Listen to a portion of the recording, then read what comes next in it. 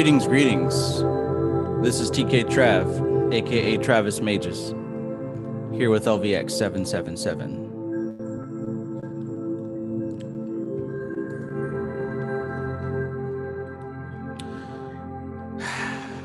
Good to be here. Let me know how the audio is, if it's too loud or if it's just right. Certainly don't want the music to overpower. Seems to be different every time, so I have to ask.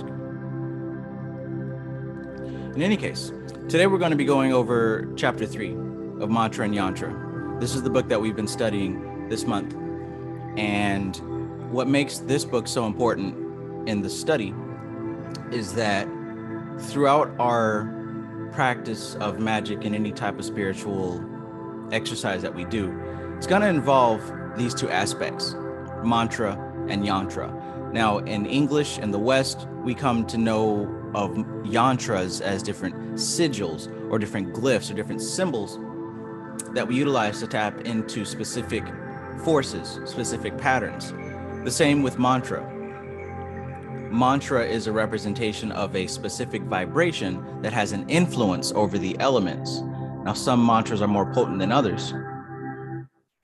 Some are more surface level and some are more direct. What I've found is that the most direct mantras are coming out of the Vedic texts. Now, there are some mantras in English and other language that do have a very profound effect on the elements, but for the most part, in my experience, in my practice, and in my study, I found that the mantras that originate in the East tend to be quite direct in their influence of the elements. Now, that might have something to do with the practitioner, but I've certainly seen people who don't practice have results. So I hope you're having a wonderful day. I certainly am. Greetings to everybody who is currently in the chat. Up at a unicorn, always great to see you. Sunshine Chick, always great to see you. Aaron Thaus, peace. Bel Rodriguez, good morning. Naturally Natured, peace, and love, good morning, good afternoon. ZJ, peace. Tian Pomeroy, greetings. Oh yeah. It's a great day. Isn't it a wonderful day? Isn't it an awesome day? And if you aren't feeling it yet, well then give it a minute. I'll make sure you get some of this juice, some of this positivity. And it isn't just positivity for the sake of ego feel-good positivity. This is the natural state of existence for the incarnated soul, right? Now, there is a level of suffering for sure. Now, the suffering is also divine. Okay, now let me break that down, because this relates to what we studied last night in Practical Guide to Kabbalistic Symbolism. The divine suffering has nothing to do with any temporary ego suffering, right? That's a different kind of suffering. We're talking about divine suffering. And this is something that's related to the Sephira Bina, right? The divine feminine aspect. A good symbol for this divine suffering is the life of Mary in the Bible, Mother of Christ.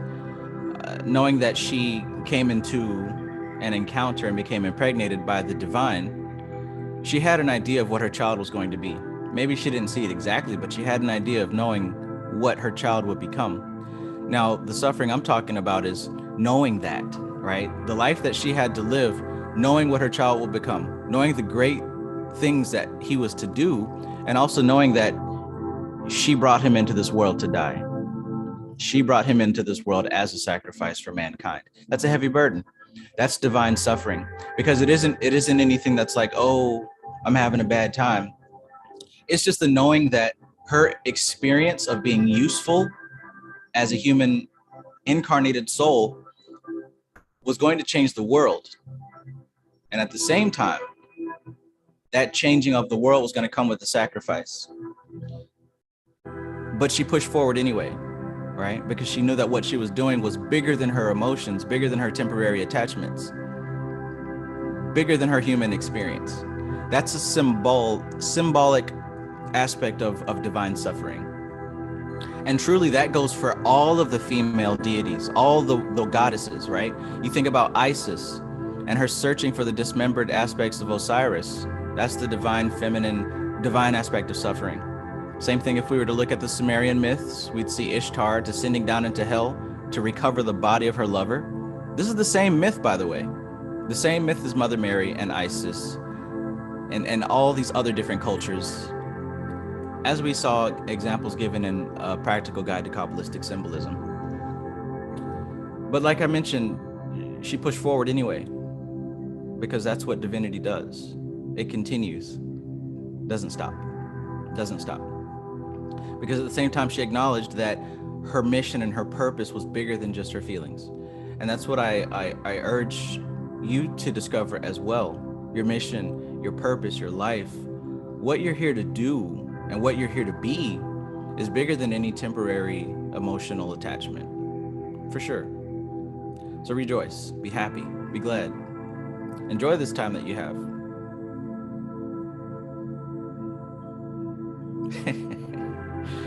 I love it. Diff 1 star, peace. Who loves orange soda?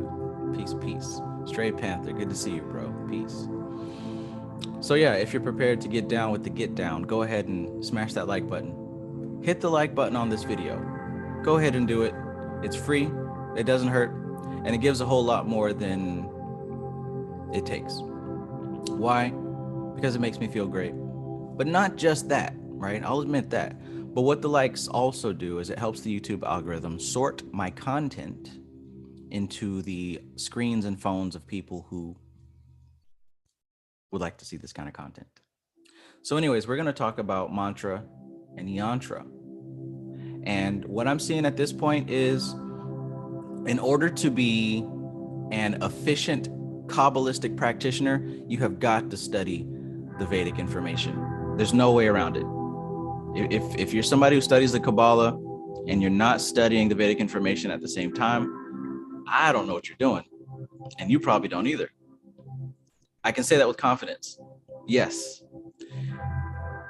Because everywhere you turn in these pages about the Kabbalistic content, they make so many different references to yoga and tantra and the Eastern mysteries. Why do they do that?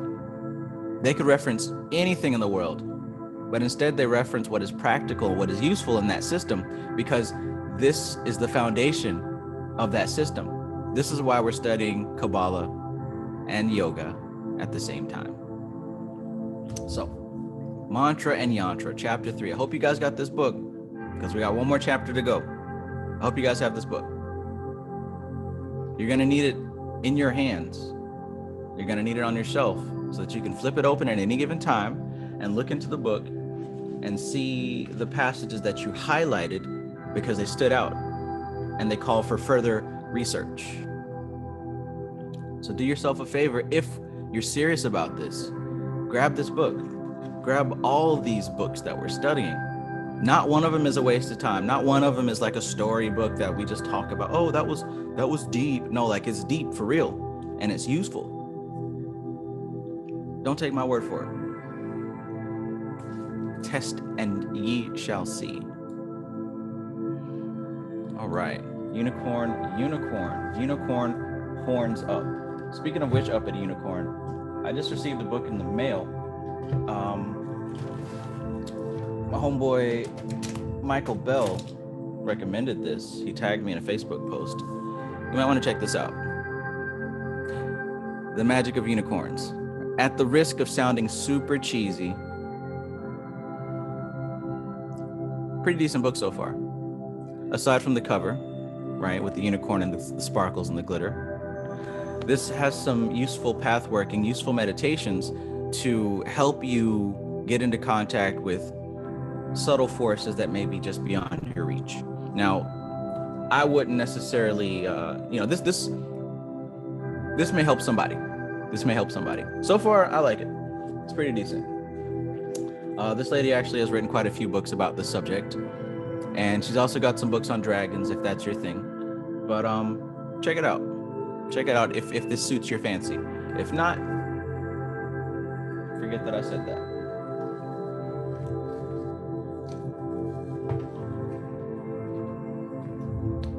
But yeah, it was actually brought to my attention by a fellow Kabbalistic student. I like it. I love it. I want some more of it. Sunshine Chick, did you say that was Garth Brooks? I forgot already.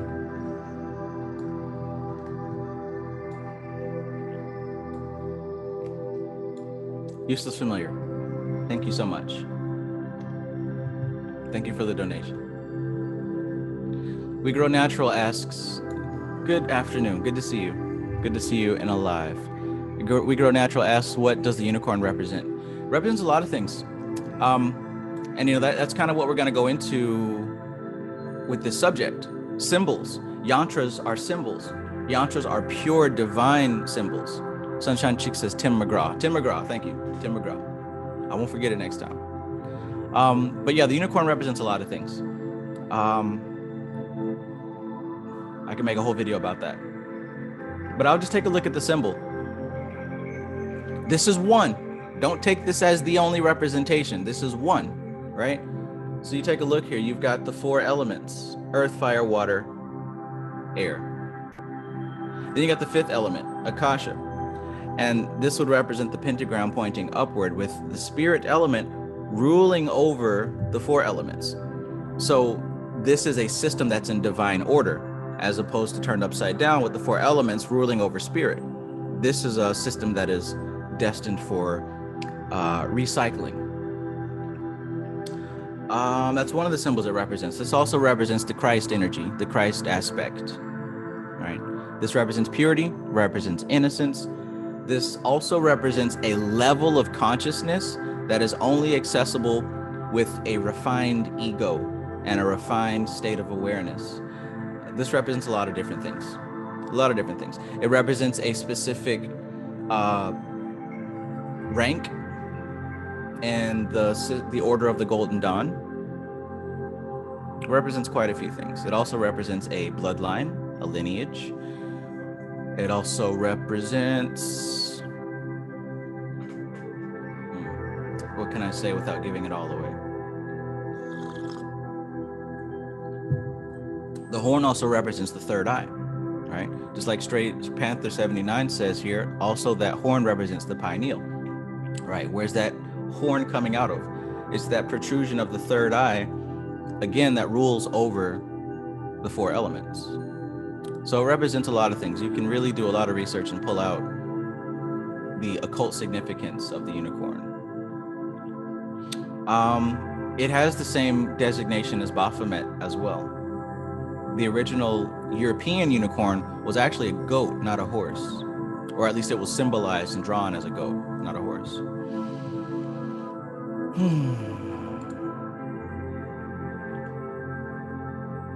And then, of course, it being related to the rainbow represents the organization of the energies of the cosmos. In other words, the tree of life. It rides upon the rainbow, right? It rides upon the tree of life. Much like the 777 light of pure prana that descends from Kether to Malkuth and goes back up again. So it represents a lot of things. You can take all those things that I said and you can actually find a whole lot more. Uppity Unicorn says, hashtag Christ consciousness. Never met a unicorn that wasn't sweet and full of calm energy with an inner executioner that seldom surfaces right. That's another thing. In some of these legends, these unicorns, they were definitely killing people, right? Definitely killing people. Because according to the legend, you weren't able to get near a unicorn unless you were pure of heart. In their case, what that boiled down to as years went on was you had to be a pure virgin to get close enough to unicorn without it mauling you to death with that horn. Very many times did the unicorn impale humans who are not worth its presence, who are not worthy of its presence. Very many times. And then the whole thing about the virgin only being able to get close to the unicorn, again, has to do with purity. Has to do with a person who's able to see the world without a corrupted perspective. And corrupted meaning being super attached to matter, being super identified to matter, and the concept of being defined by the ego. Many things, many things, many things. So it's a symbol. It's a symbol. And if you don't have the eyes to see, well, don't worry about it. You don't want to get poked.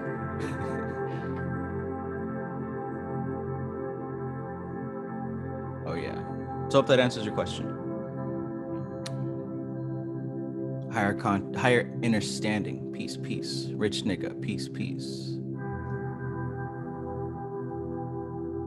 All right, so let's get down to the deeper aspect of this particular chapter. So really, I remember a couple of years ago. Oh yeah, that's another good concept. Up at Unicorn says, impaling the wicked is a purification process. Absolutely, right? Because when you're also looking at these things, again, like I said, it's symbolic, and nothing is about good versus evil or, oh, you're gonna die and Everything relates to self and the process of self. The unicorn is also very closely related to the diamond, right? And that has a lot to do with the process of alchemy and refinement. Okay, so again, like I said, the unicorn represents a certain level of purity, which you can also see as that carbon going through the process of being transformed into its higher aspect. Yeah, all this stuff is symbolic. Trust and believe. Someone who operates under the title of magus doesn't do anything willy-nilly. Literally every single action and word must be considered symbolic.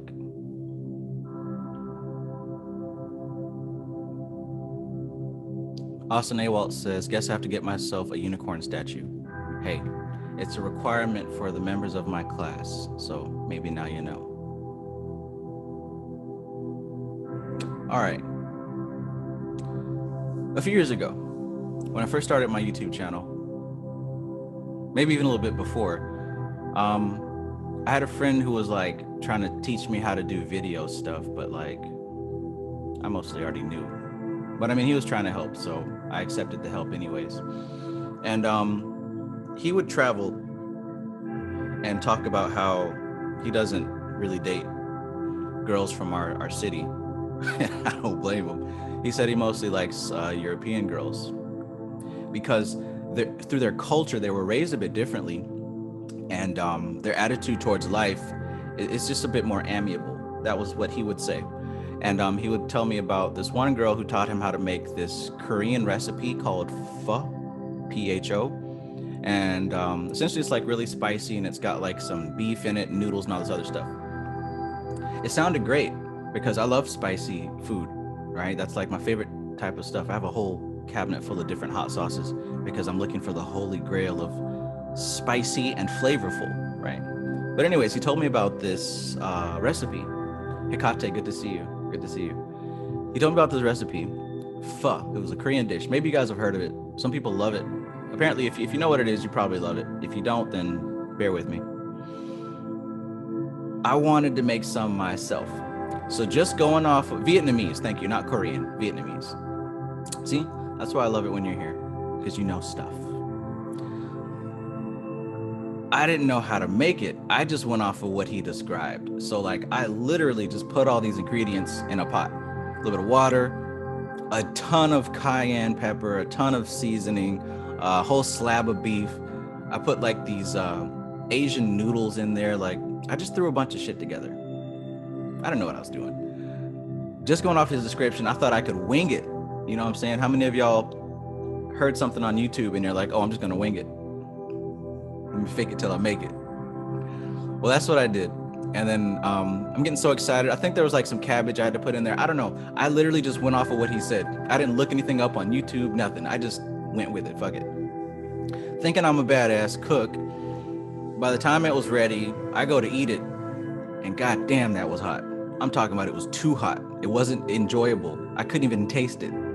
Like, I was kind of mad because the money I spent on the ingredients, I couldn't even eat it now because I ruined the dish.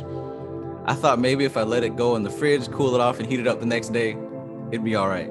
No, that thing sat in my fridge for a week because it just, not only was it too spicy, like I couldn't eat it. It was awful. It was terrible, right? I didn't follow any kind of instruction. I tried to wing it. Like it's called a certain recipe, which means it has a way to do it. It has a process, but I didn't trust the process. I tried to just wing it.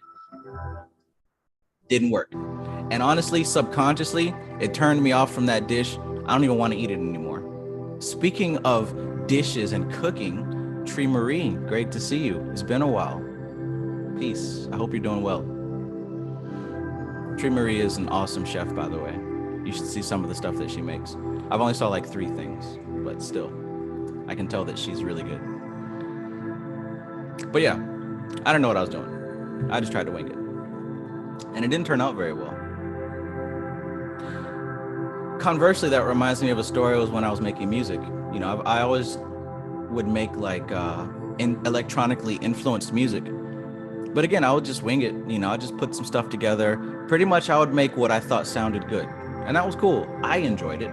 But then I noticed, you know, it didn't really get too much traction. Not because the music was bad, but because I didn't know how to market myself. Really, I gave up on music because I felt like nobody cared. I didn't know how to market myself. But as I got a bit older, I met up with a guy. His artist name was Rick Delore. He's a producer. He makes electronic music, you know, the dubstep, techno, breakbeat type of stuff. And he would kind of teach me about the format of how to make music so that it can be played in clubs. And he showed me that it was a format. Like all the actual electronic songs, techno, dubstep, whatever, they follow a structure. Did you know that? There's like a certain number of bars for the intro. There's a certain number of bars for like the first portion, and then the hook, and then another portion, then the hook. And then it's like those 2 front portions, they repeat each other. And it's done that way on purpose. It even has a certain BPM. Like dubstep has to be written around 140 beats per minute. So there's like criteria that has to be met for these songs in order for them to be played in clubs.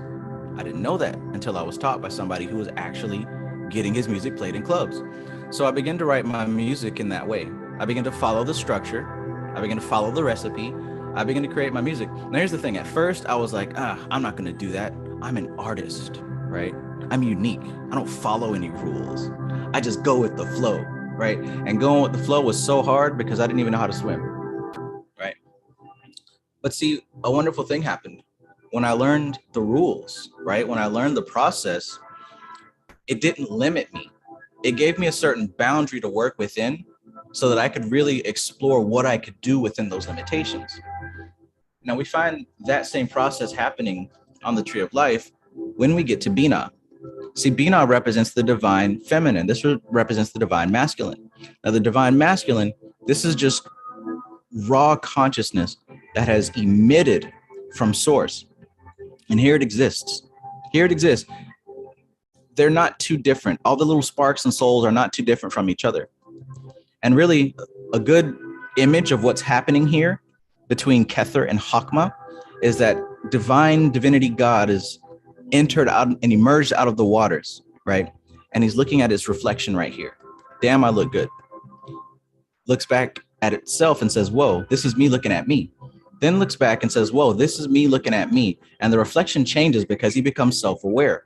Now, him looking at himself, self-aware, the reflection changes again. And this happens infinitely, infinitely. Self looking at self.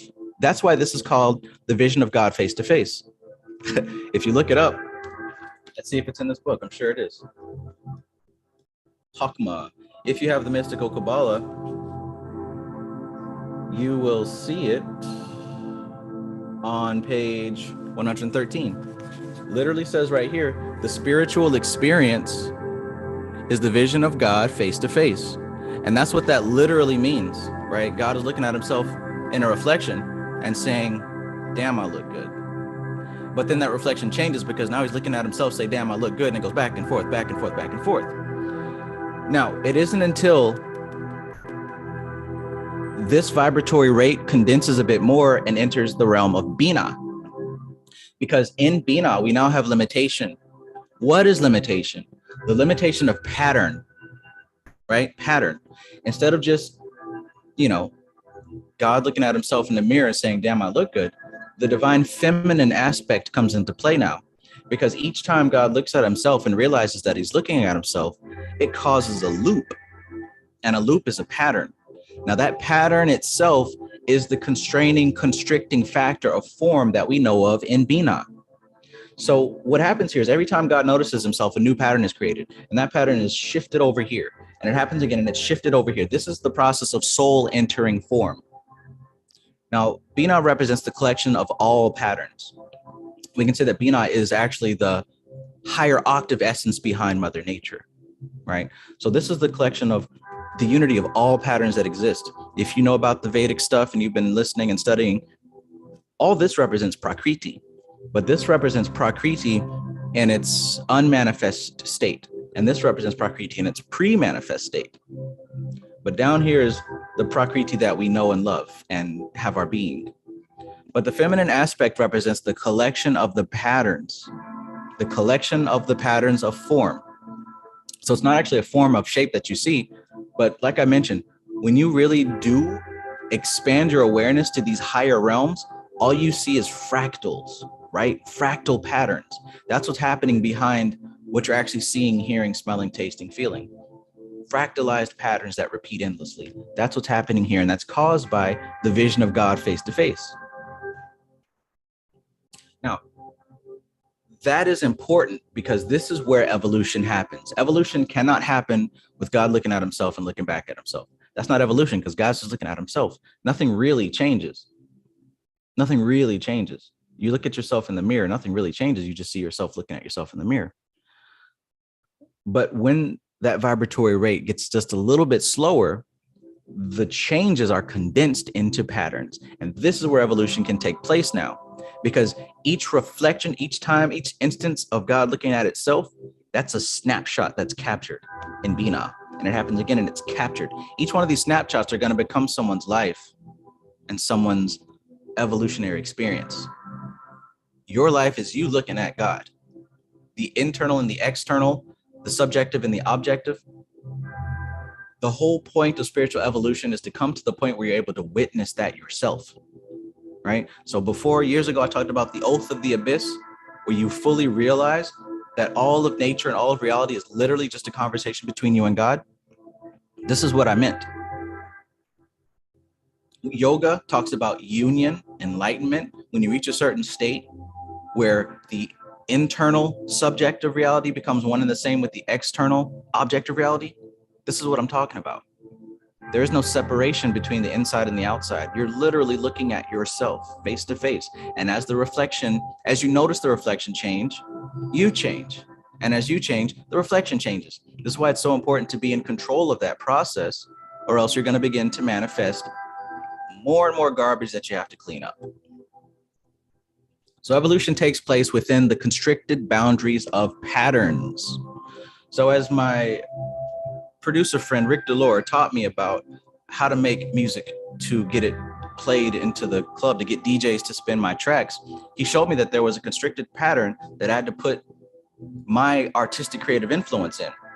So I began to write these songs within the limitations of form and structure. And what do you know? People started accepting my music to play in these clubs, because now the intro, see, here's what I didn't know. When DJs spin these songs, they have to blend one song into the next song. You've heard this before. I guarantee all of you have been to these clubs more than I have. When the DJ transitions one song into the next, there's got to be that leeway between the outro and the intro, and it has to be at a certain beats per minute in order for it to sync up and flow into the next. So guess what? When I tried to make that pho, that Vietnamese dish, I didn't follow the instructions, and it didn't taste very well. When I tried to make this music, before I understood the patterns, I was making my music for me, and that's it. And that's fine. But I wanted other people to hear it, and I wanted to perform live. So once I followed those patterns, once I followed those limitations, I was actually able to evolve in a different kind of way. You see what I'm saying? Let me know if that makes sense so far. Prophecy 505, peace, peace. Golden Apple Tarot, peace. Glad you're here. Death Killer Reaper, peace, peace. Prophecy 505 says, yep.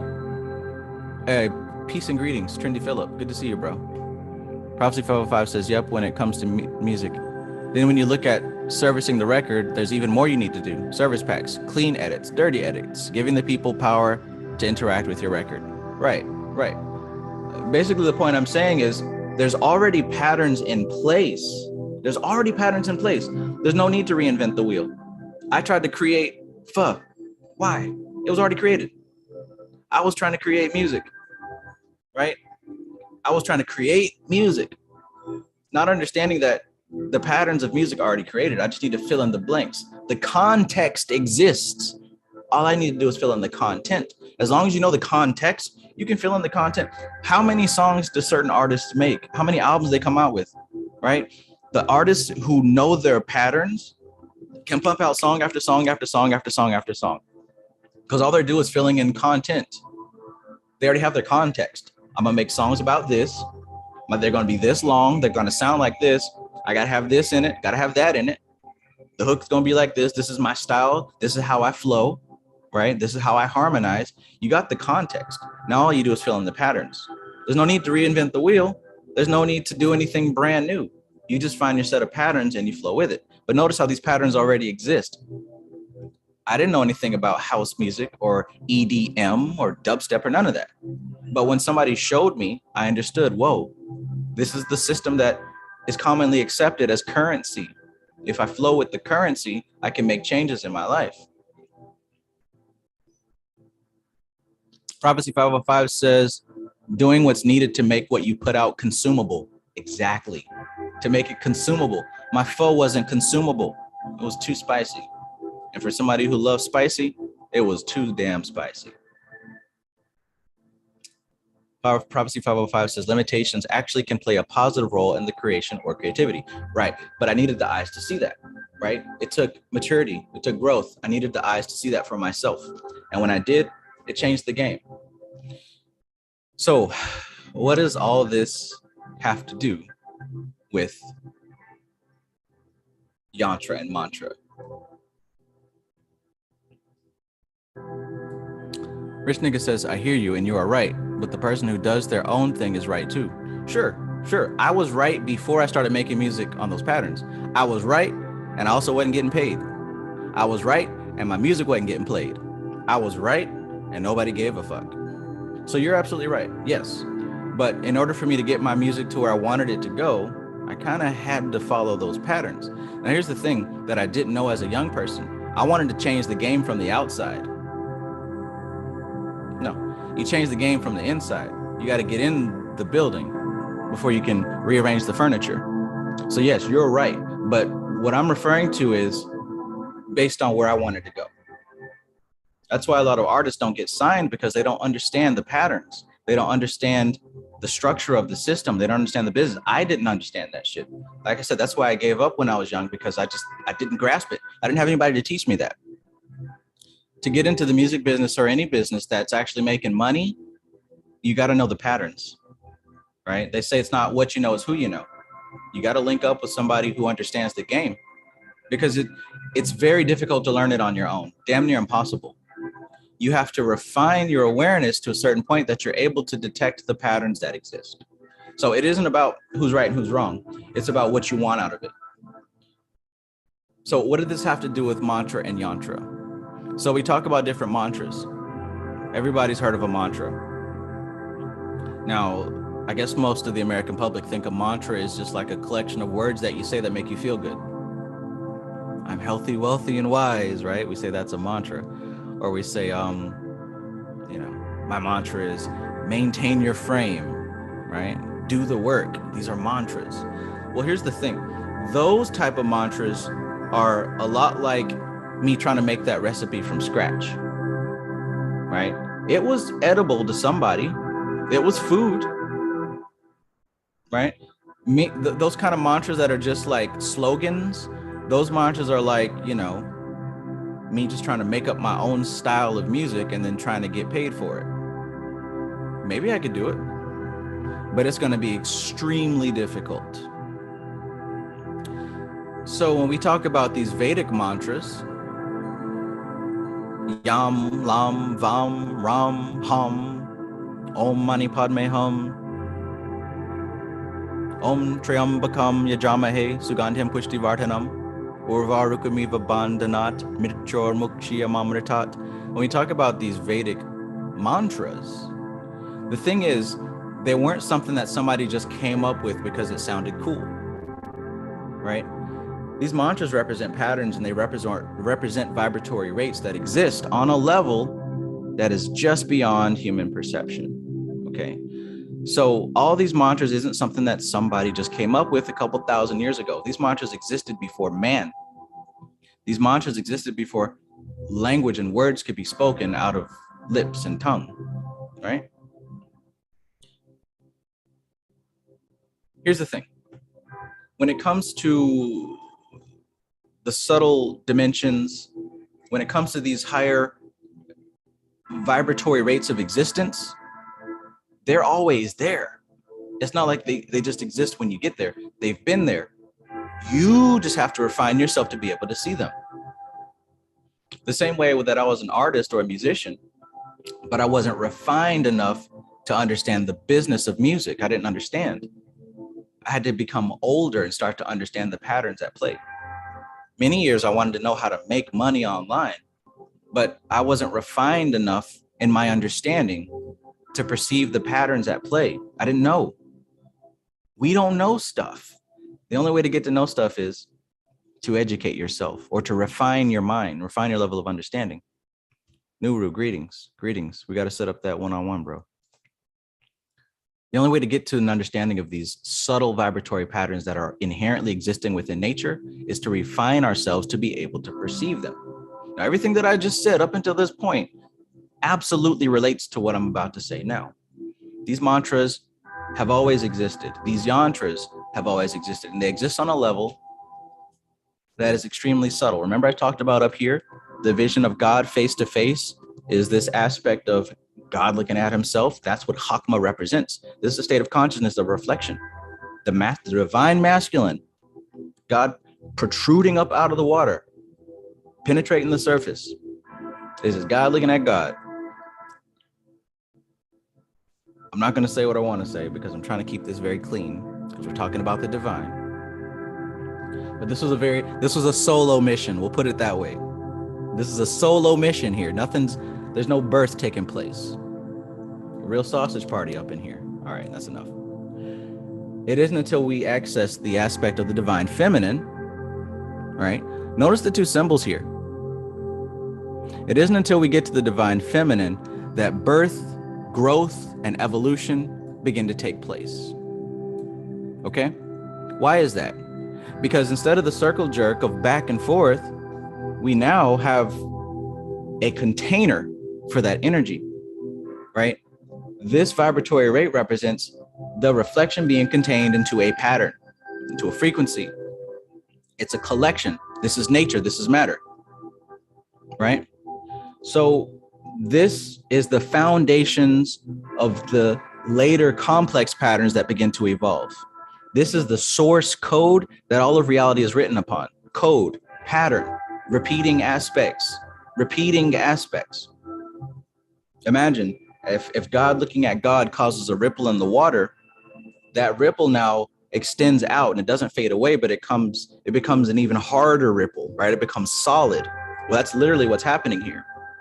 But see, where we are so far away from the source of that ripple, we're so solid and so dense and so crusty that we can't even perceive the center that's causing the ripple. We're so far away from it with our five senses that we can't even perceive the source of the ripple. So what we have to do is refine our consciousness. We have to refine our consciousness. We have to purify ourselves from the attachment to the concept of the body, from the concept of ego, right? Corporeal Chaos Consulting has a slogan that says, human is a lie. Human is a lie. That's very true, because what you believe in as human does not exist. Culture, that's not a real thing. That's an illusion. But culture represents different patterns that we lock into and subscribe to and use those to define who we are. I'm a Black man. I'm an American. I'm a patriot, right? I'm a Republican, Democrat, LGBTQ, this, that, and the third. Black lives matter, blue lives matter, all lives matter. None of that shit matters. Those are all locked in, hard, dense, heavy, dead patterns that human beings use to identify themselves with, but that's not what you actually are. You're literally none of those. None of those. Because if you take language away, that doesn't exist. If you move to another country, those things don't exist, right? They only exist in the fairy tale of culture and human civilization. So when we talk about purification, we're talking about learning that those things do not define who you are. They cannot define who you are. Who and what you are didn't originate on this physical plane. It originated way up here in what's called the causal triangle. Cause, meaning the cause, the origin, the beginning. You didn't originate down here in the physical aspect, right? So when we talk about ego, we talk about attachment, we're talking about thought forms, like Sunshine Chick just said there. Thank you. When we talk about these aspects of culture and all that stuff that I just mentioned, all these things that we attach to and cling to and say, this is me, this is what I stand for, this is what I'm gonna die for. What? Why are you gonna die for someone else's idea? What do you mean you're gonna die for that? I'm gonna die for my country. Why? What, would your country die for you? I'm gonna die for this cause. You know, make your choice. This isn't a judgment on the person. This is an exposition on the behavior, all right? You can do what the hell you want to do. I don't care. I don't judge you based on that, because I have a level of understanding that a person is more than their behavior and their actions. People do bad things, but, you know, we're not getting into that too much.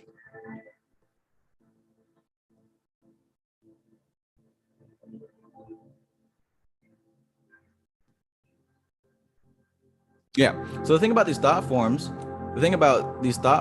is that, you know, we talked about NPCs, we talked about bots and these people, the dead people, the zombies, the autopilot people.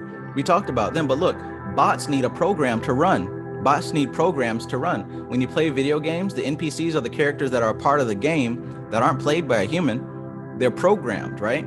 If you tap on them to talk, they have like 3 things you can choose to say to them, and you pick one and they have a response to that, and you pick something, they have a response. They can't communicate outside of their programmed codes. They can't communicate outside of their programming. Isn't that what an NPC is?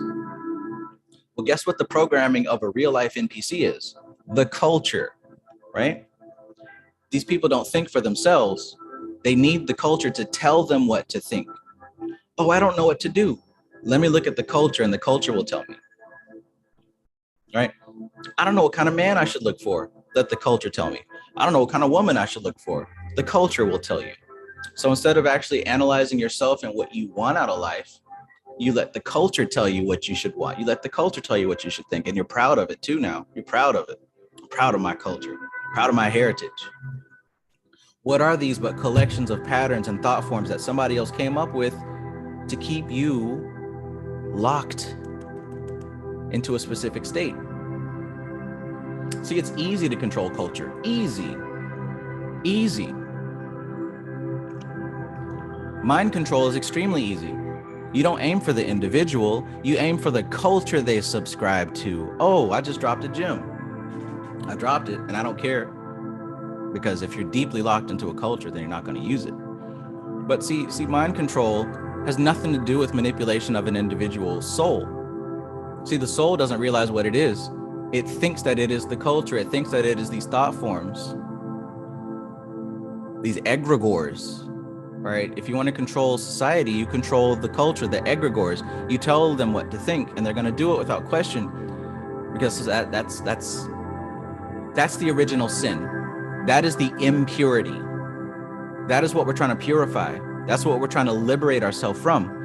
Because as long as you identify and attach, this is what attachment is. Attachment causes suffering. This is what ego does. That's the sole function of ego.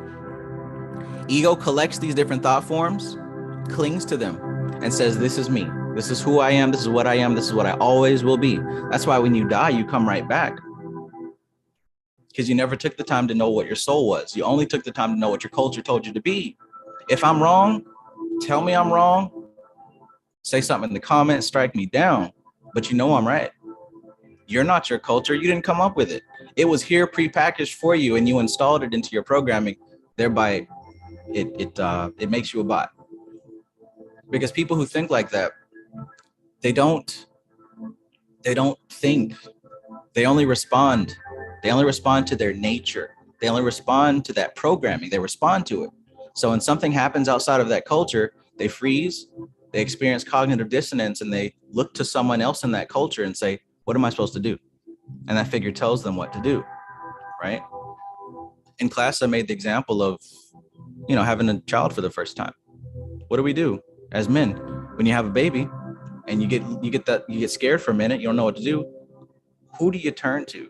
You turn to that father figure in your life, whether it was your dad, uncle, grandfather, a close friend, family friend. You go to some other male figure and you say, hey, I don't know if I'm gonna be a good dad, right? That's what we do as human nature. I'm not talking down on anybody. I'm just explaining that when we experience the limits of our programming, instead of pushing through, we push in. This is what we do as human beings. Again, like I said, this is not a slight. I'm not an attacking. I don't have time for none of that. But what I have time to do is teach and clarify this information. Why am I talking about this? Because those are the patterns that exist on the lower end of the spectrum. That's a result of these original patterns being condensed and locked down and shaved so that society can be maintained. So what we call Black culture, American culture, Southern culture, Northern culture, Western culture, those are collections of patterns of human behavior. And we gather them and we install them. So whether it's our political beliefs, whatever. Now, they help society to be maintained, but they become a prison for most of the human race. It becomes a prison because we don't know how to think outside of it, nor do we desire to, because it's comfortable and it's easy. So, as above, so below. Those are the patterns that exist on the lower end of the scale. But there are also patterns that exist up here, very close to God itself, to the Most High, to the pristine aspect of reality. And when I say the pristine aspect of reality, check this out. All those other patterns that I named about the politics and the culture and the nationality and all, and the sex and all those other things, those change. People change their minds. Especially if you're a woman, you know how quickly and how easily you can change your mind about something. So all these different cultural, national, temporal thought forms are subject to change at will at any given moment. Therefore, they're not real. They're not substantial. They're part of the illusion. Because they change so quickly and so frequently, they're not stable. They're part of the illusion. But there are a set of patterns that do not change. There's a set of patterns that are permanent, right? They're permanent. So here's the thing. If you begin to align yourself with these patterns that don't change, your life begins to align itself with reality. Your life begins to, it's what you put in is what you get out. See, patterns are formulas, and what you feed into that formula, you also produce. So look at your life and look at the things that you're producing. Is it what you want? If not, maybe you need to change that pattern. I'm just saying. So when we talk about these mantras and these yantras, these are a representation of these patterns that exist outside of time. The patterns that exist within time are subject to change with time, but the patterns that exist outside of time, they don't change. They're permanent because they are the foundations of existence. So here's what I'm saying. As these ancient seers, ancient rishis, ancient yogis, right? These ancient spiritual people, they begin to deprogram themselves from culture. They begin to deprogram themselves from ego, from attachment. They begin to deprogram themselves from the hive mind. They begin to deprogram themselves from these thought forms that controlled and influenced their behavior. They begin to deprogram themselves from it. And as they did that, that was called purification. So think about that. They're not attached to anyone or anything. And they begin to cultivate compassion. They begin to cultivate compassion because they understand that behind all these people who are lost and confused, the spark of a soul is still within them. And if they only had a little bit of knowledge, a little bit of wisdom, they could liberate themselves. So what they found as they cleared and cleaned their slate, right, as they became purified internally, not, oh, I'm holier and better than you because I was born better. No, but because they understand who and what they are, a soul, not a human body.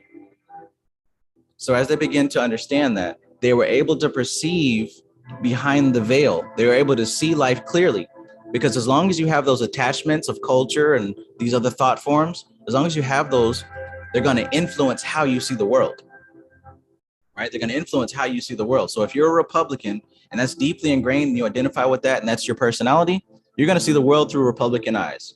Oh, I hate this because the Republican Party tells me to hate it. I love this because the Republican Party tells me to hate it. You see what I'm saying? Like, it doesn't make sense. This isn't just like something I'm making up. You can see this in your own daily life. You can see this in the people that you love and care about. You can see this in your father, your mother, your grandparents, your cousins, your aunties, your uncles, the people that you have sex with, the people you hang out with, the people you eat with, you party with, you work with, you go to school with. You see this in each and every one of them. Tell me I'm lying. Tell me I'm lying. But when you're able to purify yourself and escape from those boundaries and limitations, you're able to see life as it is. Now, these ancient yogis spent years purifying themselves, not a weekend. They didn't just watch a YouTube video and say, oh, I'm holy. They literally dedicated years of their lives to detach from humanity and nonsense. And in doing so, they were able to raise their level of awareness to perceive these purified patterns that are the structures and foundations and pillars of existence. They were able to see it and witness it. And what they were able to do is recognize these patterns as they exist. And they were able to bring them down so that another human being can access them. This is where we get these mantras from. That's why I say these mantras were already there. They didn't make them up. They purified themselves to a point where they were able to witness them. And they were able to translate them in such a way that other human beings can reach them as well. They were able to reach the top of the mountain and let a rope down so other people can get there easier. Because here's the thing. You don't have to do all the amounts of work that the swamis do. But if you're able to tap in,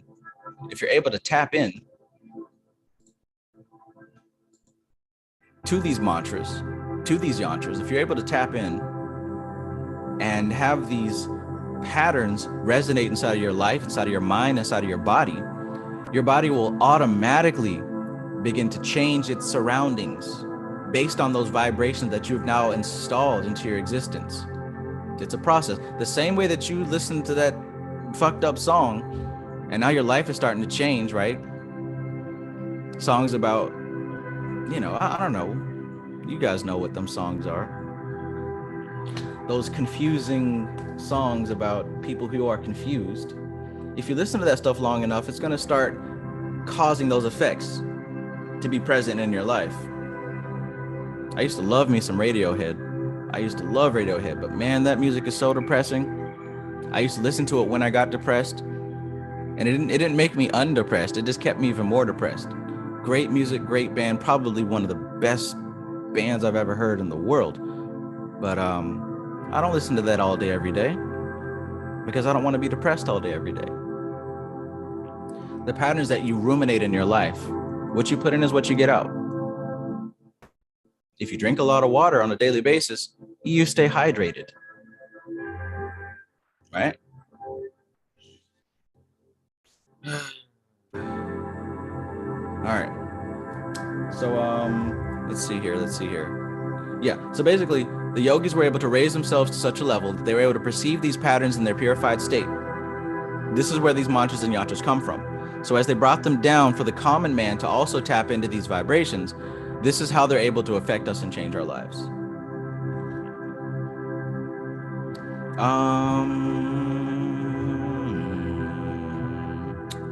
I am going to add the link in the class website. So if any of you guys would like to jump on, I'm going to go ahead and share that link now. But that seems to be one of the biggest lessons that I took from this particular chapter, is that these yogis were able to take themselves to a certain level and perceive these pure patterns as they are. And they realized that there were at least 3 types of mantra, 3 degrees of mantra that affected 3 aspects of existence.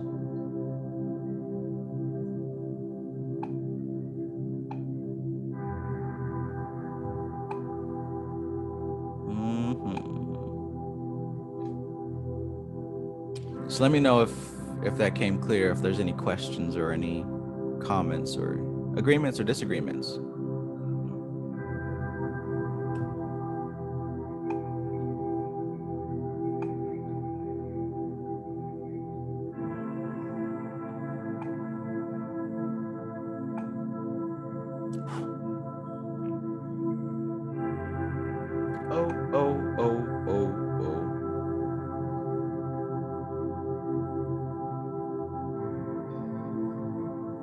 Last time I posted, I did not leave the link. So I'm going to make sure that I'm leaving the link right now. Boom.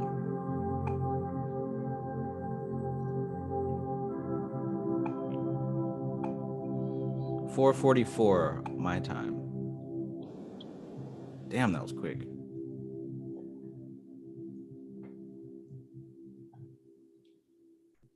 Oh, Dickie says, love it, bro. You're doing a spectacular job teaching. Thank you. Thank you.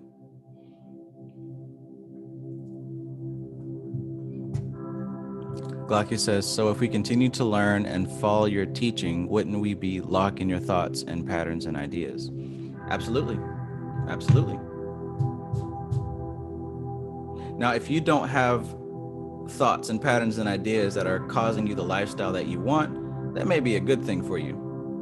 But if you're somebody who understands how to take what works and leave what doesn't, that'll be an even better thing for you. So this is what I mean. Unless you know how to exist without relying on thought forms and patterns, your ego is going to find some thought forms and patterns for you. It's part of existence. When you come into existence in a human body and you create a mind, you also create an ego. So Glocky, you're automatically going to gravitate towards some type of thought forms to define your existence, for sure. But the work is to be able to use those thought forms to purify yourself so that you don't need those to lift yourself up. So yeah, to answer your question, absolutely. It's part of the process though. At least now you're aware and you get to choose what thought forms you want to install. You dig?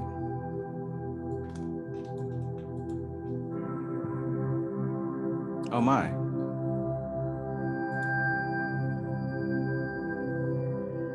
iPhone. Peace, peace. Who is this? Peace, Track. Django. Peace, Track. Greetings. Oh, shit, I forgot. I got a piece of paper. Oh yeah, I do the same thing. Yeah, I put it. I only want them to record me when I feel like it. You know what I mean? So I do the same. What I mean? Peace, Trav. Peace, man. Peace, bro. It's been a while. Yeah, man. I've been taking care of a lot of stuff, but I listen. When I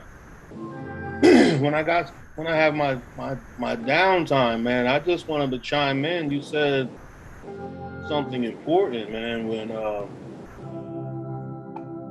you recognize the changes and the patterns, and also when you listen to music,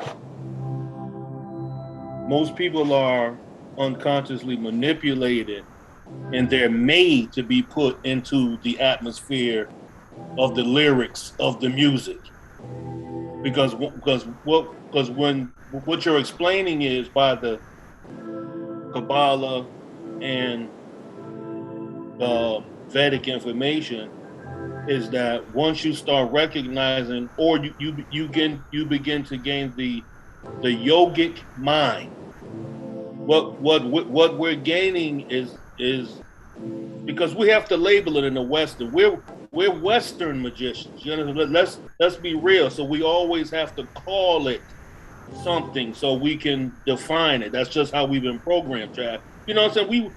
So it's real like that. So when you say that music, you know, you said the music, you know, the music you listen to, and you said you was listening to, I forgot the group you said.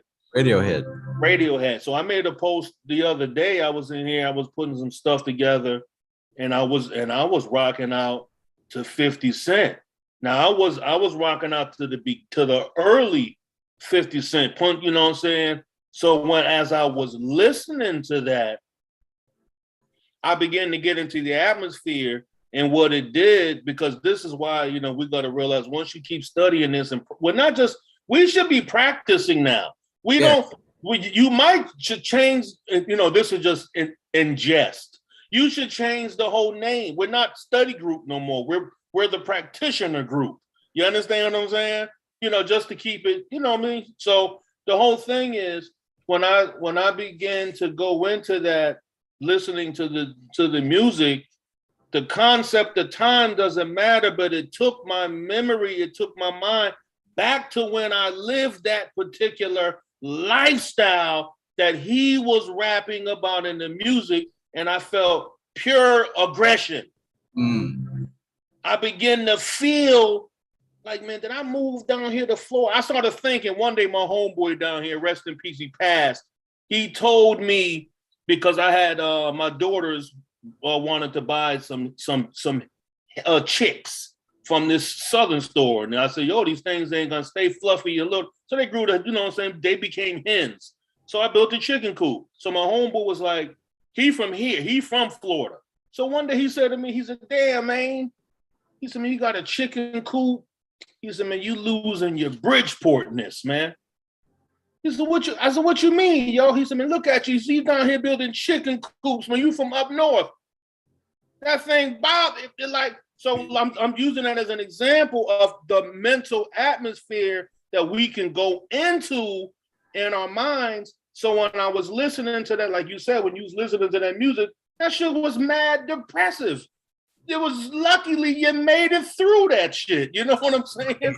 So the whole thing is, I was listening to this. I was listening to 50. Yo, when I went back, I said, that is so powerful. So now what I'm saying, the bottom line, as practicing magicians, you can do that whenever you want to now.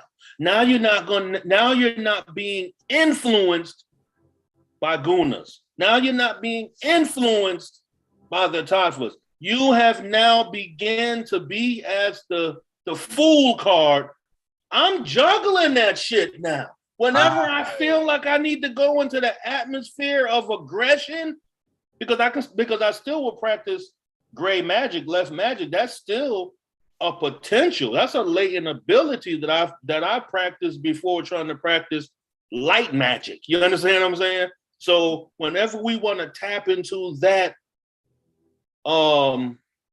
frequency, because I don't want to say energy.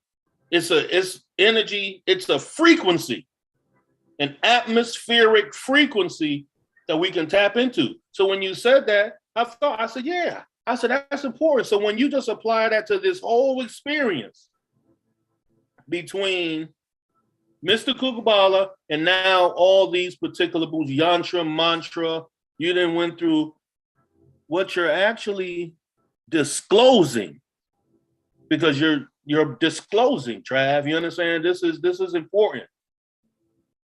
You're disclosing the actual methodologies and technologies that all the magicians that we read have never told us.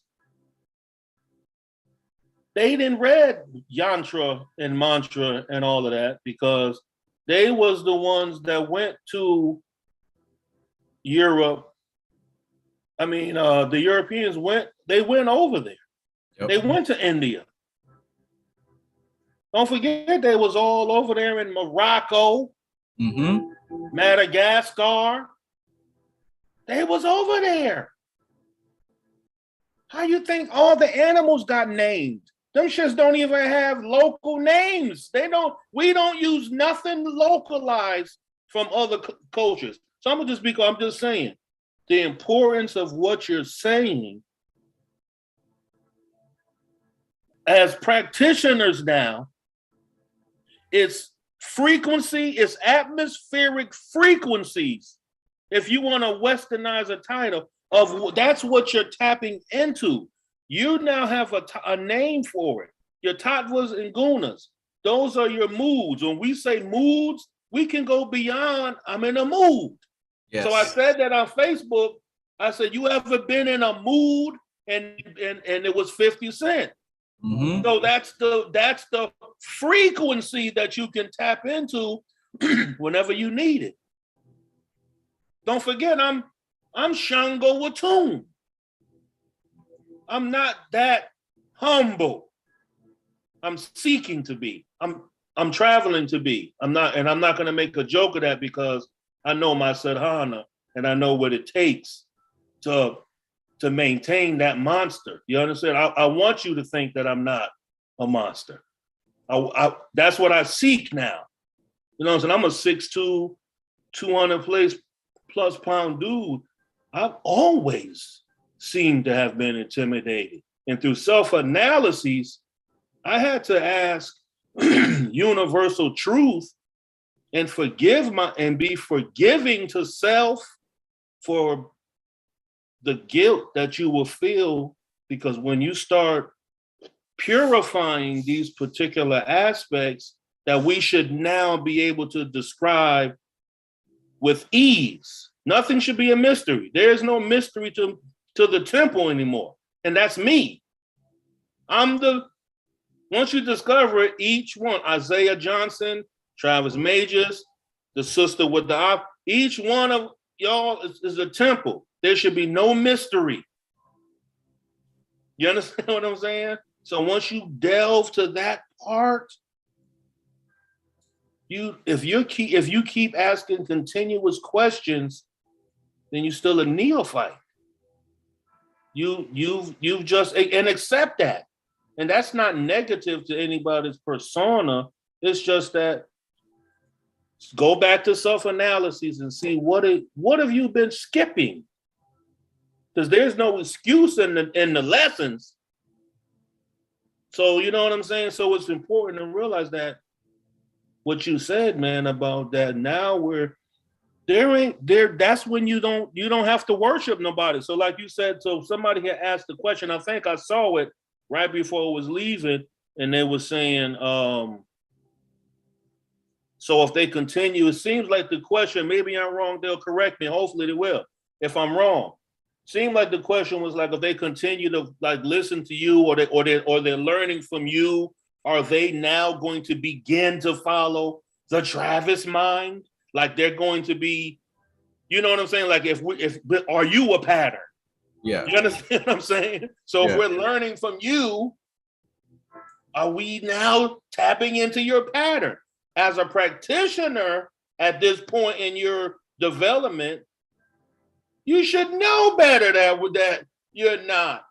Because like I said, you're disclosing the technologies and the tools to get beyond that. If you have to ask that question, go back to the fucking drawing board, my nigga. By you even asking that question, and you're not there yet. So you're your own God. You're the motherfucker at the pearly gate, my nigga. Who's supposed to be there? Paul or somebody? You Paul. Nigga, you ain't make it to heaven with that, because you should be beyond that. You should be beyond pablum right now, man. And I'm not dissing nobody. I'm just saying, because even the stuff we're learning, if you continuously even asking questions, you're still an adolescent. That's it.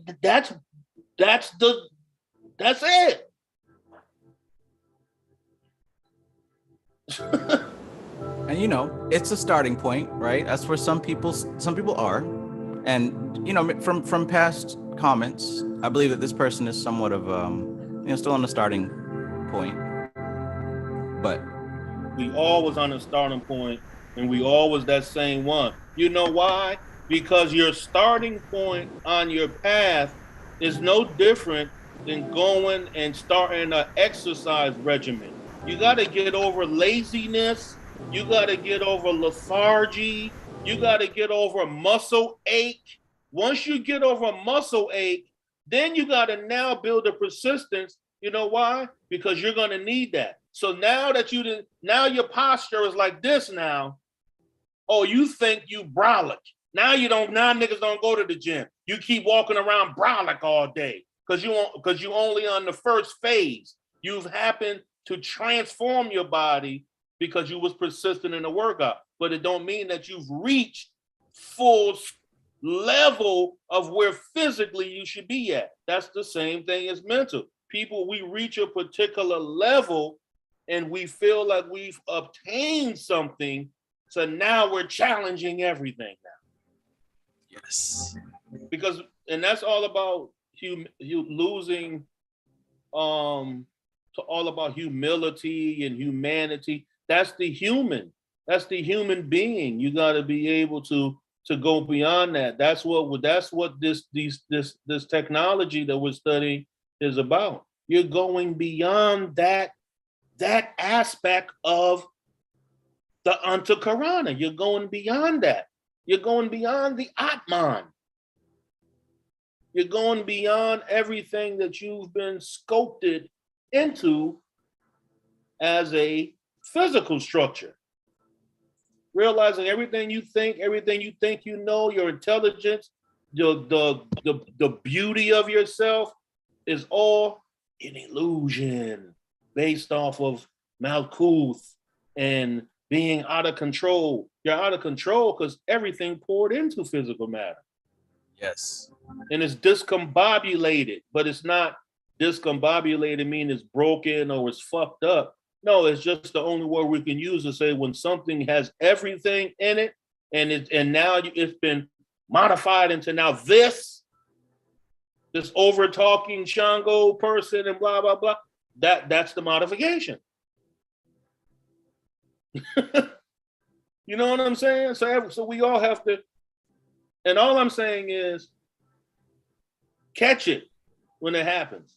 Yes. As soon as you get ready to ask a question, Elijah Muhammad said you should think 3 times over your question or something you're going to say before you say it. That's why when you used to look at Malcolm X and he would talk, he would go like this. Mm-hmm. He would always pause before he'd go, especially when they asked him a question. You know what I'm saying? So it would be he'll be like this. Now you know, and then he'll go into it because he didn't ponder, because that's his atmosphere. That's your universe. Be in control of your universe. Well, everybody in your live stream, Travis, should be actual practitioners right now. With whatever you want to call them, newbies, or something like that. Everybody should be taking them up. There should be it is happening. There's a subtle hierarchy being established within the major society. There's a tree of life being created. Niggas better fucking see what level you on, nigga. You ain't in Bria. Yeah. As a loose nigga. Now you can mix that with some streets. You get the fuck out of here, Malkuth ass nigga. I'm on some Yasad shit right now. Yeah, out here striving to be in the cliff off. That's below Asaya. Did y'all know that Cliff-Off is below the Asiatic level? But we trying to get to Cliff-Off.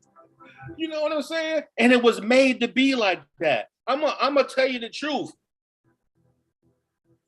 The wrong knowledge is always put out first, and it's always beautiful than peaceful, slow knowledge. Why you think? See, this is when niggas forget. Don't forget, Kabbalah is the Bible. So let's go ahead and use the Bible for Kabbalah.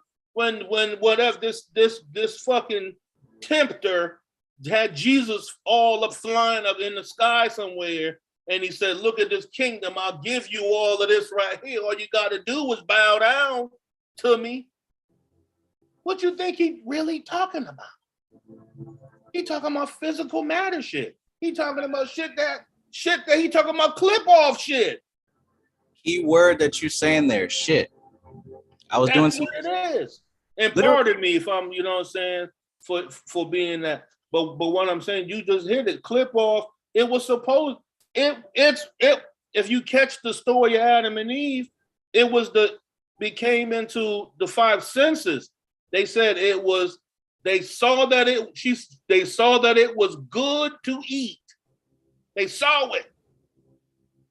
They became physical once they saw the shit, because you know what it did? It stimulated some scholars. It stimulated them to now desire it and mentally create fantasies and great things of what they can do. That's why it was called wisdom. The works of wisdom is the works of knowledge. It's what you're going to do with something that you know. That's the whole pattern. So even once you comprehend what level what level are you on? What a seer? A Saluth? Rhea? Where you at in the emanation?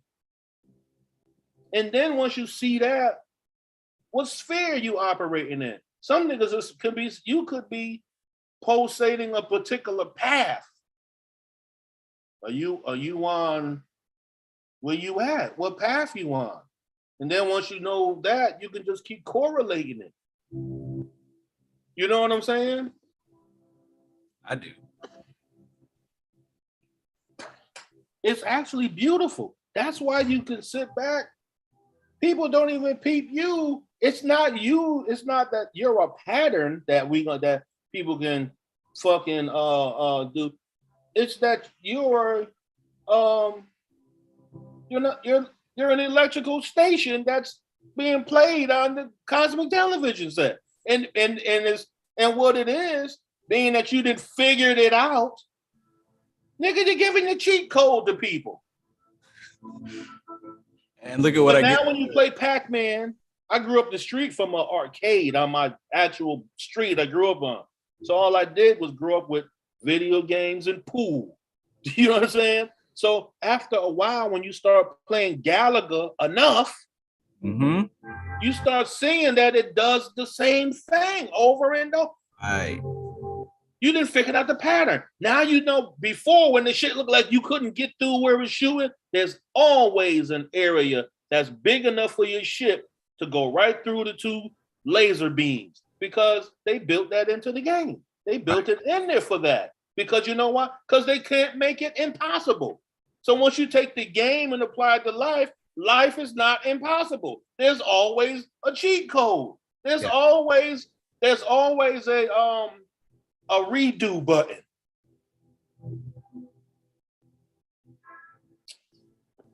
Man.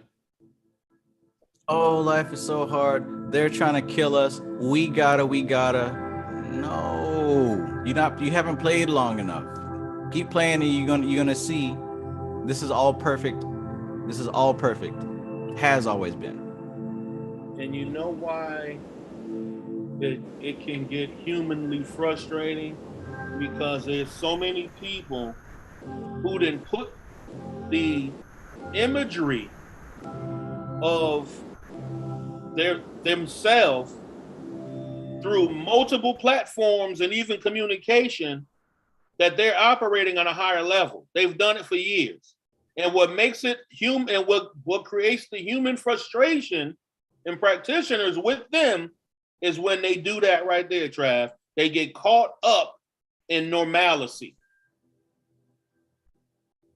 Niggas in worrying about subject matters in other countries and in other places, and it will have absolutely no effect upon you personally. So all you're doing is, like I said, you're creating an inner mental atmosphere. You are Martin Scorsese of your own psychotic movie that you fucking thought of your whole self. Questions and answers and replays and all kind of shit going on in there. And I speak like this because I went through it myself. That's the only way I could. That's why I have to come aggressively, because you know why? It takes aggression, which we call the ego, and it's not the ahamkara ego as we've come to learn and study it. I'm talking about the ego that does judge, the ego that does call you fake. You're a liar. That's why we do have to learn to control that, because as a westernized program mind, those are the cheat codes to progress. You do have to pump yourself. You do have to chastise yourself like that and say, come on, get it together, chump. And it kicks drives you into either you're going to break down, you're going to be the depressed person crying over, you know what, I just made so many mistakes in life and I don't know why this keep happening. And then the other person is, man, I ain't going to let this happen to me no more. Right. Like the person that say, man, fuck that. No. No more will this gonna happen to me ever. And you develop a plan and you empower yourself through the aggression. That's where you get into the Jedi Sith shit right there. The Jedi don't think that you could get to the trueness of the Force with aggression. The Sith believe it will only take aggression and desire and pure energy fire for me to push through to get to that shit, because I'm a chump. Otherwise, it's on some humanity always worrying about offending someone. That's their problem if they're offended. You see what I'm saying? So if we don't push through that, niggas ain't going through no abyss. How the fuck you get into the clip of? You can't even get through your own layer of skin. So you're fooling yourself when you talk about, oh, I raised my kundalini last year, and now you have the outward appearance of righteousness, and you have adornment. You may even have taken up a particular way of life. Those are patterns. Now, when the yoga sits back and not in a judging mind, but sees that individual and sees nothing but patterns. It's them fucking glasses in that movie. Remember he put the glasses on, every shit went black and white. There was no need for what? Coloring anymore. You take them glasses off, you see everything. Niggas is fucking doing dances on TikTok and shit like that. You take the motherfuckers, you put the glasses on, the real ones, motherfuckers is, you see straight automatons, you see puppets. Right. Puppets behind it. You ain't really seeing that. Or the Matrix, you see mathematics, numbers. You see geometry. Patterns. You see zeros and ones, Trav. That's all I'm saying, because at this particular point in my personal life, yo, man, it's working. It will work for you once you keep fighting. And just because it starts working, don't think you chilling. That shit's just like going to the gym, it must be maintained.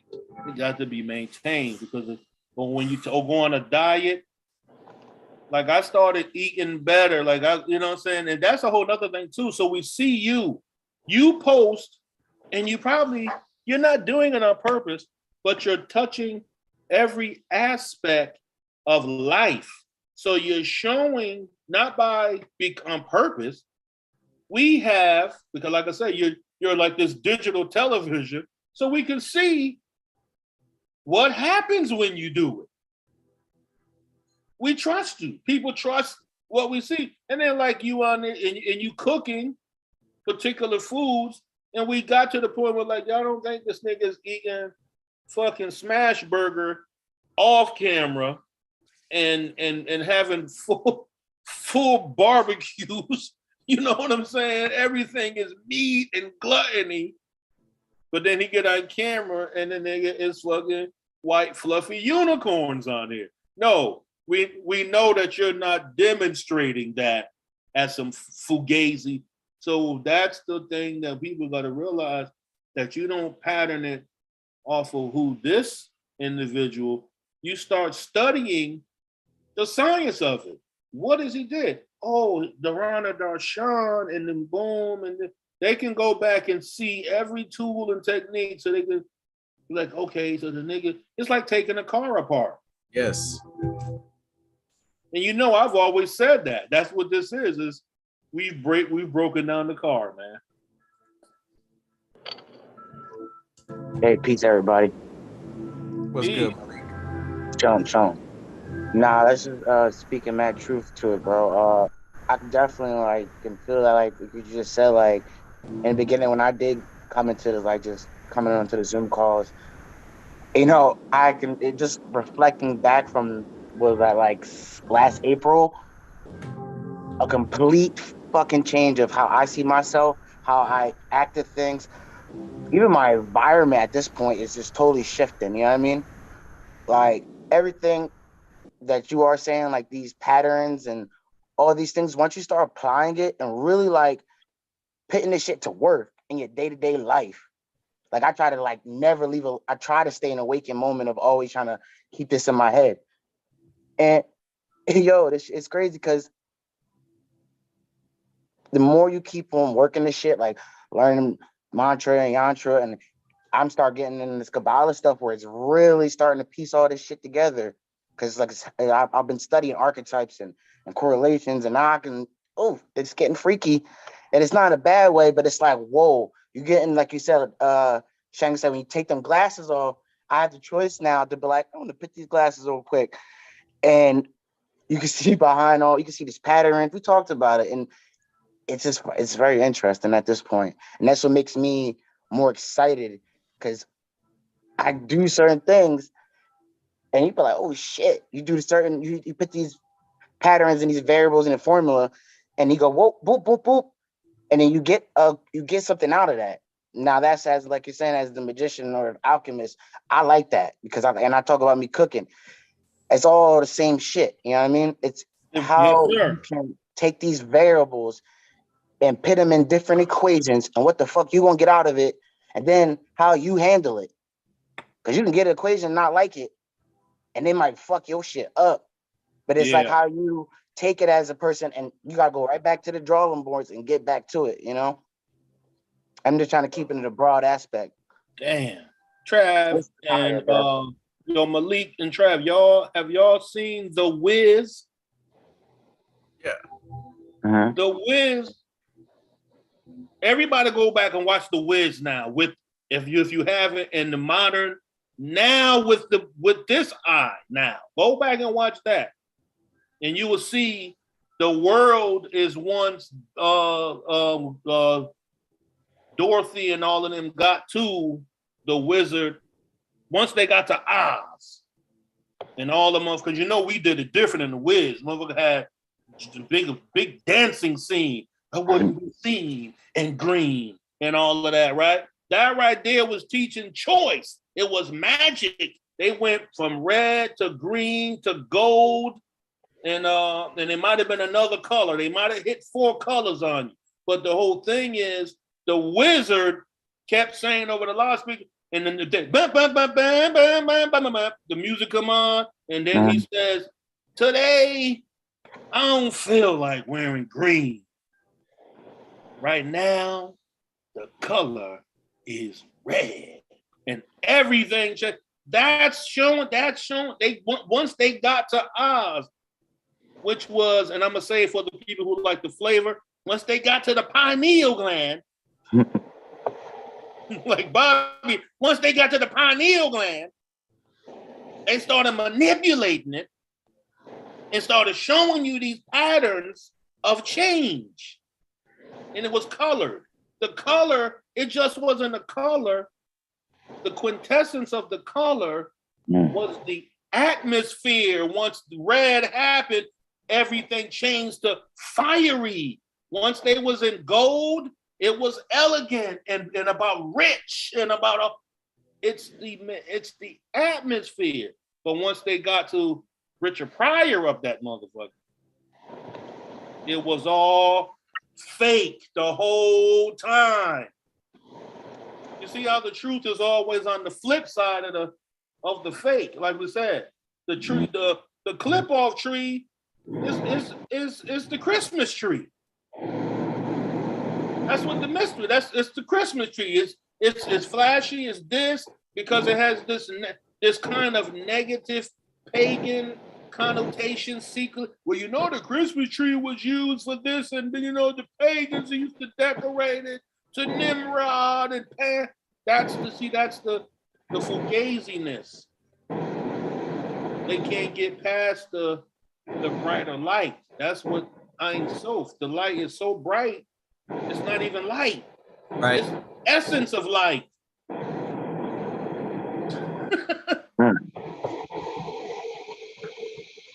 Negative. Nigga, what you seeing ain't light right now, my nigga. Shango ain't no light. I'm beyond light. I'm in Dolph. Oh, it's not that. Guru in the chat says Django is channeling Bobby right now. Go fam. I love Bobby, man. You know what? If you love Bobby, you would do your due diligence to go find out who's Dr. John Henry Clark, Sheikh Anta Diop, because that's what Bobby. Those were his master teachers. Because don't forget that Robert Shaw, aka Bobby Hemmett, was originally like a fashion designer type of guy or something like that. You know what I'm saying? Then his path opened up, like, you know what I'm saying? And the rest is history. So when you say, you know, Bobby, we can all do that. Everybody loves Bobby, but we love him because he becomes a part of our samskara. He becomes a part of our internal memory system that we can either imitate unconsciously or consciously, and not just imitate it, we can become it. Can I piggyback off that? Because I was just going to hop right back into the book now. Page 30, because this S5, it's actually had a question, and this is why this book, and he said, when you start to read this shit, excuse me for my language, and you start to apply, it makes all the sense. Because I was reading and I'm like, wow, that's something we learned, samskaras. And from the Western point, we call that archetypes. Okay, so now I'm like, I'm trying to find the page real quick. Hold on, guys. I think I'm on chat. But I found it really awesome because what you even said, now we can tap into maybe a yantra is maybe where everybody was tapping into and not saying necessarily a mantra of Bobby Hemmett, but a yantra, because it's like an archetype that everybody was tapping into. You know, you could go to many channels and people speak of Bobby Hemmett. You know what I mean? Trust me, I know, you know what you're talking about. I think that I'm trying to find it. I think it was page 30, right in this chapter we're actually studying. This is Mantra and Yantra? Yes. Page 38, first levels of symbols and sensory input. And he speaks about young, and he talks about, like, you know, these memories. Is this the right page? Shit. Excuse me. Yeah. And he's talking about yantras, and just pretty much yantras are subtle archetypes, the inner symbols of the subconscious, you know? And this is where it popped him at how Bobby like started his journey for a lot of people. And he put this information out there to people even start getting into this. So I'm like, now you talk about, oh, people bring up his name and you can totally tap into Bobby. I've tapped into Bobby a couple of times. You know what I mean? You will just be on you just be on it. You know what I'm talking about. And if you just read this, as in the early days of my college, this really spoke volumes to me. Where is that? Sorry, I'm just because all right. On page 39, it says these are sensory archetypes during sleep. Some things triggers them so that there's hold on, I'm sorry. I'm trying to figure this out, guys. Sorry. Because I was reading through this earlier today because I wanted to ask a question about it. I highlighted the sentence just before that. The events or memories that leave their definite impressions in the consciousness, called archetypes. Mm-hmm. So Bobby, that's what I was thinking earlier, we can use that for example, has definitely laid a samskara or a late impression of all of us. Mm-hmm. You know what I mean? Just like, you know, I've watched almost thousands of hours of Bobby Hemmett by this point. It's like I can watch a video and know what he's about to say. You know what I mean? And a lot of people keep their TVs on, listening to go fall asleep to it. So you know your ears, your auditory nerves never stop working. So do you hear it? So that's why, you know, we should now be playing mantras and all of that. You know, something that I really study intensively. You know what I mean? I'm talking about, as I said, having a fervent desire to know, learn, and demonstrate. So as we learn about some scars and all of that, and I do read the Vedas, the Upanishads, and the Bhagavad Gita all the time, you know, because those are the quintessence and essence of where the philosophy of what we call the yoga system comes from. And it's thousands of yoga systems, you know what I'm saying? So, but I've come across this word, as we say memory, we talk about some scar. This word is abhava, Aubhava, abhava.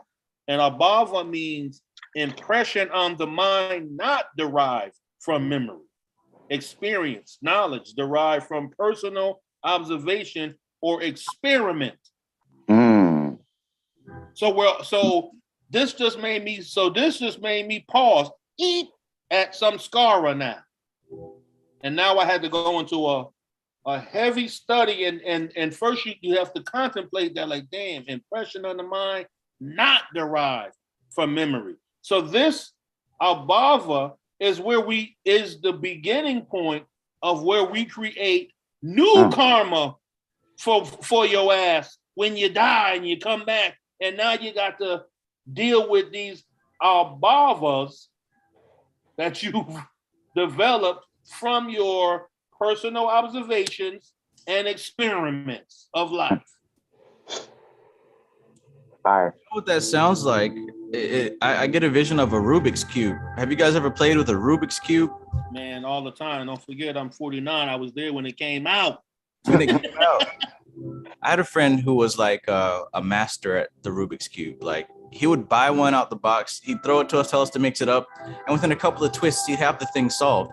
Now, years later, I learned that there's a pattern that you follow to solve the Rubik's Cube. Say it again, Pat. Say it again, Trav. I learned later on that there's a pattern that you can follow to solve any Rubik's Cube, no matter what point that it's at. I didn't know that. But when I'm seeing like what you're talking about as far as samskaras, and you're talking about abhava, which is a whole different level of sensory impression and consciousness impression on matter, I'm thinking of, imagine a transcendental Rubik's Cube that isn't a square, but it's layered, right? Imagine you've got an inner layer of Rubik's Cube, then an outer layer and an outer layer, say about 5 different layers of Rubik's Cubes. Now that inner layer, if it's totally mixed up, of course you got a lot of work to do. But if each layer is mixed up, you have to solve each one successively to even just get to that bottom one. That's what I was about to hit you with, yes. Yeah. Because now I came across another word. Of course, you've seen this word many times, sankalpa. Sankalpa, sankalpa, deliberation, conviction, willing. these can be now take that word abhava and put now a whole subgroup under there, because that can lead to, what are you deliberately doing? Are you doing it because you didn't remember something that you've observed and you've taken a liking onto it? So now you start doing what? Experimenting with it, and it becomes what? A character development. It becomes a trait. And now you start, once somebody attacks it, because you feel like it's being attacked, once somebody notices, man, you ain't even talk like that, man. You starting to talk like that dude you hanging out with. Now what you start feeling some kind of way, because now as a sankalpa, it's conviction. Now you're feeling inner guilt. See how all this thing is inner guilt and all of this? And another thing I found out, that the majority of your serotonin, which deals a lot with consciousness and unconsciousness, as we call it, is not even developed in the brain. It's developed in the intestinal tract. 92% of it. So that's why the gut, that's why they always say, man, I have a gut feeling about something. This is why we gotta study. And this is Grace. Grace sent me an important video last night. Awaken Grace, if she's in the chat. But anyways, it was about the solar plexus. They call it the solar plexus for a reason. It relates to the prana. That's the collection of prana. And just like Tiferet and the Tree of Life, you'll notice that all the channels touch that area. Look at all the channels touching that area. Yes. So in that stomach area, the stomach chakra area, there's another mind there. The prana collects there. This is the center of power. In my class, we talk about how to do that. That's the center of concentrated force. Yes. Think about that. That's the sun center. We call it the soul. Solar plexus. That's the solar plexus. That means that it's the conjunction of the sun. This a sun, or it's a molten area, because put the picture back up. You know how much pressure it takes to hold upon all of that right there? And that's also when you now get into chi energy or tai chi. That's where when you do dragon breathing, or you do they call it bellow breathing. That's where it comes from. You got to build your fire. And then below that, now you're working with your the Muladhara. You working with your testes and your ovaries. So that right there is all actual facts on the physical system. That's why when you do something that's wrong, or think about, sad to say, if a nigga kill somebody, you're gonna be sick to your stomach, because it's not on your brain. The chemical patterns, because the chemicals are what? That's the cosmic consciousness. It's what's called bile and what's in our gut flora. Microbiome. That's the consciousness. That kind of answers something for me. Recently, my grandfather passed away. And I want to say thank you to everybody who gave your condolences and good words. It did help. And I appreciate all you guys. Y'all are the best community that I've ever seen. Thank you so much. My grandfather passed, and I recently went to his funeral. And, everybody was crying and very distraught. And it was very difficult to witness. But I noticed something very strange about myself. I guess all this non-attachment stuff worked, because the emotions, they were just not, I didn't feel anything, right? Not mentally and not emotionally, but I was present. I was very present. I wasn't like distant, avoiding it. I was just there. But I noticed that when I got home, I became very tired, almost to the point of sickness. Like I wasn't feeling sad. I wasn't thinking sad thoughts. My body was just not able to do anything. So like I literally had to rest for a few days. And what I came to realize, I believe at least, is that I guess my body was going through a moment of grieving, right? I think that the body mind, and I think that relates to what we're talking about here as far as that solar conjunction, or that intestinal mind, that stomach mind. I think at least on that level, my body was mourning. You know why? Because he was a part of he was becoming, as he already was, a part of your genetic consciousness. So it's kind of like, say, like if you know how they show movies, you'd be the physical body and then the spirit. So it was a blending. It wasn't that you were sickness, you were experiencing. That's it. It's because you see how deep that is, how you can say, well, I didn't have any experience of emoting. You didn't emote, but on a subtle level of not conscious of the emote, you might have been full doing it, because grief comes from that. That's why they call it a bellow. Like, you know, when you go to funeral, people don't really, when they lose somebody, like you said, they really, really love, they don't cry, they wail. Yeah. It's not a regular cry. So it comes from that's what I meant earlier when I said atmosphere of mood. So it's a different level of atmosphere. So now you got to go back and read the Sefer Yetzirah. And that's when they describe each part of the tree of life as it applies to the human body.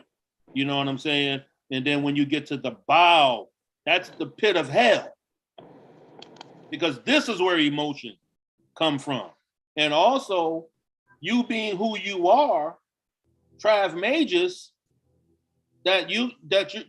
you're not just a giver, you're a taker. So you were also taking in the grief of your family, whether you was conscious of it or not. So you see how this is why the study of what we're studying, you really got to be dedicated to it, because life I'm talking about it's always room for analysis. So the whole thing is you taking on all this grief, you're experiencing it, you're still interacting with your family, you were still consoling. It wasn't like you were just sitting there by yourself, like, you know, and now your people got to come to you like, hey, you doing all right over here by yourself? And now they over there talking about you.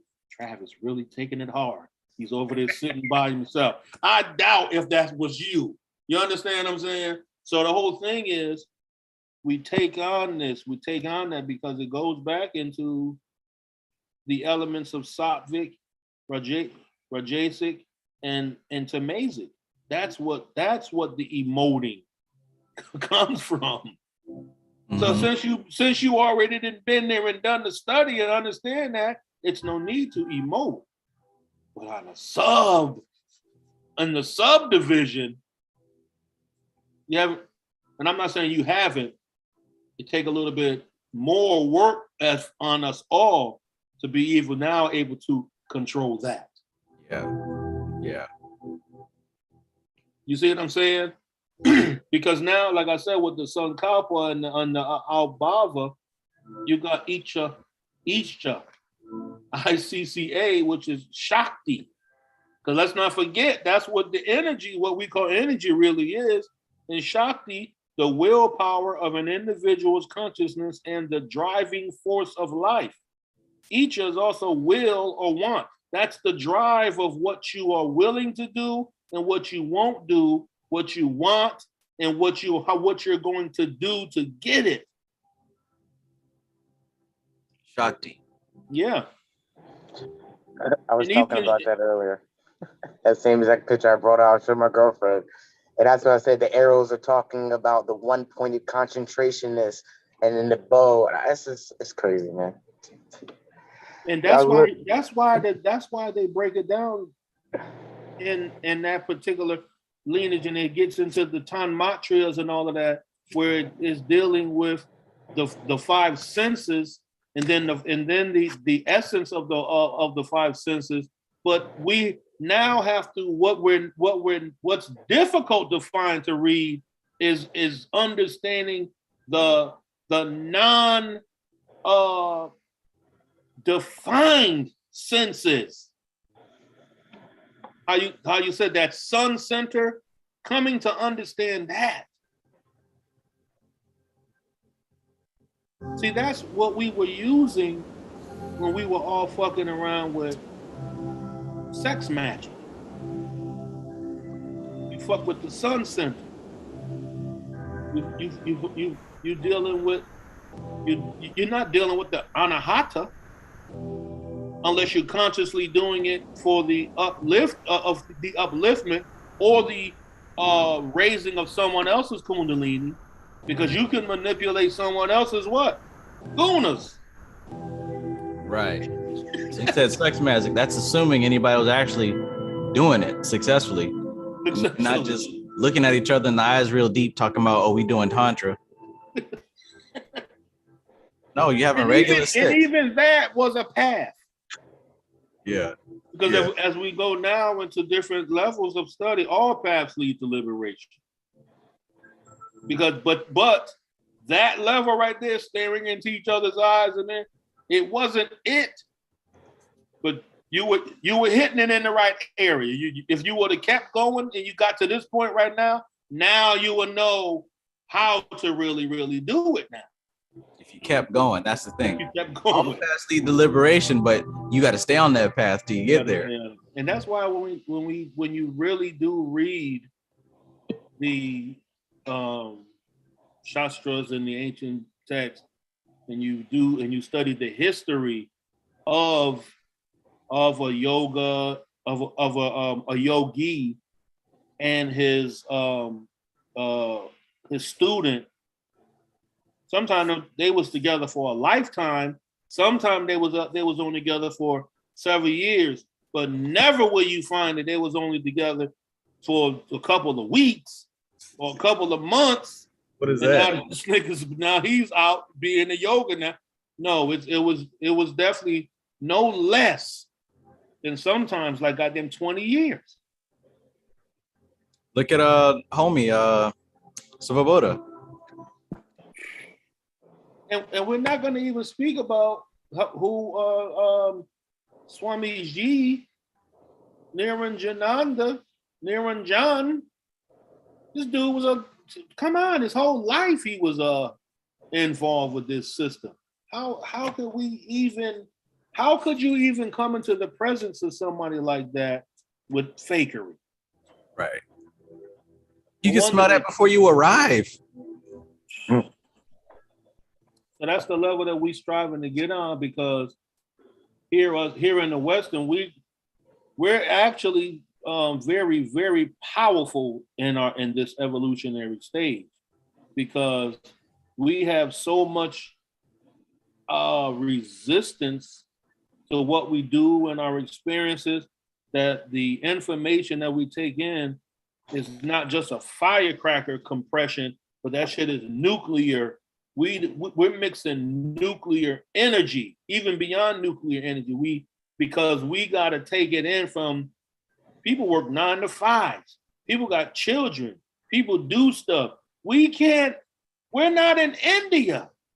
So we can't study and practice it the same way that they did in India and then get to the point where these niggas have got the Himalayas. So already they vibrating on a whole nother energy level, because they're living in earth chakra zones.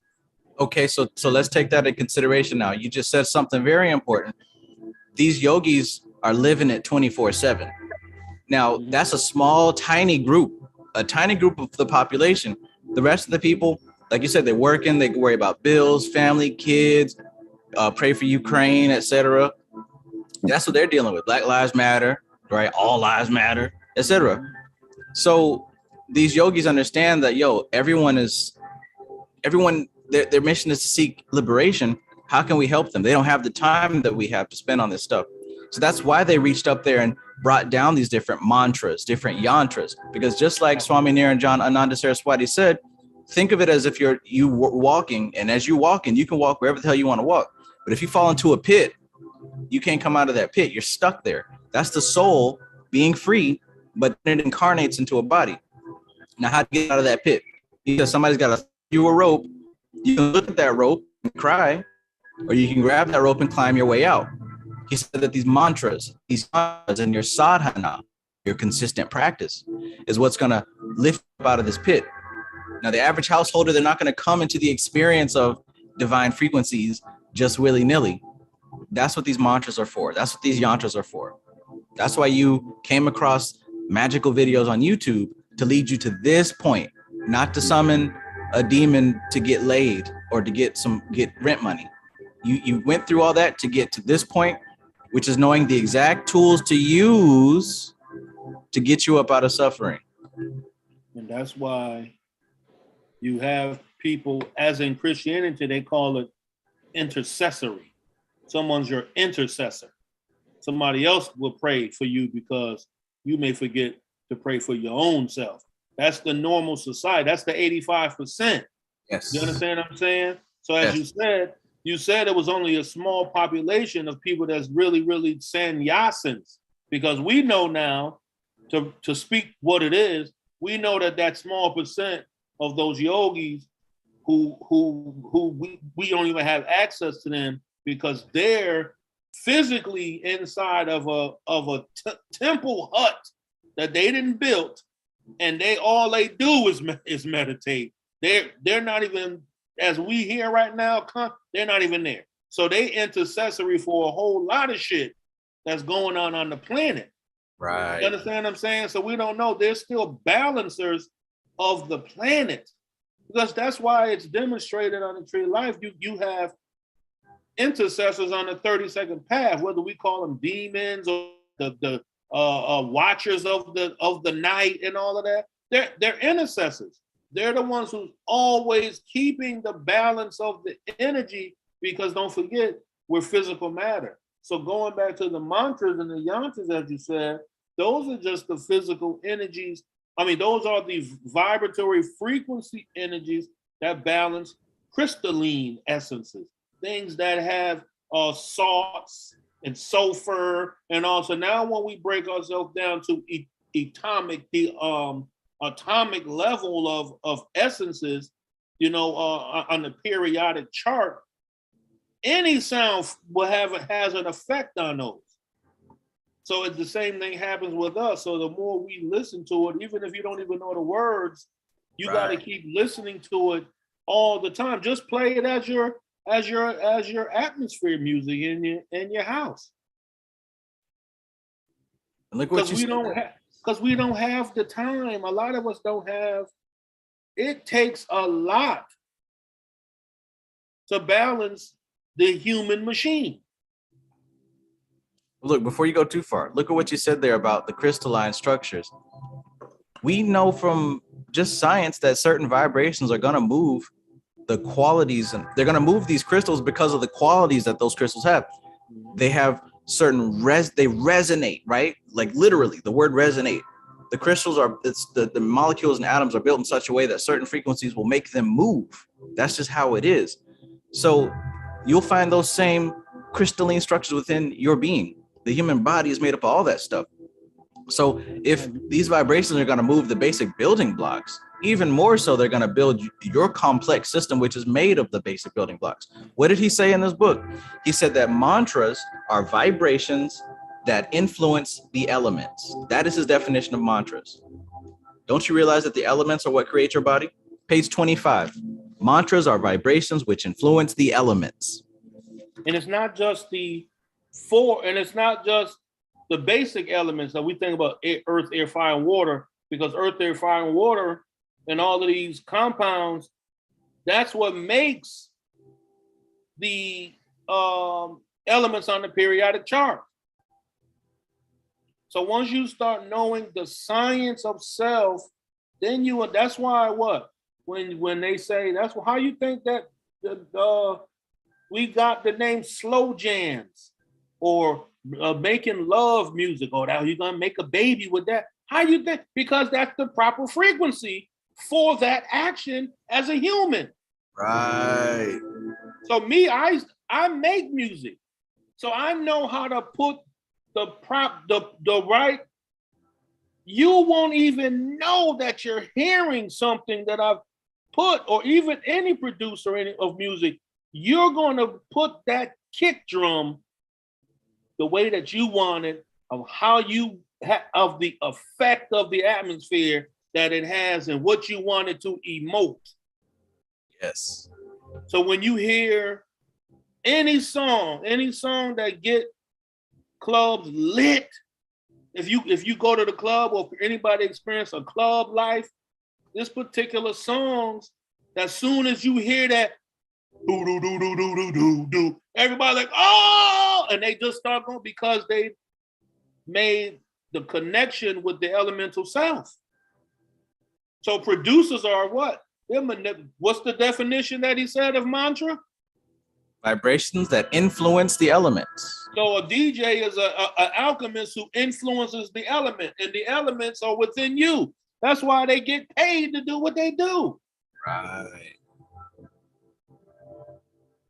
Because that's why KRS-One says DJing is one of the elements of what's called hip hop. There's elements. There's DJing, graffiti, b-boying, breakdance, and rapping. Those are the 5 elements of hip hop. That sounds like mantra, yantra, and asana, right? KRS-One is the one who exposed us to breaking it down like that. And don't forget what KRS-One was a worshiper of Hare Krishna when he first came out with BDP. So he willfully directed his Shakti energy to power himself, meaning his persona, KRS-One, knowledge reigns supreme over nearly everyone, which is what his name really means. Yes. And he did what he did. Niggas got an album out right now, brand new album. Niggas think that because you don't be played on the radio and you've been out for 50 years, you can still make albums. Come on, you gotta be kidding me. So that's like I said earlier, man. Come on, y'all. Come on, major society, yo. Yo, you giving the cheat sheet, my, you know what I'm saying? You're giving the cheat code to everybody. It's no excuse, yo. 2022, get it popping. You should be popping spiritually. And if you, and don't be afraid. Like I said, I'm Shango Atum in my personal life. If I feel like I want to do it, I'm going to do it. Because I know willingly, because I willingly do as I do. I just don't emote it now. I just don't, because I'm feeling 50 and shit like that. Now I'm gonna put the motherfucking hammer on me and go drive around in the car and feel that shit in my, no. But if I need to energize myself for some business, and I need to go talk to particular people who I know are business people and they ain't budging, I may need to be empowered by many men. Many men, yeah. You understand what I'm saying? Or anything that get. Why you think? Man, you ever been in a sports room, a locker? You ever played sports? Niggas is in that motherfucker. Everybody with headphones on listening to what get them crunk. Go out there and score 55 points on you and wonder why this nigga was in there listening to particular Drake's albums. I just make the switch. Flip. The nigga got that shit, gets him amped. Oh, when he hear Drake hit that, because you know Drake's a magician. Drake is a practicing alchemist, a magician. That's why you think the nigga came from the grassy high. This nigga can walk through any hood on the planet Earth. Drake ain't gangster type of shit like that, but he knows how to. He didn't found out his elemental self. Yes. Don't forget, he come from a Jewish background, and he put it in your face. He made a whole video with the whole bar mitzvah. See, that was ritual. He was putting it, let you know. No, he let you know. Don't get it twisted, my nigga. Put this fucking, I'll trap your ass in fucking Bina. You won't even know where you at. You could be bouncing from Netzach to Bina all week. I just wasn't feeling good last week. I kept having these weird dreams. Then I thought, I thought I had put money in my savings account, but your whole shit, because Drake, because the nigga didn't put this, the nigga manipulate you with that voice. He'll shave his whole beard off. Then he'll let that shit grow in, looking perfect on you. That shit, nigga, put magic on everybody. Check it out. Whenever these artists, make these videos, and here's the thing: the mundane, mind-controlled autopilot masses will be like, "Oh, it's a ritual. They're doing a ritual," but nobody goes any deeper than that. They say, "Oh, it's a ritual." What does a ritual do? When you sit your ass down and do a ritual, why?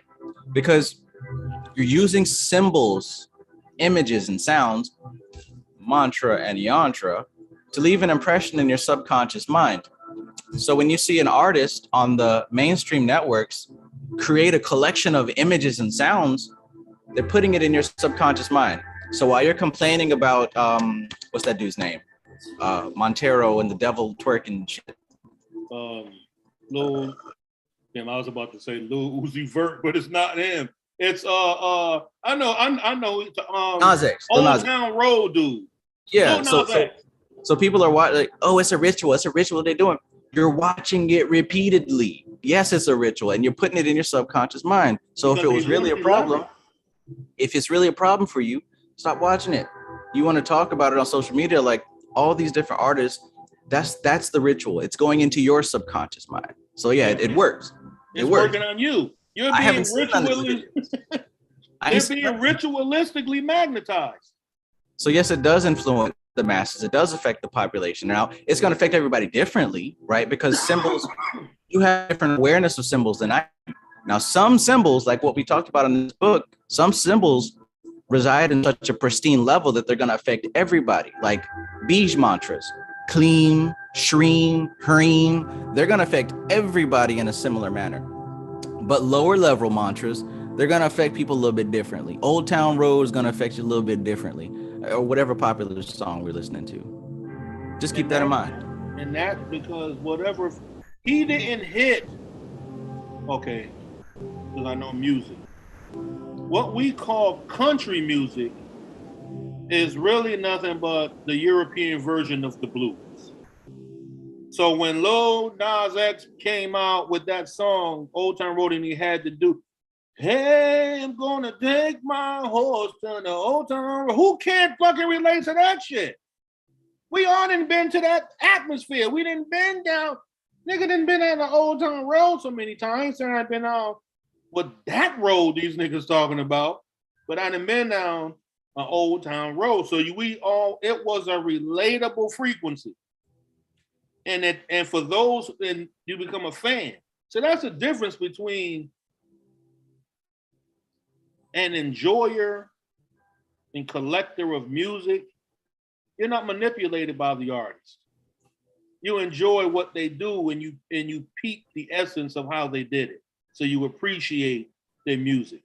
That's why albums are so beautiful.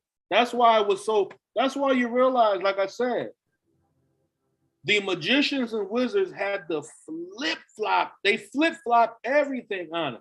For anybody who's never listened to an album play before, when you put that needle on there, and it first has that subtle crackling sound, that was a whole nother frequency. And scientifically, it changed the structure of your brain.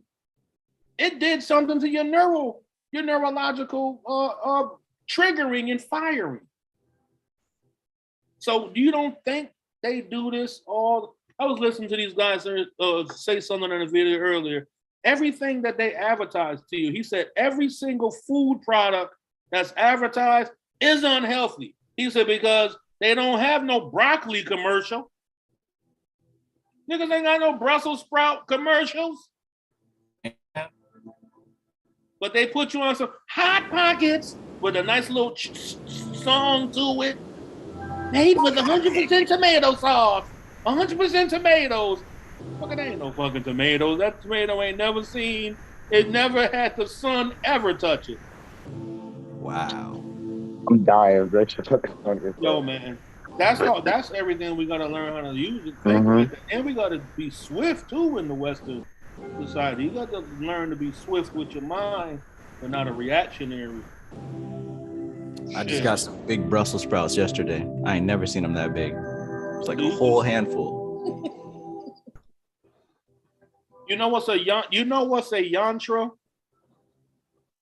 Money.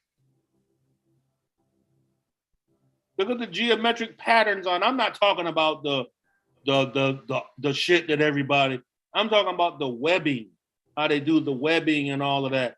If you was to sit and count each intersection of the webbing, I guarantee you'll get to a particular number, and that particular number is going to deal with Kabbalah. It's going to deal with not just Kabbalah, but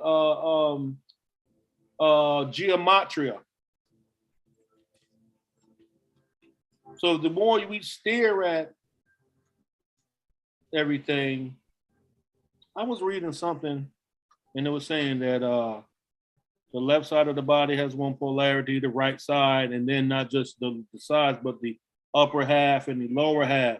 And when I was reading that, I saw if you have a line, the two lines intercrossing, of course, the tau, but then you start doing a spiral around each line, you're touching all the four corners of this spiral onto the tau, and that is how our energy is always in a spiraling, but it's also in a spinning, and it's also in a over under and a under over. It's the it's this constant movement that if you was to see it, you really couldn't see it because it's moving too fast in all directions at once. So that's why everything really is invisible.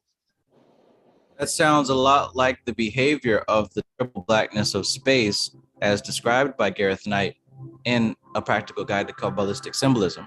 Yes. It describes the motion of the Ein as going in one direction.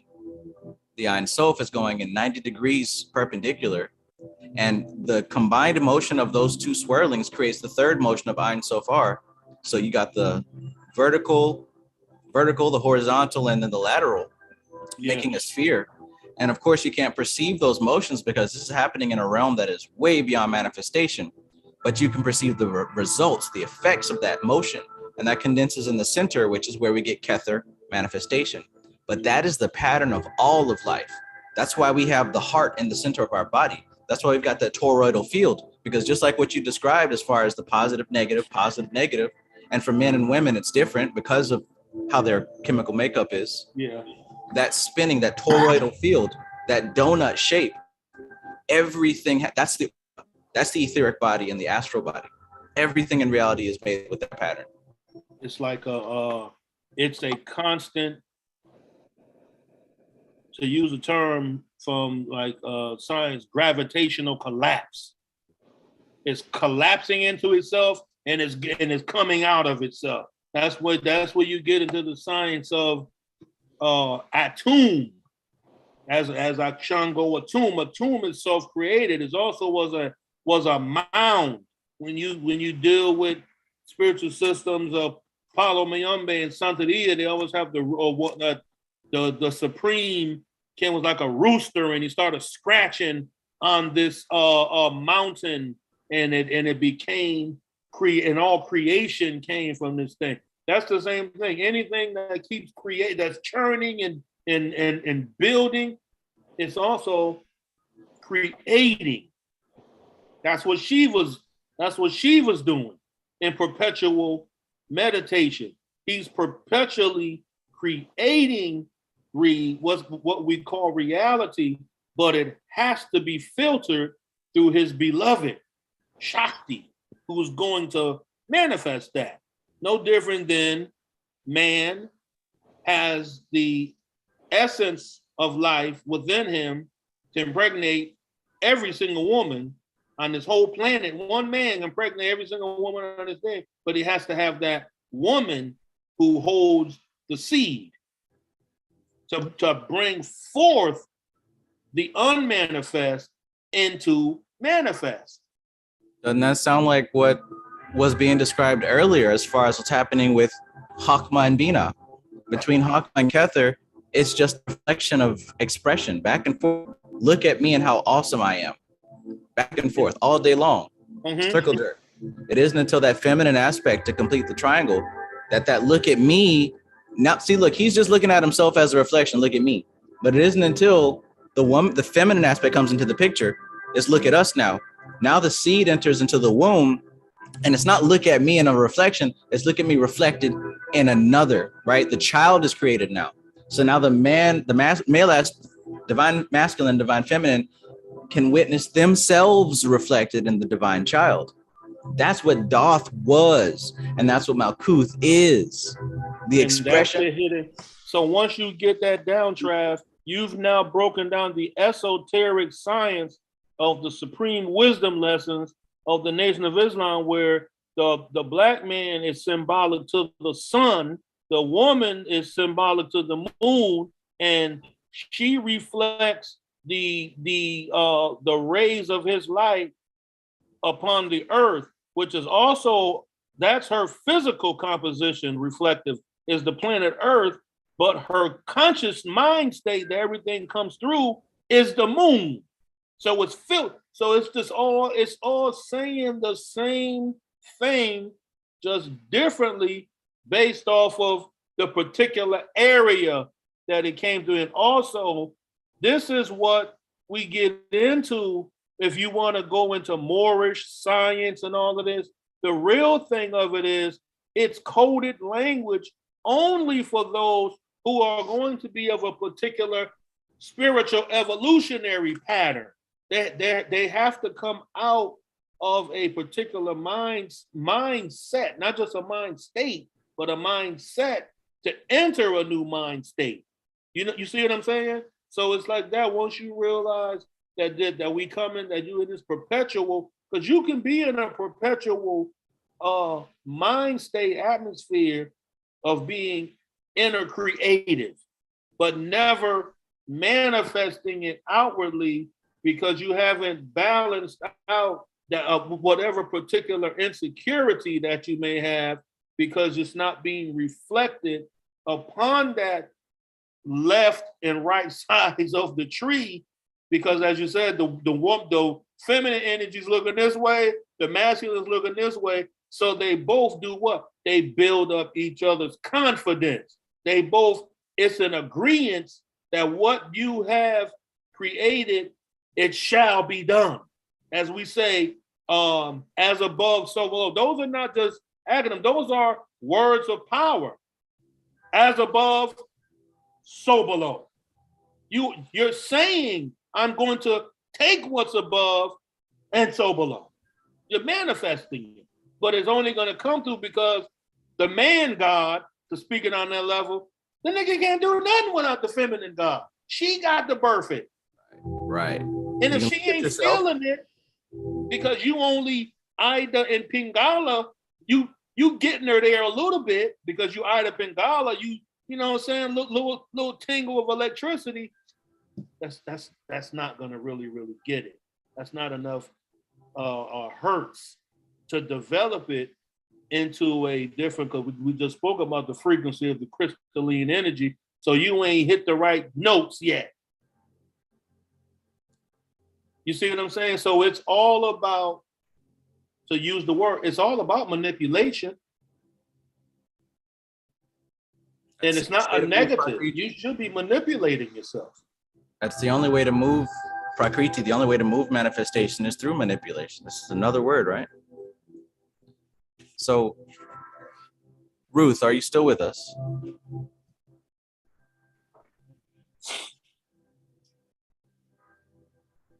Ruth, going once, going twice. I think she may be back. Melissa, how are you? Hey guys. How are you doing? Speak, Melissa. I'm doing well. How y'all doing? Awesome. This conversation is fire. Matter of fact, it's all the elements. Yeah. I'm here, Trev. I'm multitasking. I'm doing hair and listening in. So. Okay. So somebody's getting this information through the periphery of the contact buzz. No, I have AirPods in. Oh, well, I mean, you're doing hair, so the fingers translate it through you. Yo, that's crazy. I was just gonna say another word. It's called Shakti Sankara. Shakti Sankara is transmitting power from one person to another, or from guru to aspirant. That's another. It's called Shakti Sankara. It's called the master's touch. It's what they showed you what Jesus had. Nigga can touch your eyes and you were blind, now you're not blind. Because all he did was, nigga being a master guru, all I'm gonna do is fix it's elements that's mixed up here. Like a puzzle. So hairstylists, and I said that one time to some people, I don't know if I made it a pose or not, and I spoke about it, but when you go get your hands, and sisters go get your nails done and your feet done, think about how intimate that is. A person is touching your hands, they're touching your feet, but in their mind, the whole time they could be straight grimy you though. I hope these same feet that I painted, you go out here and break both your ankles at the same time. You don't think somebody think like it's the same thing going to a restaurant? Nigga may be pissed off, or sister might be pissed off, and they go in there, they cook it. They the ones back there cooking your shrimp Alfredo. That's what I'm having for dinner tonight. Huh? That's what I'm having for dinner tonight. Yeah. The mental atmosphere is trash, but they're the ones touching your food. Yep. Putting that master's touch on that thing for you. I put a little extra seasoning on it. That's very interesting. Recently this week, my girl had brought me a pasta maker, like to make it from scratch. That's dope. And like, I was watching some videos, I kind of know how to do it. So let me go just rebrush up my mind how to do it. So I found this guy that I rewatched years ago, and just on the opposite way of just even thinking about it. Because when you do, that's why like lately, like I've been going like, I'm taking my career, I'm putting way more passion into it. You know what I mean? Because I see myself to go far with this shit. Like, so now, I would go to a lot of like nicer restaurants. I just like to go out and eat, and I'm a cook, so I like to go experience different things. So when you go out to places, you can tell the care and the love they also could put into it, the master touch, versus the, going to Olive Gardens and getting some shrimp Alfredo. Totally complete that. I'm a cook. I know. I'm a manager at that, so I even try to keep that in mind to keep the guys happy, so they can be put out good food. You know what I mean? Yeah. It was going out quickly. That's why they say, when they say, boy, you put your foot in that, that's actually letting you know that you didn't put so much of your passion into this thing. Boy, you didn't cook this to perfection coming up out of this thing. And that's what made me bring it up, was this guy, he was talking about, just to hear him talk about fucking pasta. And I was just getting excited from listening to him. I was like, oh, I made it that night. And I was like, fuck yeah, man. And like just the zeal he had in that shit made me want to even like I was like, I gotta get back on my shit. Like now I even just watching that one video. I broke that shit out like 4 times in the last 3 days. Been just experimenting, making fucking pasta. I'm about to make like spinach pasta, like my mind get like beet pasta, like from scratch, and then sell it to people. Like, oh man, it's like it gets off, man. But just saying, I can hook you up, man. I can link you in with my homeboy, man. He's or you can look him up. His name is Terrence Michael Tomlin. He's from Connecticut, but he's been in DC and Virginia. I mean, he didn't want cooking shows. He's the only one of my friends that kept the same job our whole life. I've known him since I was like maybe 14. We used to work together at McDonald's when we was 14, and he was a crew chief, and I was cooking. So he's always been in the restaurant. He owned his own catering. But all what you saying about that, he passionate. We go out to eat. I'll be like, oh man, he gonna want to find out who's cooking. He always ends up in the kitchen.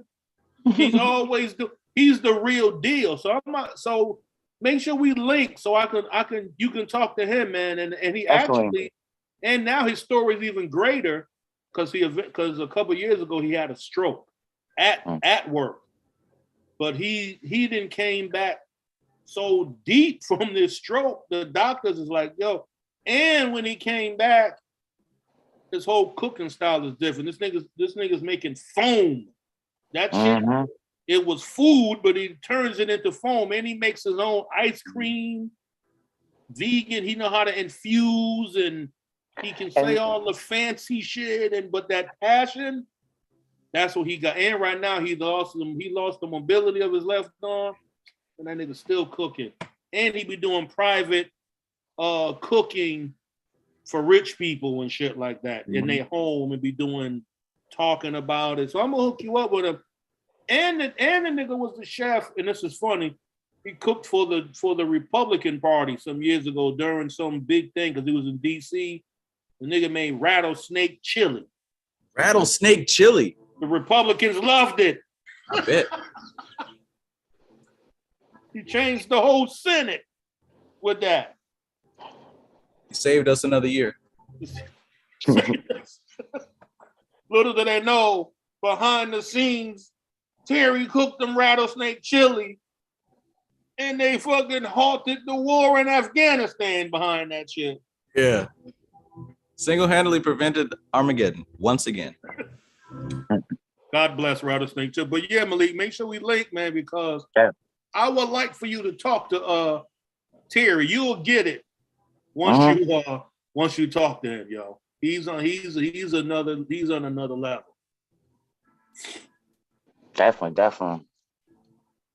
This is very interesting too. Like this, when somebody gets to that point, and like if any career or hobby or passion, it's at that point, I find the mind goes to another level.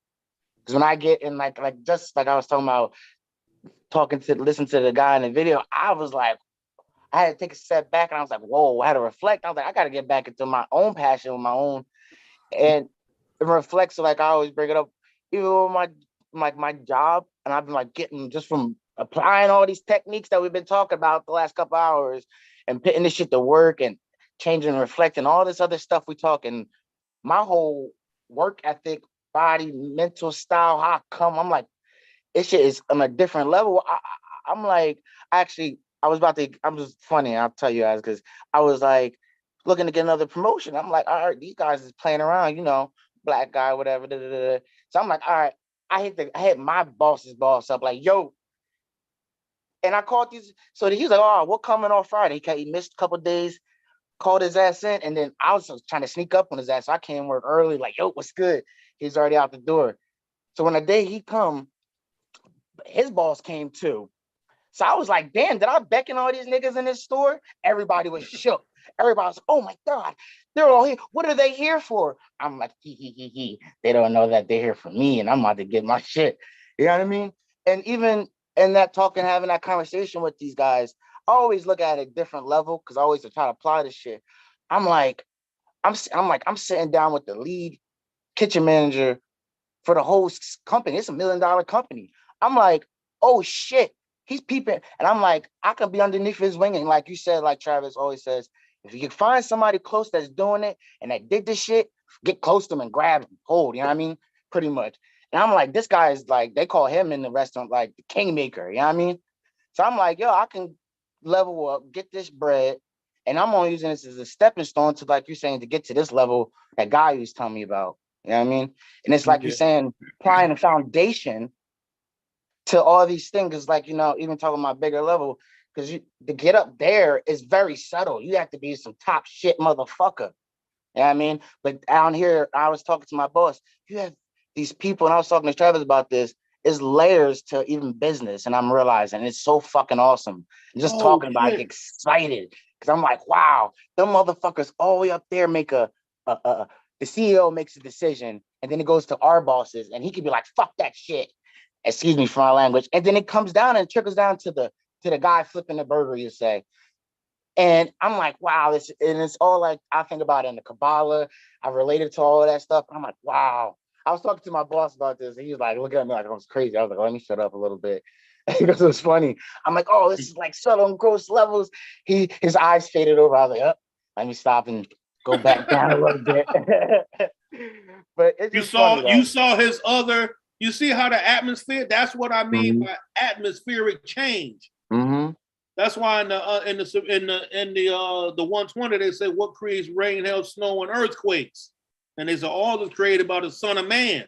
So once you know, and it goes more into it. But that's your mental. You changed this whole mental atmosphere with what you said. You know that you had to be like, oh shit, I said too much. It is interesting. But you know what's a very good demonstration? You know how I said like we can see Trav, and Trav represent the demonstration of a particular. We all demonstrate a particular wavelength of demonstration of life. You know what I'm saying? So when you said the passion and the energy, they gave everybody a perfect example of that.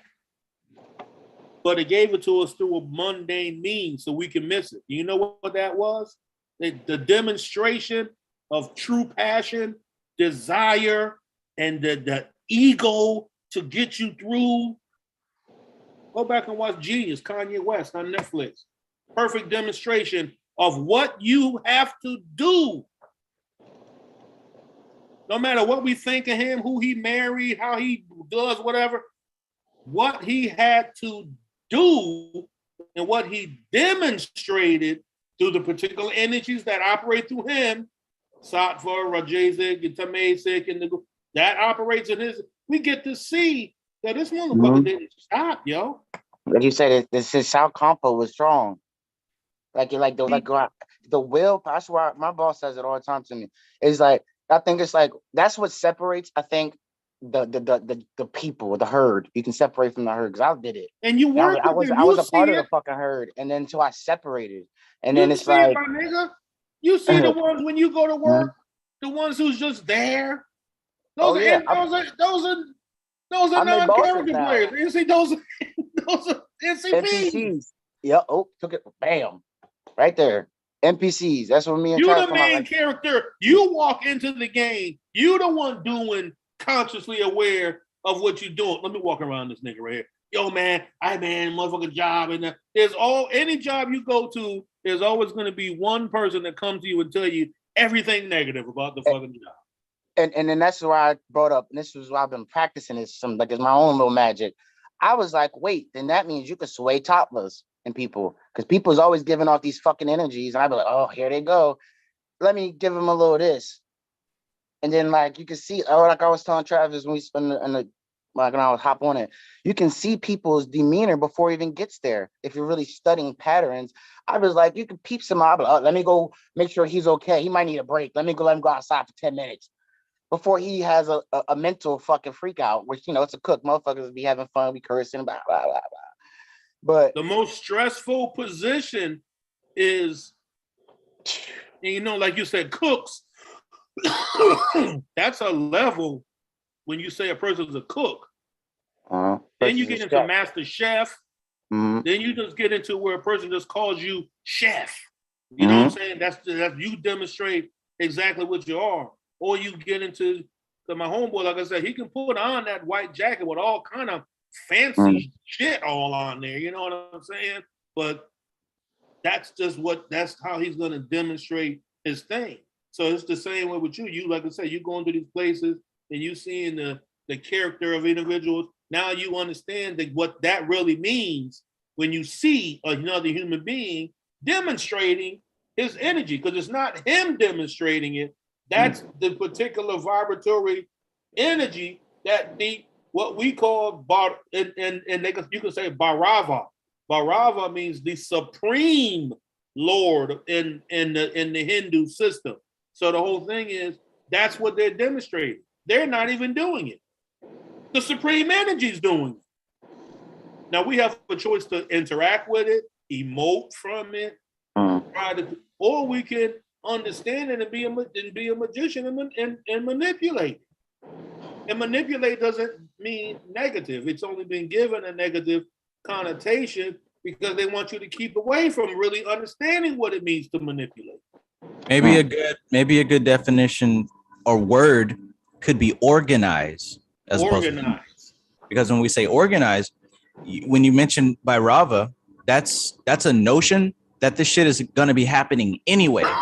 Yeah. Those who are within the egg, they're just being pushed and flowed with it, right? NPC, autopilot. But it isn't until you step outside of that egg that you can see what's happening and see where you want to go and know what elements need to be organized in which arrangement to get to where you're trying to go. So maybe if people are still sensitive about the word manipulate, we could say organize. And I said before, it's the magus' duty. If you call yourself a magus, practitioner, whatever title we're going to give, if that's what you call yourself, it's literally your job to organize chaos, to manipulate matter. That's your job. Yeah. And then You're a beginner. To reorganize. Right. It doesn't stop. You just get better at it. And hopefully it gets to the point where you can recognize that Bhairava supreme element. And the goal is to become one with that. So you don't have to do anything. That's what I was getting ready to say, Trav. So it's no different. The one who's unorganized is Bhairava.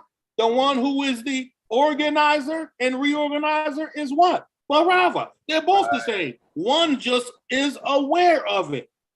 The other is just unaware. Because like I said, I keep hearing all these words. It's called avidya. Spiritual ignorance is what avidya means. Then you have asmita, misplaced identity. Individuals can misplace their identity because they start to do what? Remember I said, when you get around your cousins and them, and you know how your cousins and them got some euphemism that they say in the way they say it, and when you get around them, you do the same thing. That's what you're doing. You didn't misplace your identity.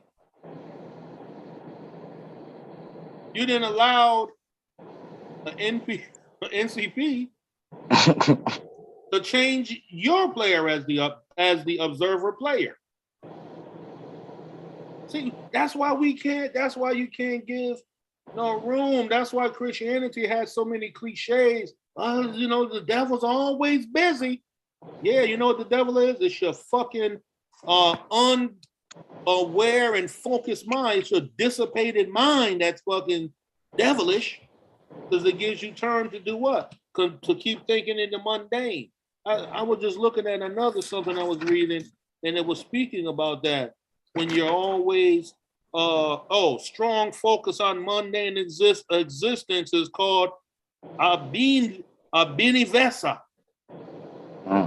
So when you ever come across a word in the Sanskrit, abhinivesa, that word, because these words are also coming from the Upanishads and stuff, because they'd be, you know how Sanskrit is written. So the whole thing is these be whole sentences, and then once you take a particular part out of the sentence, you will see that this word denotes the whole meaning of the sentence. So that word means strong focus on mundane existence.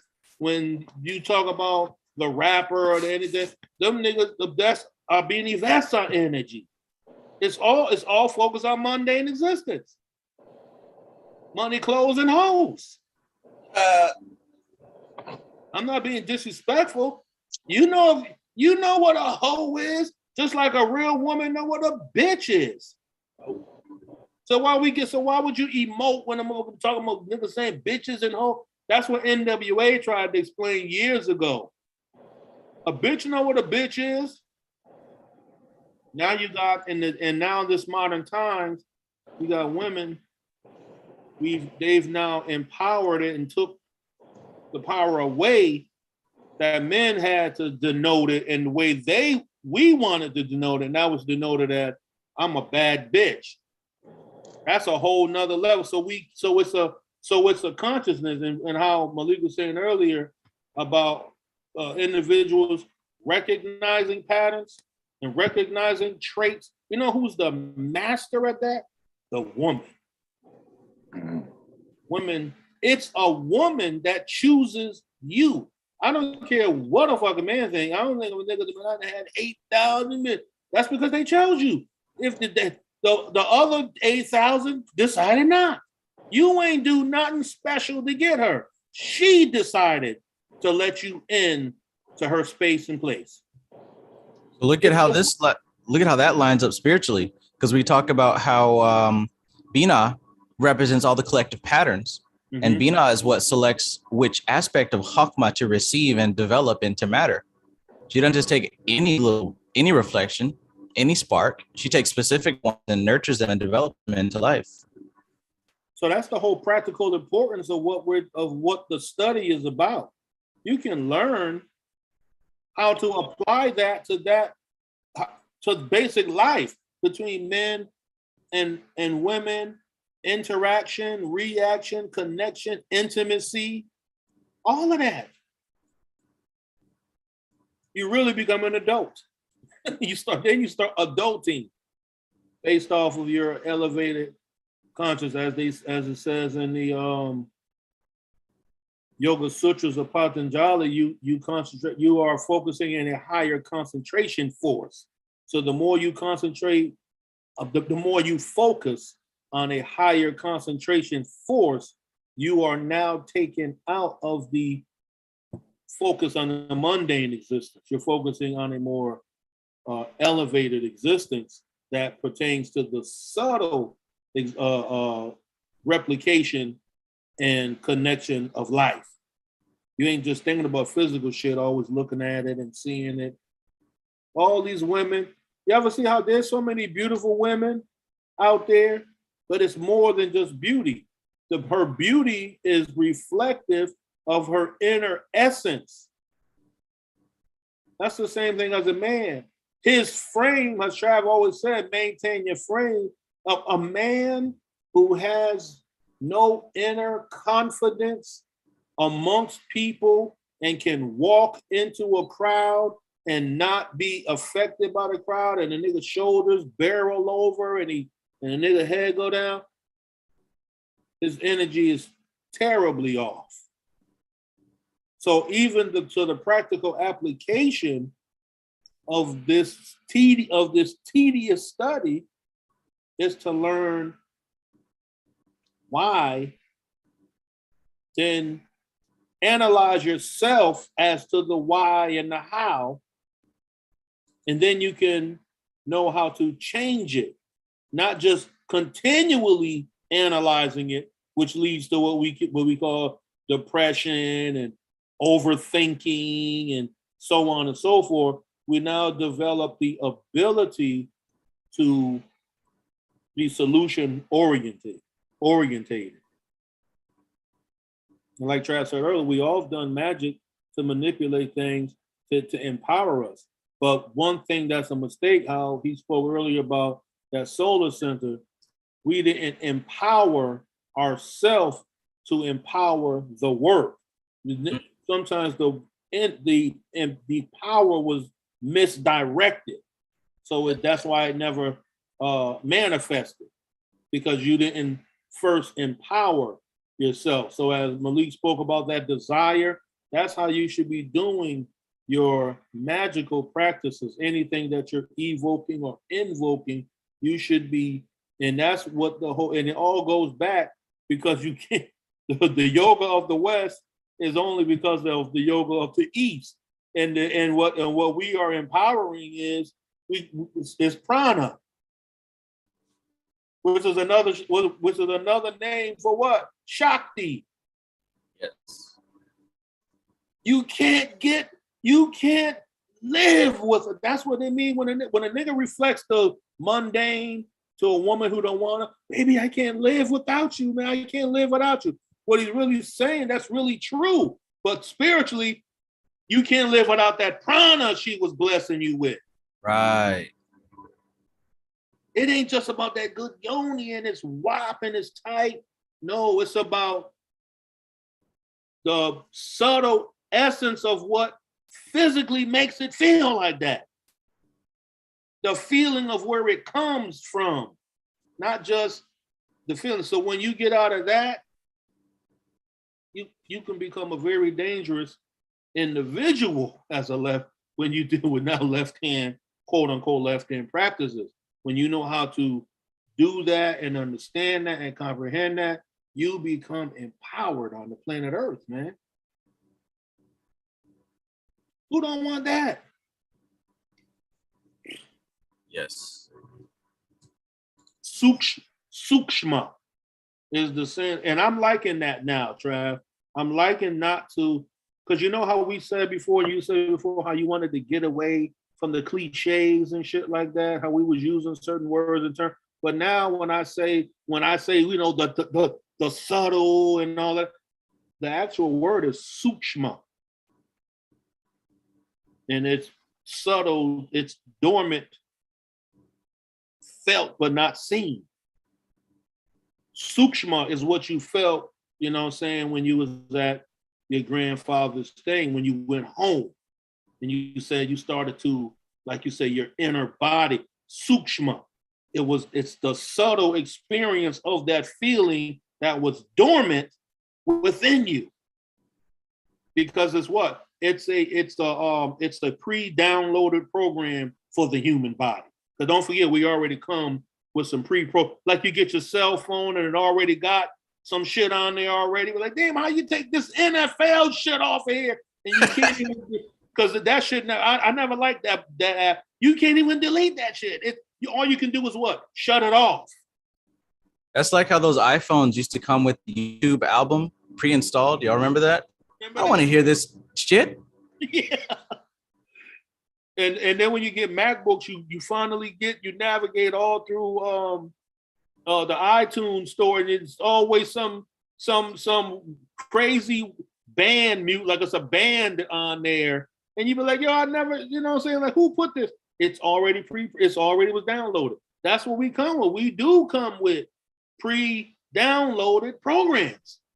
Right. But it's our duty as this form to raise the level of your inner consciousness, because it's not your brain, it's the energetic activity encompassed inside the physical form of what's called the brain.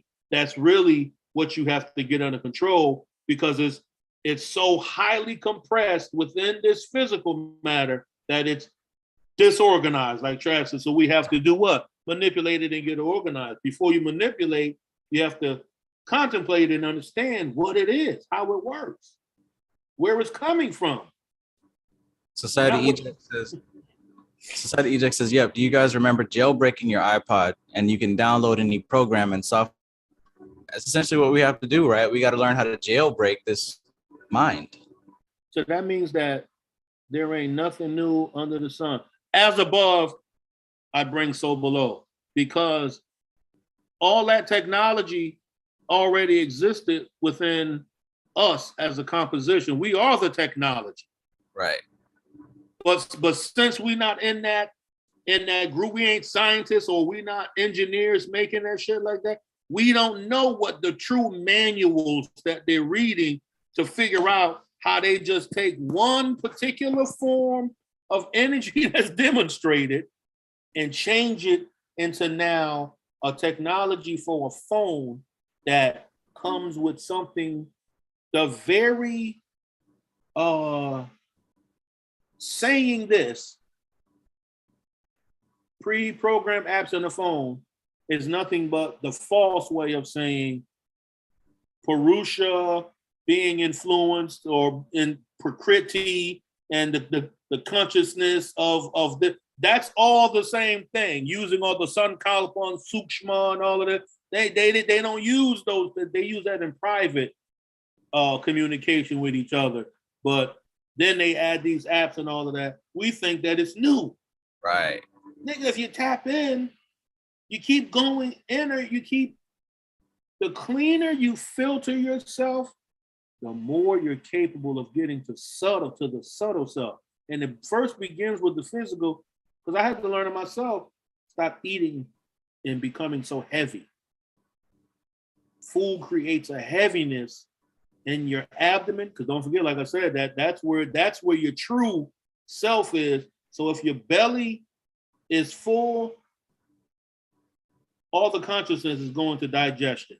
So you're not going to have you're going to have really, really a low frequency effect on any type of deeper meditation to understand yourself. So begin to eat lighter.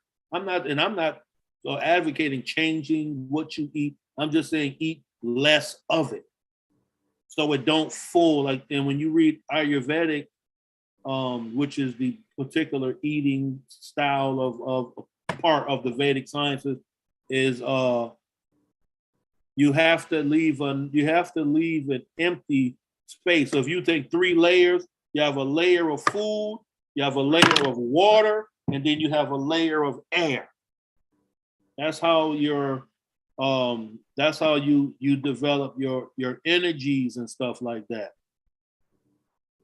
So if you're not heavy. So the whole thing, we got the means to tap in or reorganize, as Trav said, or organize these latent abilities that you are a fucking cell phone. Nigga, you wanna really build and communicate with Trav? Meet this nigga in the fucking Akash. That's what they now call a metaverse. You see how they keep fucking with you? The metaverse ain't nothing but a fake Akash. Peace.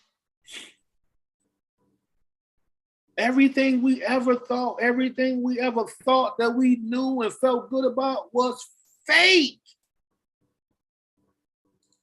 Until you found out how the operating system worked. You're like, oh shit, it wasn't that it was necessarily fake. It was that I was too attached to the results and the outcome. The reason why I always felt disappointed or overly excited or just whatever, feeling something all the time, is because being attached to the outcomes.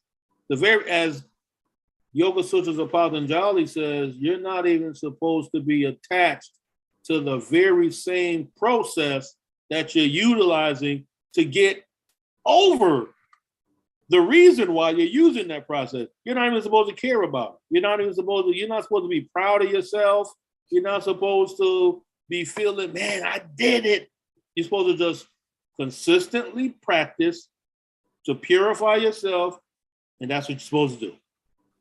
It ain't hold no parade. The same psychology behind that is what's happening with the mantras. As you commit yourself to the practice and you begin to enter that cycle of repetition, listen, this whole existence is about patterns. So when you enter that pattern of sadhana, what you realize is that there are things in your life that are not you, and you thought it was you all along. Just like going to the gym, right? When you go to the gym for the first time, you start lifting them weights or doing whatever, and you get tired. Now, most people who have a low tolerance for pain and stress are going to tap out and say, I can't do this. I'll skip a day. I'll skip a week. Oops, I forgot. I'm going to keep paying my membership because one day I'll go, right? That's a different kind of person. But the one who develops consistency, when they feel that pain, it's like, all right, just 5 more. When you push through, you're like, whoa, whatever that voice that was telling me, let's give up, that's not me. And that's less powerful than me making the decision to continue. So just like with your sankalpa, if you remain consistent with your sadhana, with your practice, if you have that commitment to remain consistent, you're going to learn that even the process isn't what liberates you. What liberation is your awareness realizing what parts of your life are patterns that belong to Prakriti and what parts are not. So this whole liberation thing is about recognizing what is actually you. So what we've been learning about this Vedic stuff this whole time is slicing up the granularity of what everything means. And what we come to find is that there's matter at its lowest expression. And at its highest, most pristine sattvic expression, it's pure consciousness. Neither of those things are our awareness. Our awareness is what cycles between the two. Our awareness is composed of consciousness, but it's aware of matter. Now there's a middle ground, which is energy, prana, shakti. That is what our awareness uses to travel up and down.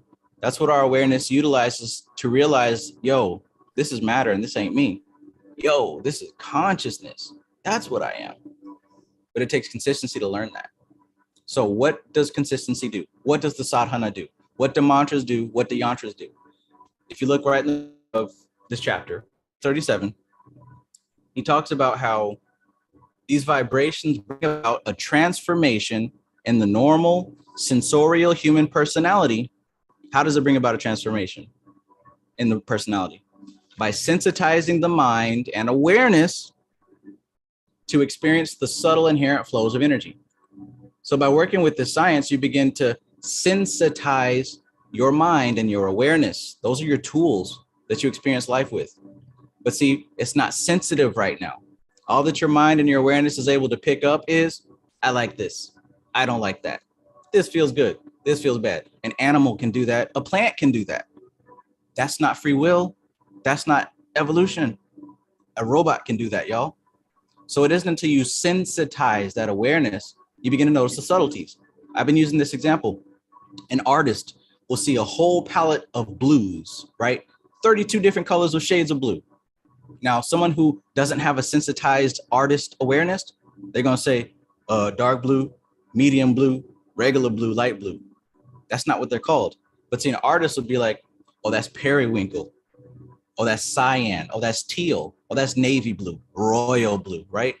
A sensitized mind will be able to notice the differences. So this is what mantra does for you. This is what you meditating on a yantra does for you. It sensitizes your awareness in your mind so you can perceive the subtle nature of reality. You're not going to just do it just because you want to, right? If you've never meditated before in your life, if you don't have an attention span that goes past 16 seconds, 3 minutes, 5 minutes, if you can't sit still for 10 minutes, you still got work to do in sensitizing your awareness. But this is what the yantras and mantras do. These vibrations bring about a transformation in the normal sensorial human personality by sensitizing the mind and awareness to experience the subtle inherent of energy, right? Then he also goes on to say in the very next sentence, mantras are used to deepen concentration and to access the deeper realms of the mind. You have to have concentration to do that. You have to have a sensitive awareness to do that. So this is putting it for you and simple. There's no mystery to it. There's no guesswork. There's no skipping steps. If you can't sit down for 5, 10, 15, 20, 30 minutes, that's what you need to be working on. Sensitizing your awareness. Don't try to jump to sex, magic, astral projection, and whatever y'all talking about on Facebook yesterday. Sit down and meditate. Be still. And as the Bible says, be still and know that I am God. Hey, Trap. Hey. Hey, how's everyone doing? So would you say, sorry, I got a plane going over my house. Would you say that the levels go from, here, I'll just let it go over real quick.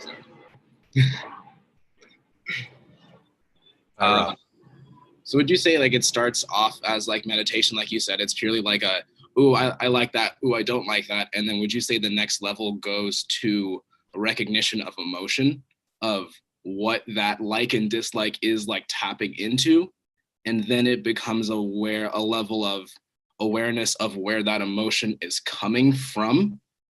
And would you say like that's the next level? Because I'm trying to like, I guess create my own map of like understanding the way to get to those next levels, and so I've noticed like doing like Hyasterium and doing chakra shuddhi and all those, like, yeah, I think like that's just the natural order for me that's been coming up is like the pain, I don't like that, I don't like, and that whole thing, and then like emotions would come, and then memories, and then stuff like that just kind of started compounding on top of each other. Yeah, I think that's an astute observation. I love that word. That's an awesome observation. And here's why. Because that signifies that you've actually been doing that. Most people with a dense, gross, unsensitive mind, like it's just, I like this, I don't like this. Why? Well, I don't know, I just don't. Mm-hmm. That's not true. You haven't penetrated deep enough. But when you penetrate, like you said, when you say I like this and you sit still and sit with that, why do I like that? Oh, because it makes me feel good. That's one level. Why does it make me feel good? You have to still to ask these questions, don't you? You can't do this when you're in the thick of it. When I'm eating those Oreo cookies, right? I can't sit here and be like, why do I like this? Because it tastes good. Why does it taste? Fuck all that. Let me get another one. It isn't until you sit still and distance yourself non-attachment from the experience and analyze it. Yeah. You see why. And then you keep going deeper and deeper. And guess what? Eventually you're going to come across an early experience. And that early experience, the story might have dissolved, but the emotional seed is there. And if until we get to that emotional seed, you know, we can choose to uproot it, we can choose to dissolve it or reroute it. But if we don't ever become aware of it, then it will have an influence upon our behavior. So yeah, that's awesome. Exactly. You notice it, then you understand why, and then you keep going as deep as you can, and that's how you uproot it. Cool. Okay, cool. Yeah, that's all right. Like I watched your book study, and like that just really, like, wow, that was like, I think, like one of your best. Like, you know, that one was for just the chapter that you just did, like, yeah, it was very easy to understand. I think yeah, the levels and like the depths of like where things are going and like where you need to go, and I guess what you're gonna pass through along with that. So yeah.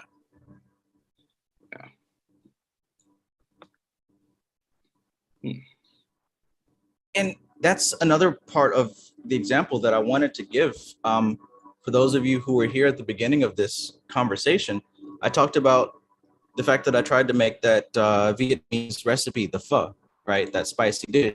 My friend told me about it, and I didn't get the recipe from him. I just tried to wing it, and it was terrible, right? Then about me trying to make music, and my friend showing me the recipe and the strategy and the formula for making an EDM track. I didn't know, but then when I applied the formula, I was able to have the success that I missed before. Likewise, what I've learned is that there are formulas, there are structures, there are patterns, there are pathways in the spiritual work. You don't have to make shit up. You don't have to throw shit at a wall. You don't have to fake it till you make it. Like there's a structure to the mind. There's a structure to experience. Yeah. Anybody who sits still, they're going to experience what you just talked about. They're going to notice, this is the reaction I'm having. This is why I'm having that reaction. Here's the root of it. It's all laid out. That gives me comfort, right? Just like with me, now I know the formula to make that song. Now I know what exactly to do, what parameters to hit in order to get my song played at the club. Now I know. There's no guessing. Same thing with the spiritual work. If I want to advance, if I want progress, if I want to really transform myself, it's laid out. It's not a mystery. I love it. Trav, you know something that was important, what Kari had said, how he, excuse me, how he mentioned that, you know, with through Kaya stray him and all in that process, he began to notice certain things.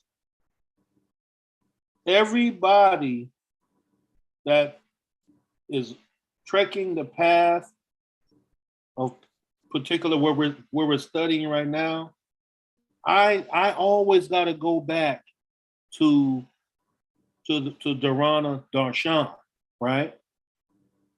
The book, because he had the chapter on visualization, which actually was should have been awesome, because you could have went back, because he touched a lot on mantra, the aspect of mantra and yantra through the conceptualization of the mind in that chapter, saying that the mantra actually creates the yantra within the mind. This is what you had to catch of what he's saying. No different than when Trav said earlier, it's called, what they call it, cymatic. What is it called when they make the sound and they put the salt and, you know, and it makes the difference. That is the physical, that you can physically see through this tool. You can see what actually goes on in the consciousness of when you use the mantra. It does that same thing. So that is what creates the concentration, inner concentration, focus that's going to create dharana. Now, and I say that because that first, when he went through all of that in that chapter, where it came after that was what?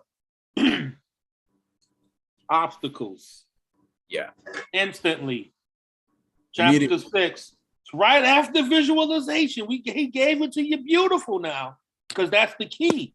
That's how you get there. That's what Corey's saying. What are we supposed to do? How am I supposed to, well, so most people like Travis said, meditate. That's all we can say. We still do meditation. It's actually visualization is the first process that you got to go through, and you train through mantra, and you understand that science of the yantra and all of that. But guess what happens? What they said when Eve was chilling and all of that, you know what I'm saying? And then Satan appeared. They always say that in the Bible, Satan appears. That's no different when in the book of Job, when he talked about when they was having this meeting. That's why they call it the administrative intelligence. Don't forget, Kabbalah come from the Bible now. So they was having this meeting in heaven and shit like that, and everybody was there, God and the heavenly host. And it said, behold, Satan appeared. Whenever shit is peace, there's this particular atmospheric character who a nigga got to, because if a nigga got to say, behold, this nigga coming with smoke or something. You know what I'm saying? Right. But that's why he went through visualization, because it creates the process. It's the tool to do what? To develop focus. If you're not able to control your thought on one thing, you're not going to get to a calm process so you can do what? Sit down and be still to do what? To meditate. So the whole thing is, we got to go back to chapter 6 in Dharana Darshan so you can understand what are the obstacles. Kundalini awakening, sensuality, encountering illnesses, disillusionment. That's what happened to a lot of people that don't even be with the major society studies no more. A lot of them became disillusioned. Right. Because it was what? It became, let's read what it says. With the practice is yet another obstacle. At this stage, it is difficult to assess the degree of your progress correctly. Out of enthusiasm, you may tend to overrate your attainment, thinking that Dharana can be mastered quickly. However, as you advance, you will become disillusioned to find that Dharana is not so easy to master. It takes time to steady the mind and develop concentration, inner visualization, and control over the image. You can't get to the calm process of meditation without having what? A inner image. That's why as above, so below, I got to demonstrate everything physical to y'all humans. That's why you got to have a cross in church. That's why you got to have, for Islam, you got to have the crescent and the star. That's why you got to have the symbol of Om, because niggas need to see some shit all the fucking time. They need that like physical manifestation of it, They gotta see it. But that's only a demonstration of the true seeing, which is when you do what? Close your fucking eyes and see. Yeah, and see with this eye, not look with these eyes, but actually go inside and see what Om looks like. Yeah. Go inside and see what the Tao looks like. Go inside. So the whole thing is, nigga, go back to chapter 6 in Dharana. If you still feeling some kind of way, you deserve to be slapped up. That's why. Yeah. That's why you and I'm gonna just say it, just to say it. You would chump spiritually for even feeling some kind of way, because Travis Majors gave it to you for the free 99. Straight up. Go look at his channel. Yeah. The nigga got it. You got plenty of hours. My niggas of that shit, Travis know, and I'm not ashamed to say that shit. So Travis the modern right now, Bobby Hemming, my nigga. He ain't got to be the same way, but if we want to use patterns, what I mean by Bobby Hemming, I mean that Travis a particular character that's demonstrating the ability to deliver the science of literature, not just for the purpose of delivering it, but for practical application. for empowering yourself, not to make you become a part of the major society so the nigga can become really big. Because if you notice, that's a pattern too. Motherfuckers that have all these followers and they be having hundreds and thousands of people, they be having big money and big shit. That's because they half truth and half real. That's in the Yoga Sutras too. We see everything that we see is a demonstration of spirit for our spiritual elevation. So you got to go back and see the eyes. And it says that right here, it takes time to steady the mind and develop concentration and the visualization and control over the image. You gotta have an image. When the practice does not go well, you may become uneasy about your progress and begin to doubt whether any benefits you have gained. On the other hand, when some success is attained, you may feel overjoyed, thinking that you are on the threshold of samadhi. These kinds of ups and downs will be there at times. When we got to this chapter, this is when niggas was jumping off the boat. Yeah, same.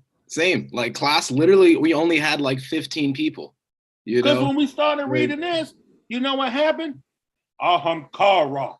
Because don't forget, Ahamkara is also a divinity. It's a deity. That's why they have beautiful stories.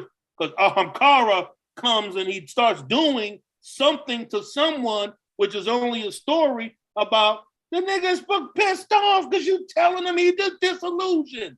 Who the fuck are you to tell me I ain't experienced samadhi? I'm God, nigga. Oh, this melanin. Man, these folks here. Look, on this note, since we're on this subject of these obstacles in Dharana, I'm gonna do a thing. By all means, do not run to Amazon and buy this book. But if you're somebody who's stuck on this level and you feel like, oh, this is what I want to learn more about because, geez Louise, these obstacles got me stuck. I found a book that's called The 49 Barriers of Cultivating the Tao. Now, it is coming from, obviously the Eastern Chinese aspect, but all connected. All connected. Right. He's going into even more depth of all the different obstacles that ego comes into encounter from beginner level to advanced level. Now, I thought that this would be a good thing to study because just like what Chango said, a lot of people are going to be like, oh, well, I made it. Or, damn, I'm never going to make it far away. The key is to not even look at your progress, but to just be consistent. So at least for me, within myself and also being in a position of helping other people to understand, I thought it would be good to at least become aware of all the different barriers. Because the good Swami Niranjan Ananda Saraswati mentioned a few of them. At least these folks were able to come up with about 49. So this is something that sounds like something you'd be interested in. This would be a pretty decent one.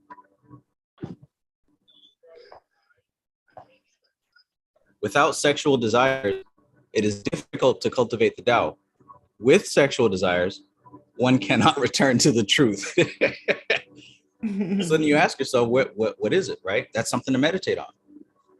Without sexual desires, it is difficult to cultivate the Tao. With sexual desires, one cannot return to the truth. Which means there's a middle ground in there, right? And people gotta understand because that's even a whole nother sign. Is what is he really meaning when he's saying sexual desires? He's really talking about the mundane. Because don't forget that the physical body is a tool for liberation. So through what can be misconstrued as looking at it from out some sexual desire being burned from the higher spiritual eye and higher spiritual seer, that right there, you're involved in a ritualistic act of heaven and earth. So the orgasm will not be, because the physical orgasm is only a physical demonstration of the subtle non-physical orgasm. What happens when the kundalini goes from the muladhara, when it goes through, when that chemical reaction goes from the muladhara through the spinal column, because it's physically happening at the same time as it's not physically happening. And when it reaches, goes through there and it gets to the pineal gland, and the pineal gland creates an inner light, that's orgasm. Uh-oh. So when you in some good yoni, you digging in, and you know, because women can know, they look at a man, that nigga is turning retarded. No offense. When he getting ready to do what he got to do, all kind of convulsions, that is only the physical malkuthic representation of the subtle. As above, so below. You understand what I'm saying? So people miss the whole point. That's why, like I said, I go back to Trav. It's a physical demonstration of what you really got to do. You really got to read and study all the time. You know why? Because it's a constant shift. It don't sit in time. You know what? Not the concept of time, but the experience. Even Shakti, in the form of Kali Ma, in her dance, is representative of the movement of experience that we call what? Time. That's what her hands, that's why she's moving. Her one foot is going forward, the other foot is still grounded, but the heel is lifted, meaning that it's getting ready to go into another form.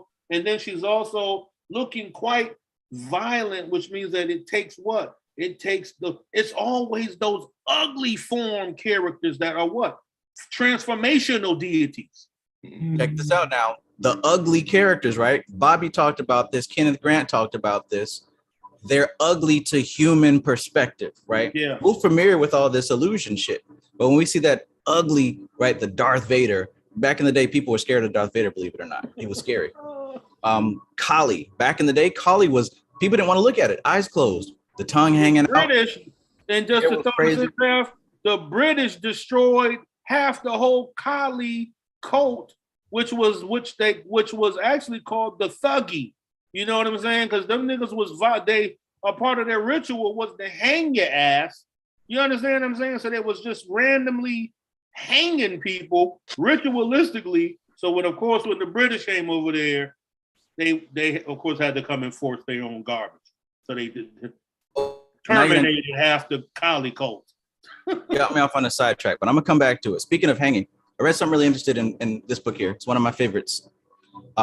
I waited so long to get this book, many years. Kicked Out of Heaven, The Untold History of the White Races, circa 700 to 1700 AD. Awesome book. Deeply researched. Ain't nothing in here made up. Everything is pointing to where he got the information from. Anyways, there was a whole lot of hanging and lynching going on in Europe before we got to the Americas. It was a daily thing to see somebody getting hung every day. Now, even though the main populace was literally on the level of animals and the ruling class were more sophisticated, even the common folk had superstitions, which came from the people who taught them anything. So the superstition was, I don't know why they were so angry to kill people. Like, it wasn't enough to hurt you. They wanted to make sure you was hurt in the afterlife. So when it came to hanging, they got the science of breath from the people who trained them. You know what I'm talking about, the Moors and the people in India. But they understood superficially that that life was on the breath. So it was more of an honor to be beheaded, because that was considered a warrior's death, because your essence, your prana, your life force left with your blood, right? That was a warrior's death, because that would influence your reincarnation away.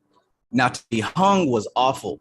Does anybody know what happens when you're hung? What does your body do when you get hung? There's all the bodily fluids inside your body. There you go. So if you were hung, you know, they fed you your last meal.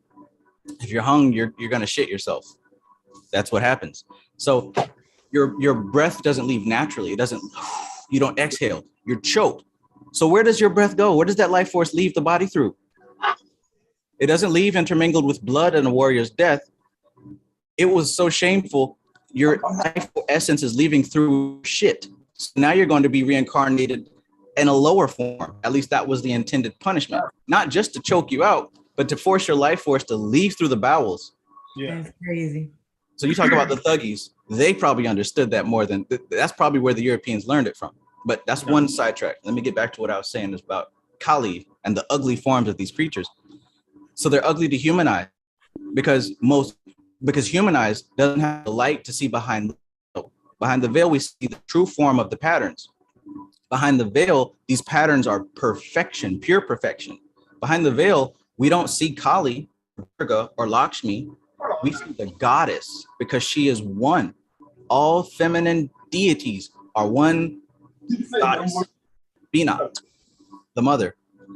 So it isn't until the inner light is activated, until that light is shining from within, that we're able to actually see the beauty of chaos. I thought you said no more from the kill. The beauty of Kali, the beauty of these ugly Cthulhu, Yog-Sothoth, Nyarlathotep. They are scary and terrifying to people who don't have that inner light. Death is scary to people who don't have the inner light activated. Yeah. Russia is scary. And it Black also all matter is scary. And it demonstrates that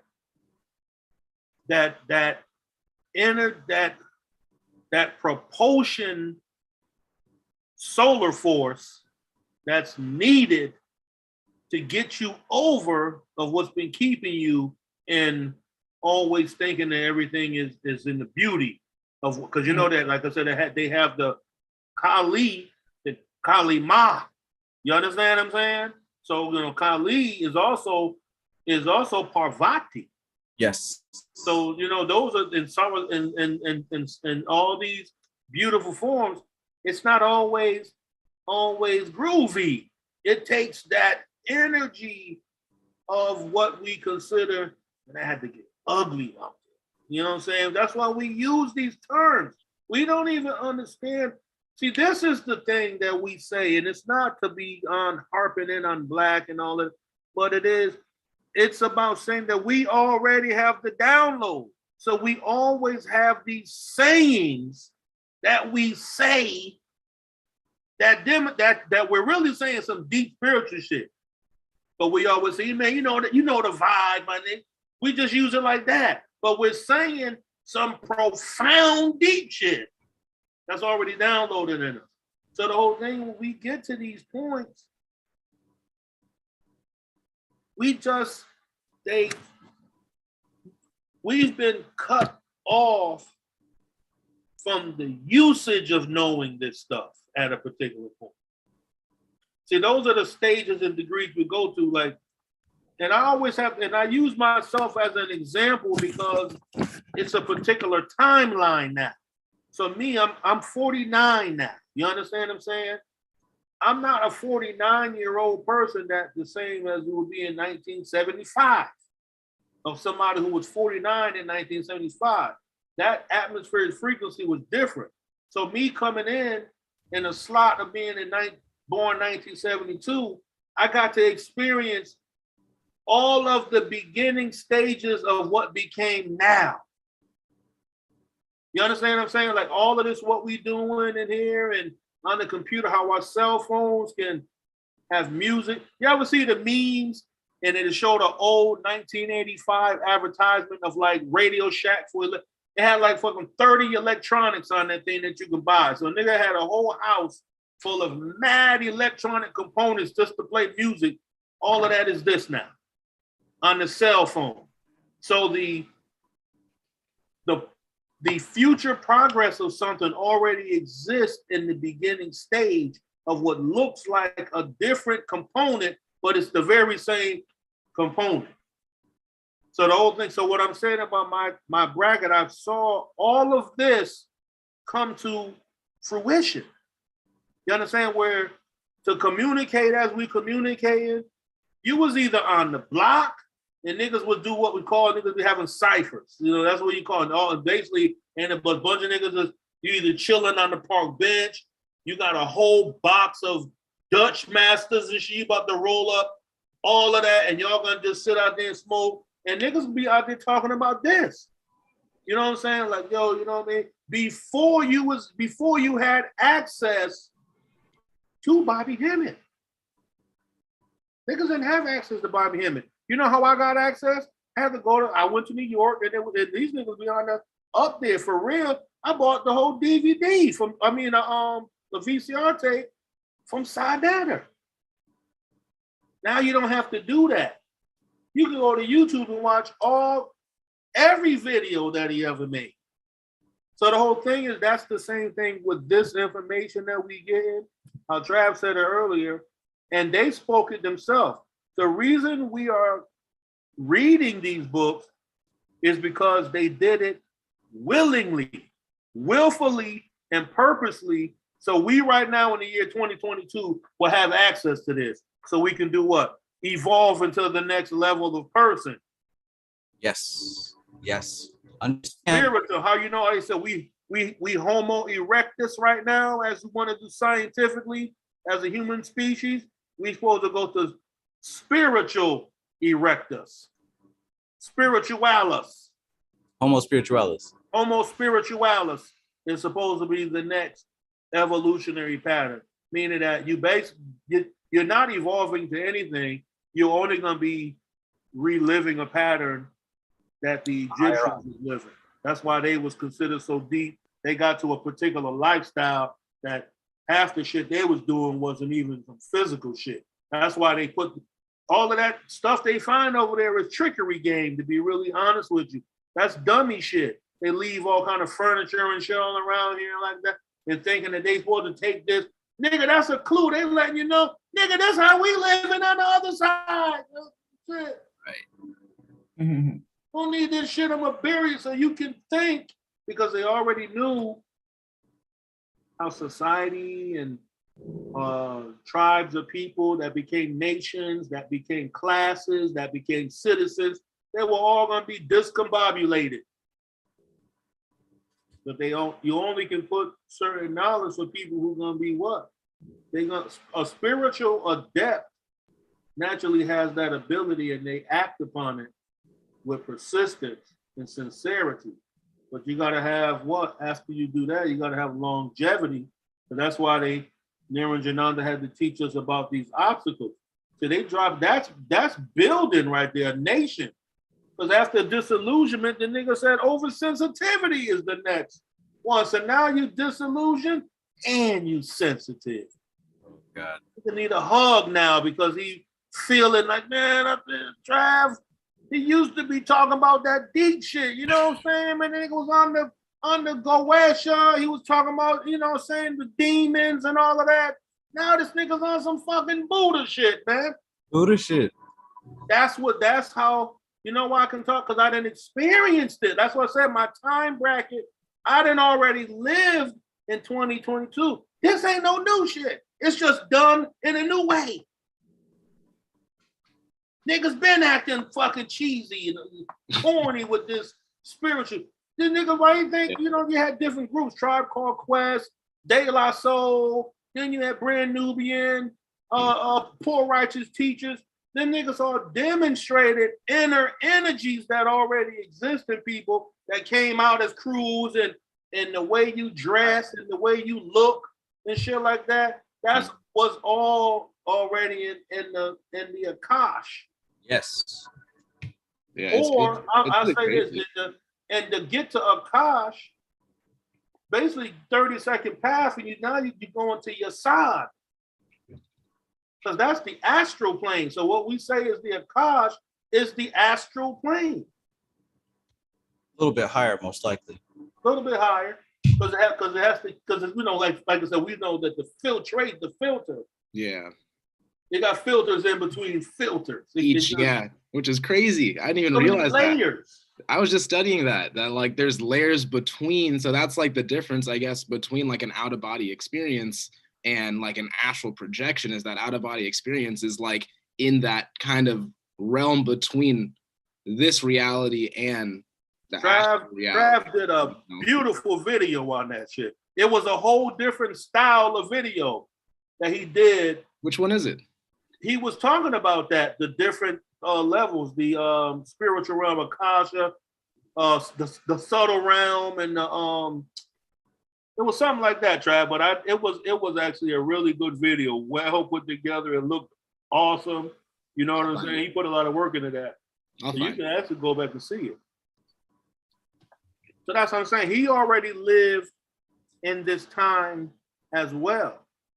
So that's when you get into the science of people talking about time travelers. Only thing you're doing is you're basically revisiting the future, because they say that the original man don't write his history from going backward. We write history going forward. Yes. So when we say that we're doing something innovative, Trav already did this. It was just demonstrated in another form. I want to say something here because you mentioned something key as well, as far as living out patterns. It was already downloaded. So we always talk about like it's already in our DNA. We already have the downloads, et cetera, et cetera. And I like to, for my own mind, and also to be able to explain, I like to clarify so that it makes sense logically, but not just so it makes sense logically, but so that the logical can connect with the spiritual. So it's exactly true. Like we have these patterns, we have access to these patterns within us, and it's just nature. Like I remember reading about the phenomena before the internet and really before television was a thing, you know, in Black culture on the East Coast, a certain dance would come out and a style of music. Well, simultaneously on the West Coast, that dance would be over there too. Now, there was no way in hell that somebody's running across the United States teaching people how to dance, right? People came into an awareness of these things naturally, and that continues up until this day with the slang, with the lingo, with the trends. Like there's a certain connection being made. Now, somebody might say, that's your melanin, right? You know, which could be true, sure. But I don't like to stop there because I can't stand on that. I can't take that to a court of law. But I would say that it would have something to do with the DNA. It would have something to do with the inherent potential that's being tapped into.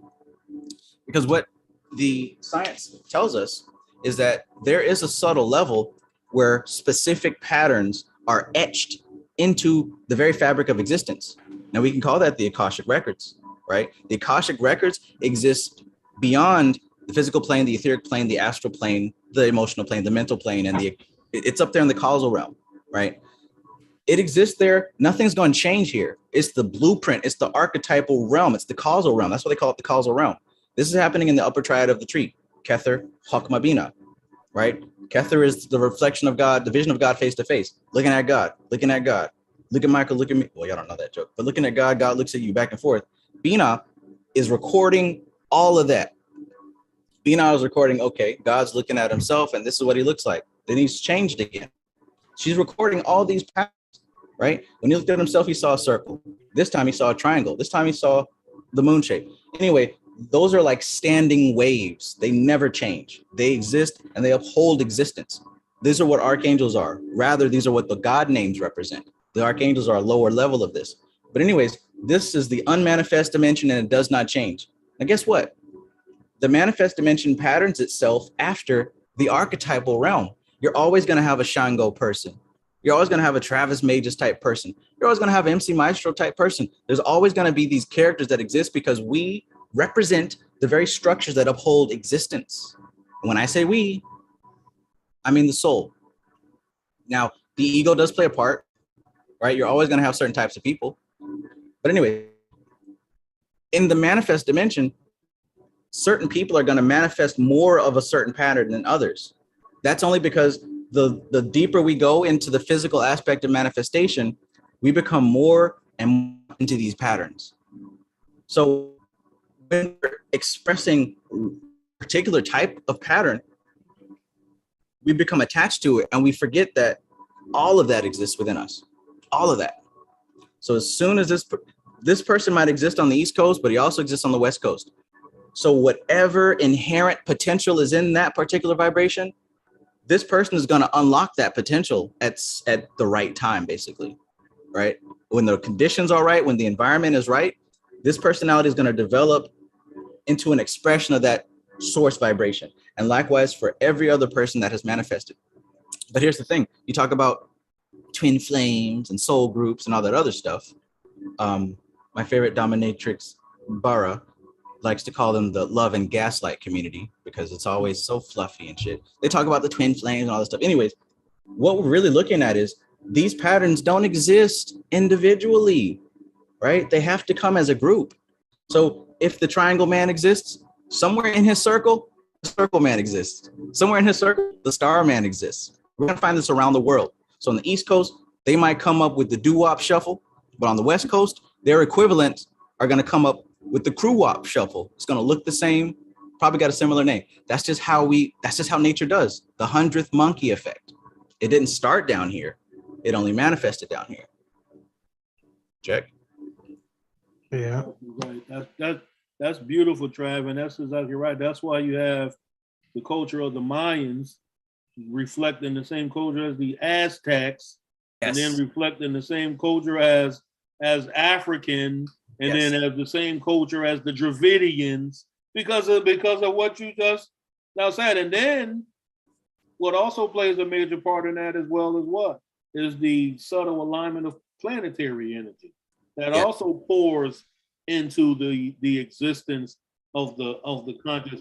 And the planetary energy is nothing but what Trav just showed you, the compounds of the elements composed, even though you may think it's four, we're saying four, but it's like four that's not even a four, it's just like multiplicity of a four. Mm-hmm. That's why it got so many different forms. Like, Trav said, and that's demonstrated through hip hop with Trav. That's actual facts what my nigga just spoke. Because like you said, in hip hop, you didn't, like, what a nigga say, like we had like they call it break dance. LA called that, well, we had the movie Breaking. The niggas had the fucking electric boogaloo. You know what I'm saying? Nobody was fucking with even though we watched it. So go back and do Google the electric boogaloo. That's where you get the dude who does with the Tron with the fucking broom, he moving it and shit. That was the LA version. The East Coast version was with Lee, and they was in New York, and you know what I'm saying. So that was so you're right, that parallel, and that's what's polarities.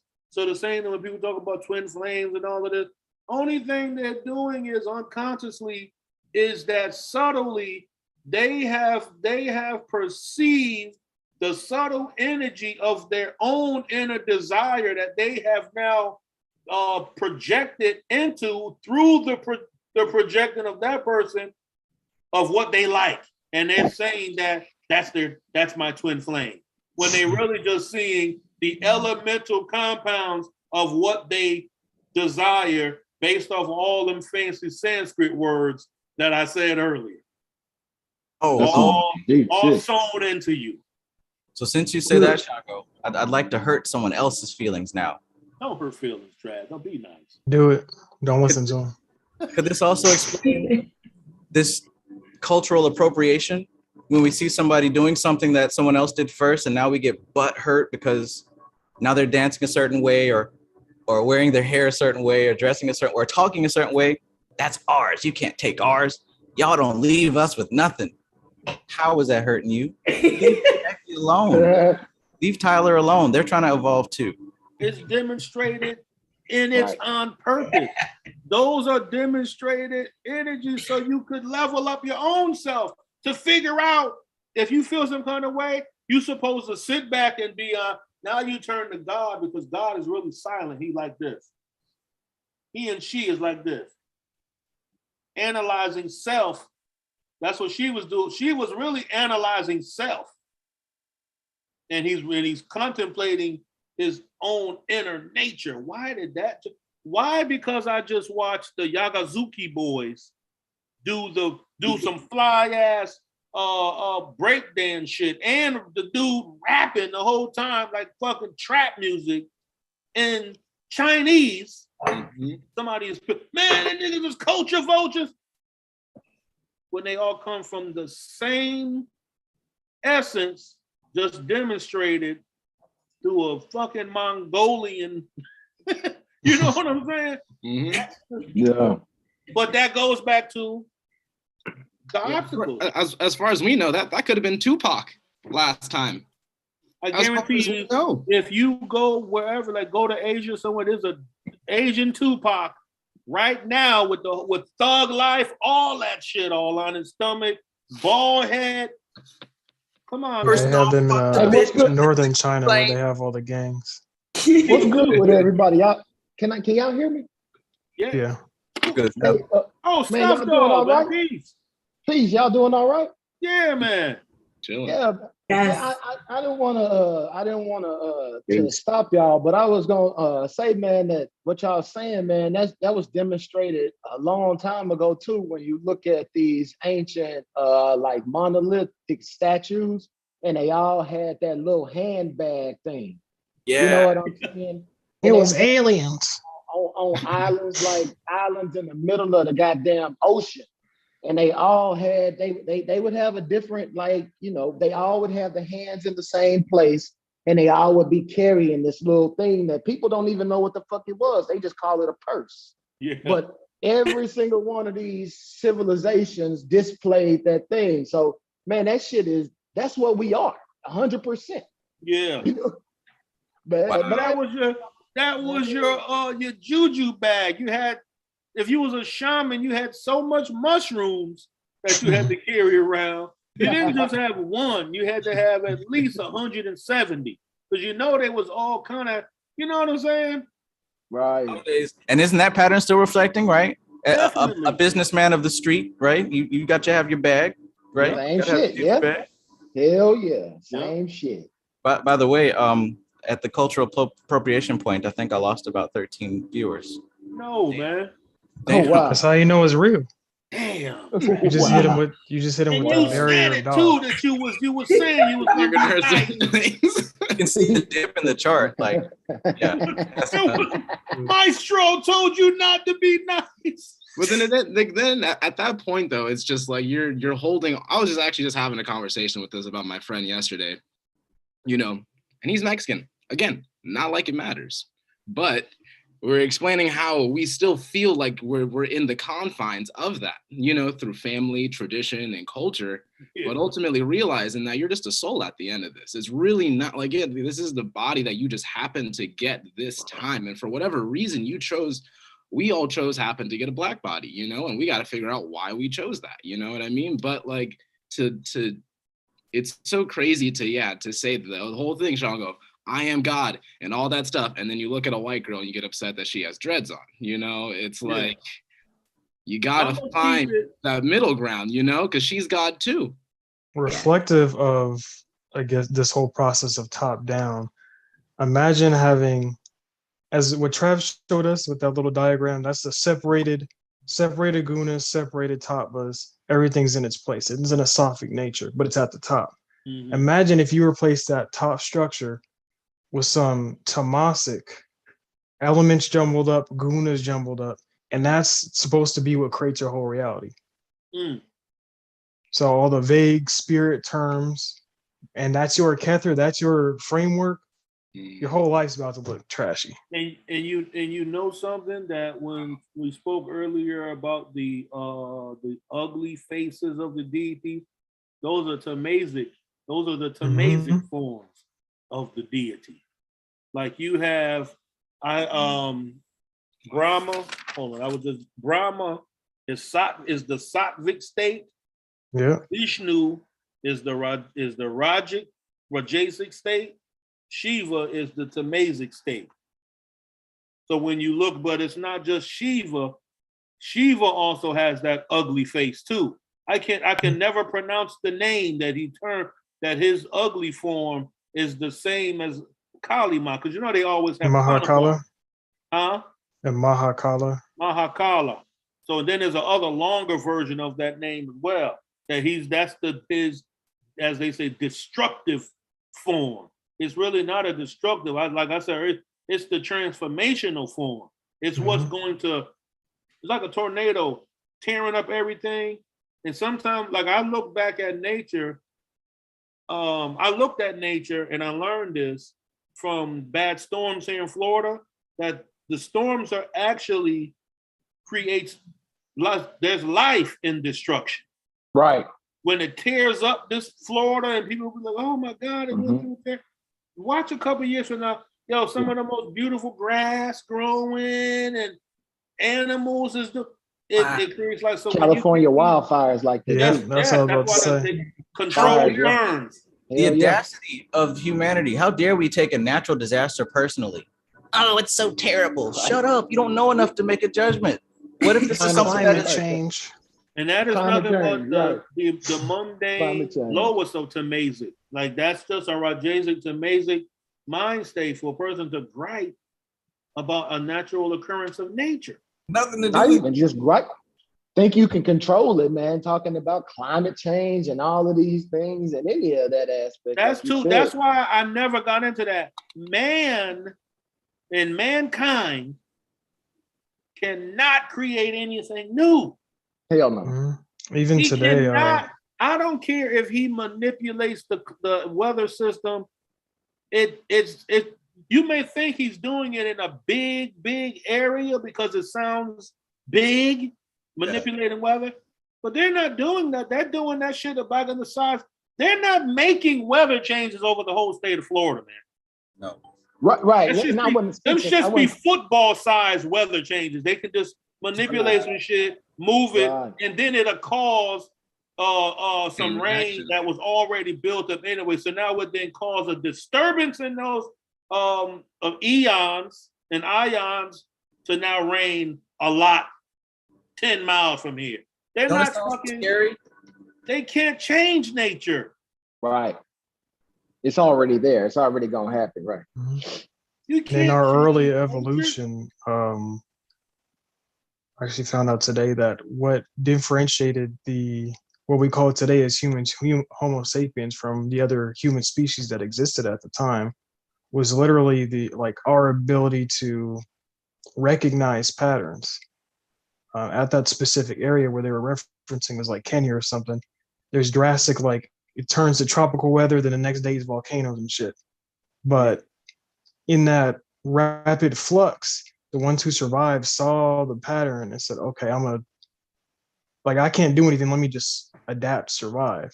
And now today, people like us study patterns. Let me adapt, survive, or serve on the higher. Like the equivalent to the other species at the time would be those who, hey, that's bad for the environment. If you're sitting in this low tamasic nature, right? And you're literally locked in these old part of your brain, like you can't intellectualize, you can't recognize bigger patterns at play. Right. Hey, ooh, man, that's some deep shit, man. Is that like if we sitting here having this conversation right now, like because you said that separated the different human species on the planet, if we gonna go with that logic, could that same thing be happening right now with us sitting here having this conversation? Like, is this mindset going, because we can recognize the patterns like that? Is this mindset, like y'all were saying before I jumped on, Homo spiritualis? Like, is that That's literally it. Wow. I've been talking discreetly to Trav about, I plan to pursue this academically, but the bloodlines in Europe, some would contribute to melanin and whatnot. But I started to piece together that a lot of the kings back in the day when they fought, they were really on the battlefield, but they also had strategy. Not every peasant you trained had some strategy. When there's a massive battle going on, they're the Aries type, they're not the Athena type. So it was really like when they had the marriages and stuff, you have to marry within the bloodline or you have to marry of royal blood. You have to marry somebody with the same genetic capability to access that brain. So it wasn't for no reason, or it wasn't for a pompous reason. Right. Yeah. So what it was, we go back into it. Like I always told people that what was in the ancient age fixed marriages was basically these people who did these fixed marriages actually recognize genetic patterns through particular bloodlines and particular families and knew which should not be mixing based off also the I am Namsa chart and in the planetary influence. You can't be mixing certain things like this. So that's how they did it. So the same thing you just said, that through the bloodline, and they have outwardly displayed, that's why they call it blue blood. blue blood, you know what I'm saying? We don't always want to always hit people with the Moors, but boy, they all mixed up in there. So when you see the ritual, they do a particular ritual where the queen and all of them come out, but there's a little black boy that's in the front of them, and he's holding an umbrella, and he's walking in front of them. Now you may think, what the fuck is this nigga got a fucking black kid? That's actually showing you what bloodline they follow. And they use the child because it shows that this thing goes back to infancy. This is something that we have to demonstrate, because you got to pay homage to what? To the beginning. The ancestors. That's another thing. When other cultures do what we call culture vulturing, what they actually doing, because you got to have different, like I said, take the glasses off, nigga, see this shit. Perception. What you think is blurry without your glasses is actually extra clear. So the whole thing is, what you think is somebody culture vulturing, spiritually, they're actually paying homage to us or anything, because they couldn't do it themselves. If they could have, they would have did it 10, 15, 20 fucking years ago. Breakdancing, whatever they was doing. While these niggas was listening to Blondie over there in Greenwich Village, New York, the other niggas would be cool, a big hurt, and these niggas was over there doing some shit in abandoned buildings in the Bronx with these niggas on the microphone. Come on, y'all, let's party, yeah. And that became what's rap. When they mixed them two together, you got the Beastie Boys. So I'm giving you the history of how they manipulated the elements. So now you get the Beastie Boys and all of that. So who did the blueprint for that? Russell Simmons. They did that. And who was the other blueprint for global hip hop? Run DMC. Hey, Shango, that sounds a lot like manipulated. That sounds a whole lot like those pre-planned marriages. That's why I mentioned that, Trav. What did the Honorable Elijah Muhammad say? Grafted? He used the term grafted. Grafted. The grafted man is right. the European man. Right.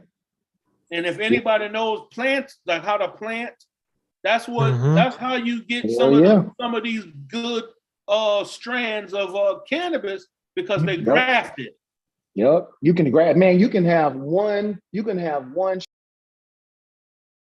Uh-oh. He stopped himself. Recipe. All you saw was the red mute button to come. You can have what? All right. Yeah. But yeah, so that's why I'm saying. That's why Solomon was not a person. Solomon was a concept of intellect, of conscious dialogue, no different than Arjuna and Krishna.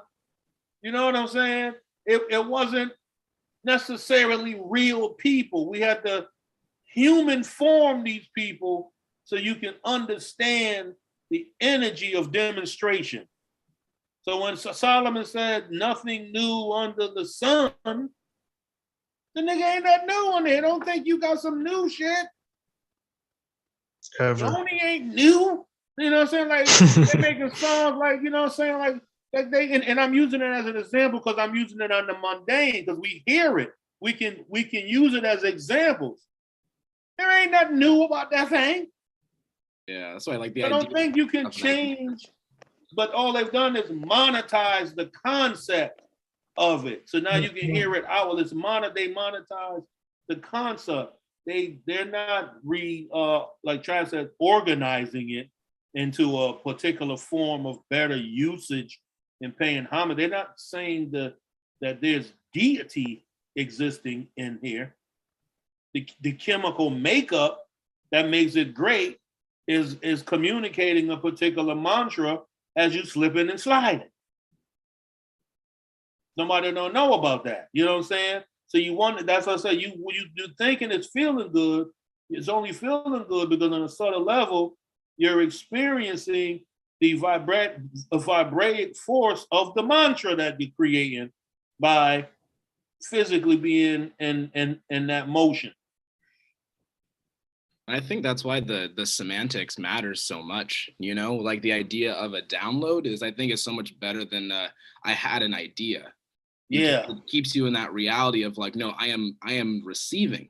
I am not I mean, yes, we are creator, generator, operator, destroyer, you know, of course, but you know, you also understand the role that you're playing as a human, you know what I mean? Or even as a soul in the human body, that it is a receiving mechanism, you know, this is our, you know, and so, yeah, I think the verbiage really keeps you grounded in those lessons.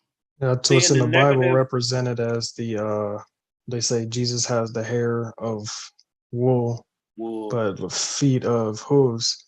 That's really showing you from the lower perspective. When we say rule on the lower, it seems like you're creating something. What the serve on the higher principle, you're just receiving. All you are, just like how Tiferet is on the tree.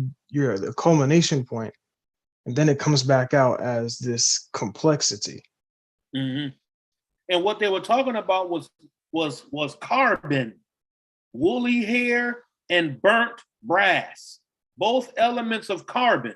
So now what we have to do was contemplate are they talking about melanin? That's your melanin. You know what I'm saying? No, I'm just making a joke that I thought about Bobby. But that's what Bobby will hit you with. It's now for us, because we are evolved. We're supposed to explain what Bobby was saying when he was saying everything melanin. It's the communication. Melanin, what we're saying is it's a intuitive communication frequency that you can utilize for getting contact and getting information from sources that are not found in any physical world. And even 666 or carbon, that's Tiferet. Carbon has 6 protons and thus 6 others, subatomic particles. And that's why Tiferet always deals with it's not just the savior figures, it's the personalities that encompasses a savior. What type of characteristics of Tiferet that creates a savior? What is needing to be saved? All of that should be contemplative points so that we know that what Tiferet is doing is it's pre-organizing itself to provide the information that it already knows that's going to be filtered into a form that's going to be composed of physical matter, and it has to have a way out or it's going to be stuck.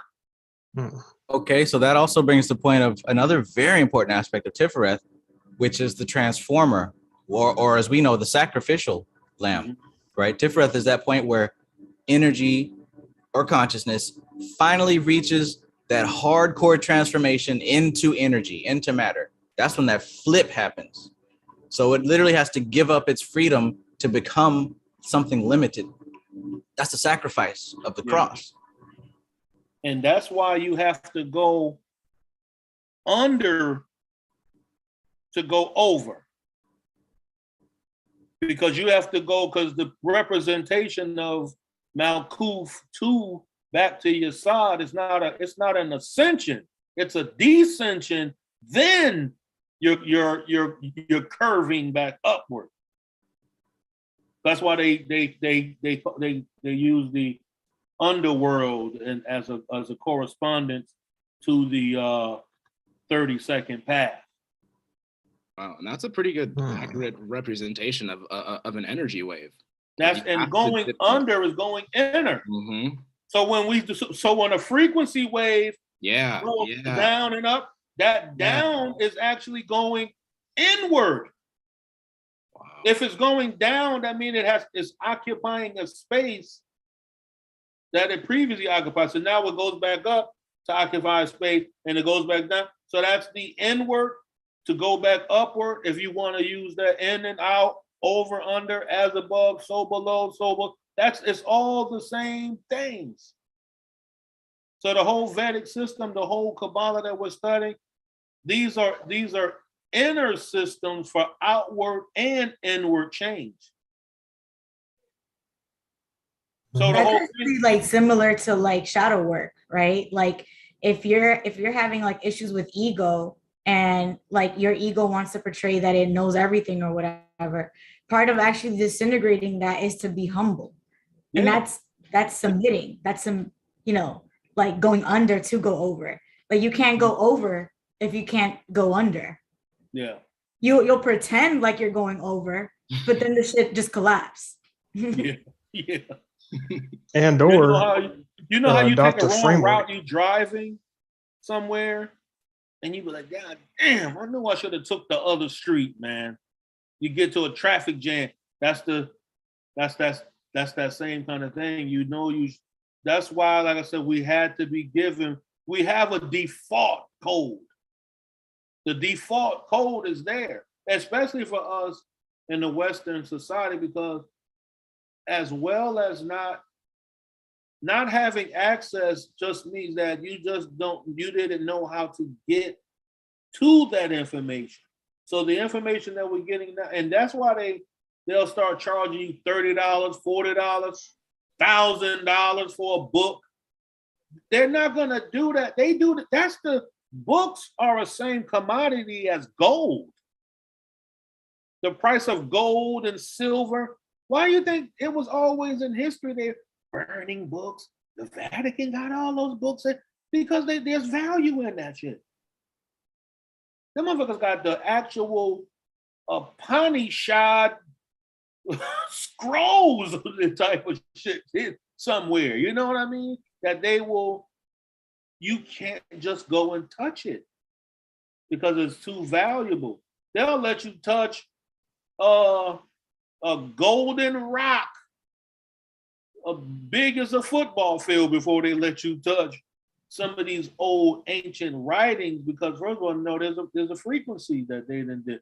You didn't have priests and priesthoods say whether it be a prayer, a mantra, something over these written works to bind and lock in so it can't be accessed. That's why there's so much errors in written old text, because a lot of people, the British and the Europeans and the French was misinterpreting things because they couldn't read the frequencies. You know, when I first got into the occult, this is my first time meeting a friend of the family. And so he was kind of picking my brain, see what I knew at the time. He's like, yeah, I've been in this for 40 years and I go to private auctions to buy some Hebrew scrolls. See? So they got them. But compare that to, we know as a person, depending on what level you're on, you're going to have certain tastes. You're going to buy something, but that thing determines what level you're at. So some people, when they get that paycheck, going out for some shoes, going out for some clothes, imagine someone says, like, what are you doing with your paychecks? I'm about to go to auction to buy some ancient Hebrew scriptures. You know what I'm saying? Let me tell you something. Look at you like you are wild and insane. You know, I used to be a part of an African Methodist church, and when I started getting into the ministry, you start being allowed. You know what the chancerelle that is in front of the pulpit where you kneel down and pray is wooden. It's the same thing as they use in court and shit like that. So you can't, what's called you are part of just the regular churchgoer you can't even go into the pulpit because it's an elevator space, right? So it's ritual all involved in this whole shit. So once I became a part of the clergy, now I'm sitting up there and shit like that. So one day I opened up the little door on the podium, and the fucking Zohar was in there. The whole Hebrew Zohar. I said, look at this. That's the same thing like you just said with these different levels. Once you start getting to that's why you got to understand, you can't be mad at church and all of that. I utilized my abilities and went into a church knowing what I'm speaking about and knowing about. I've been the same. I'm not, if we ever get together, I'm gonna be the same in live as I am. That's just me. You understand what I'm saying? I've always been this. The same in church. Some people ordain me as a minister in this thing. I'm up there talking the same way I'm talking up there the Sunday morning. So you got to be able to, that's testing your magic. If I'm so wicked and if I'm so blinded by this Jesus and all of this other thing, boy, I understand how the whole church business. I done seen money pass. I know how that money spent and how to go down. Boom, boom. There's people, especially here in Florida, because I'm only like 70 miles from the original spot where Rosewood went down. So when Rosewood went down, a lot of them people, as you said, in bloodlines, they came here to this city, Ocala. And if you watch the movie Rosewood, when they got on that train, they actually went to Gainesville, which is like about 30 minutes from me. So there's a lot of history. Huh? That's 30 minutes from me. Yeah, that's crazy. So the whole thing is when you start to study these type of things, you will see spiritual implications and how it all went down. Mm-hmm. And that's truth. So what you want to do, you want to discover truth in things like Trav showed that book and it's talking about the European. It ain't about being trying to, as what they're trying to do, that they calling it something now where they don't want you speaking about a particular critical race theory, where they don't even want you to speak about the truth because they don't want you to offend somebody's feeling, which is called white fragility. If we want to use their words, that's what they made up. You know what I'm saying? So the whole thing is you can't even speak the truth without somebody saying, man, you always got to bring up the white people. Yo, it ain't about that. It ain't about saying you the cracker and all of that. That's a reality, but that's a different thing. You got to get over. Let's have a dialogue. Just like that. Go back and look at the videos of Malcolm X. Yo, this dude was going to Harvard and Yale. They were inviting him to Harvard and Yale to talk about calling him the white devil. And the way that he maintained his composure throughout all of that, they don't even make that's the whole thing right there. This is the point where people fall out of the chat because they're too emotionally attached to that. Oh, right. You know, of course it has its place. Of course these things happen.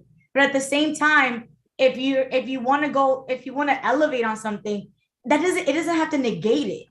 Like, just because you want to transcend something doesn't mean that what was said has to be negated. And right. I think that's where this whole like narrative in like the society comes in. Like, perfect example. Like if we're in the information age right now, then what would be a way to kind of like blind the masses, right? To just engulf them with more information. Like if this is the picture right here, then let's just make the picture go like right here. Yeah. You can't see the whole picture, right? Mm-hmm. Like, and that, yeah, that's that. It's yeah. And they're taking away. Okay. They know how to manipulate the 85% of the population that we consider deaf, dumb, and blind, or the sheeple. They know how to manipulate that very same thing about them because the pattern is so deeply embedded in individuals that they already I call them wizards, the controllers, like advertisers, admin, and marketers, and those type of individuals that create content for the purpose of creating trends in society. Those are the individuals that are great wizards because they're changing the atmosphere. Just like if they want you to drink Coca-Cola, they're gonna start creating multiple Coca-Cola ads and add some new music to it and have Beyonce do a cameo. And Trav just put they know how to manipulate the Kabbalah and they know what spheres to use. So once you comprehend this, that's why I say you will start saying like, oh shoot, they've been modified for so many years. Hey, speaking of that, and the Coca-Cola, you know, originally they had the cocaine in the drink, and that made it so addictive. I wonder if they've been trying to find a substitute. Have y'all tried that new Starlight flavor Coca-Cola? No. I think Man, we'll find a substitute. that flavor's so good, I had to stop drinking it. It was too damn good. I've sipped one and went back to the store. You ever gone back to the store after? That sugar had you so wide open. You know what I'm saying? It was good. Too good. Oh my! What I'm seeing Sure with they my have. generation is like, there's this kind of huge movement for self-diagnosing yourself. Like everyone I know my age, they're like, oh, I self-diagnosed. I have anxiety, or I have, whatever. But, and there's a book I did not read in school, like for an assignment. I just didn't read it. I was lazy. But it was called The Giver. And I do remember that thoughts and even the ability to see color were suppressed by pills, but it was literally voluntary. So at least what I'm seeing is the next stage. Everybody, oh, I'm depressed, I have anxiety. Then you're going to get a pill for that. But you're about to suppress, like, you don't even need trends at that point. You just take a pill that suppresses you to everything. And if you get off it, now it's about to be so different from your reality. Like, you're going to live a normal automatic life, and then you come into something like the first thing is you stop taking that pill, you come across some Taoist with shooty. That's about to break you. Might as well just go back on that pill. And you know something? Like we say, Taoist shooting. Let's not even get into the shot practices. You know what I'm saying? A lot of these shot practices are so extreme. You got to squeeze your stomach. You will have to squeeze your stomach so flat to squeeze. And like Trav mentioned earlier with the hanging, like I said, they're cutting off the connection between the esophagus and the anus, between the mouth and the anus, because in particular shot practices, you can train your anus and your intestine to suck in air because they're sucking in water into the anus to flush it out and cleanse it before they go into these high spiritual practices. And those are considered very extreme. Like you will have to be practiced particularly for like 30 years, even more to get to that physical level. Or because, like I said, the energy reaches is how it is, and it's more and it's advanced.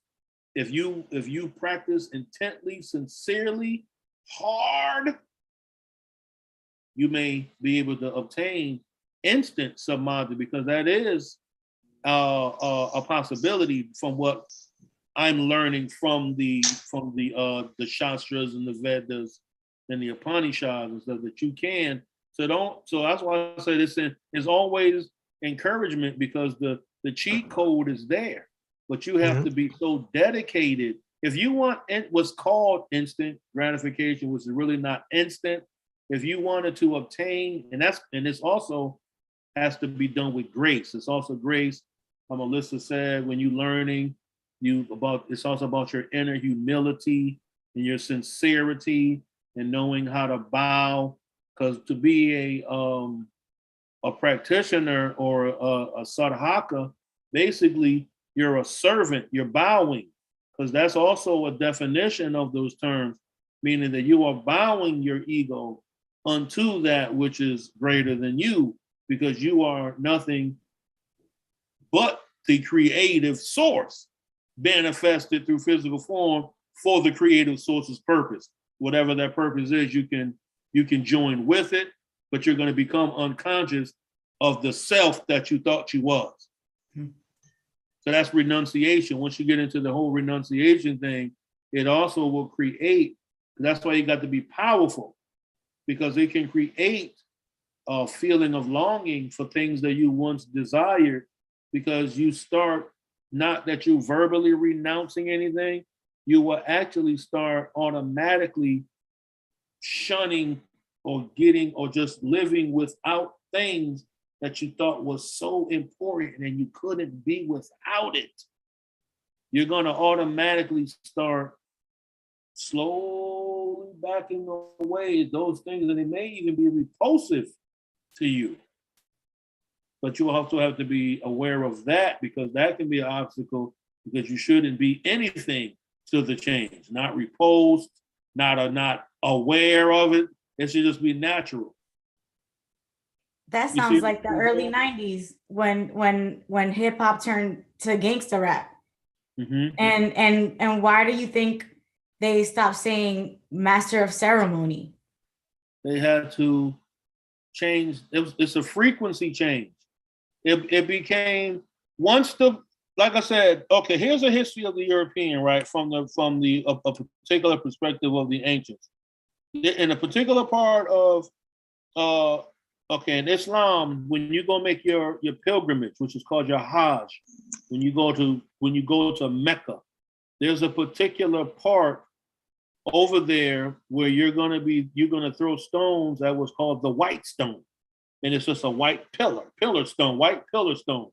And you're gonna be, as you're doing this, if you don't know how to say them, you hire someone to do your prayers and to do the chanting that's needed for this particular ritual that you're gonna do. So this ritual that you're doing and saying words is an ancient practice of little children. They saying that you're throwing stones, casting it at Shaitan. So because Shaitan is the whisperer in Islam. So they're saying you're keeping the Shaitan away. But the history, another historical aspect of this was little children used to throw stones at these white-skinned people that were coming from the mountainous regions. And they were mountainous region people. And that's what that is symbolic of. So eventually, as we know, and you can look up the pictures and you will always see some pictures of what we call Moors, but they all had different secular names because they were tribes as well. They fought against each other, took them prisoners of war. So the whole thing, the Europeans at this time, which they were, the Slavs, and all of them all up there where we want to pray for Ukraine, them people. You know, I'm not being against, I'm just speaking as it is. They were what they call the uncivilized, or the 5 barbaric tribes. And you can look that up. So the whole thing is they were uncivilized and they started coming amongst civilized regions of people. So what does a king in all his arrogance and all his regalness does? Let them come. Because you fucking, you know what I'm saying? You know, the Moors was on some deep shit. You understand what I'm saying? Niggas was fucking on some, God body. So they let them come. And what you start doing once you civilize somebody, you civilize them to the point where they now can do what? Eavesdrop on your ass. Didn't our ancestors do it in slavery? They used to listen to the master and them talking in the other room. How do you think they learn how to read and how to interact with people on particular day? And they used to make jokes about them and shit like that, and certain dances, because they used to watch them dance at their balls. So anyway, these kings and these princes and ancient started civilizing, meaning teaching these tribesmen, Norsemen, how to be civilized amongst us. Since you're gonna come amongst us, we're gonna teach you how to live like us. So you're gonna start first. We're gonna teach you how to walk upright. Because we live in palaces, nigga. We don't live in no cave. You know what I'm saying? So you 20 generations deep from living and born in one cave. So you're gonna be crowded. So anyway, these people start becoming civilized. They start becoming intelligent. They start mirroring the very same people that civilized them, and they start doing what? They start secretly going back to their own people, and they start civilizing them. And they start teaching them how to do this. And that's why that's what you get to the secret history of the white Shriners.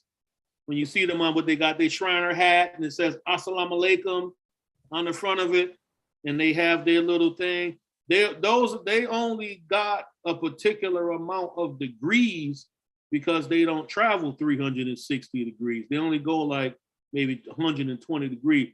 That's why when you go, this is a secret, you got to know the symbol. Their tassel is pinned down. Right. Their tassel is not freely spinning, because that free spinning tassel represents the universal sun, can move in all directions. Their tassel only, you are under laws and restrictions. You have ordinances. That's what a sword is placed on their symbol, because if they violate the trust of the palace that's under them, because under them, off their head is done. You get your head chopped off, so you had to be warned. So the whole thing is, that's where you get the European started coming into his magic and his kingdomship, and because he learned how to rule his own people by the individuals who didn't rule over them, they civilized them. They let them come amongst them. They taught them and let them eat with them, and they started, they took their information back to their people. You understand what I'm saying? So this is how historically you get, this is why it was easy. And Trav got the books, and ain't me talking, this is stuff I learned. This is how you get the Golden Dawn and all of them like that. Because through the bloodline, as Maestro spoke, if you trace them, they were taught by somebody who was taught by somebody who was taught by somebody who got it from somebody else who taught them. So so just like when you get to Socrates and Plato, all of them big up Egypt.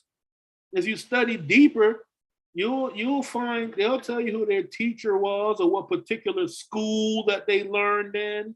The Egyptian mystery school. So so this is us. And I say all of that to say that without actual facts and the trueness of what's being said, what we call history and all the shit, and we got on this because of what triggers people, all that shit that triggers people to feel some kind of way because they think you're attacking their racial distinction or them as a class of people. You're really not. Study the history, dude. Hold on now, Shango.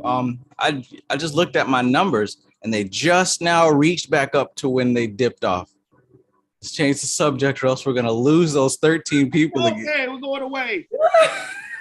I learned this week that when it comes to like the royal houses and what the aristocracy used to do, so what we call eating properly, curtsying, archery, horseback riding, ballroom dances, they were actually based off of Kabbalah.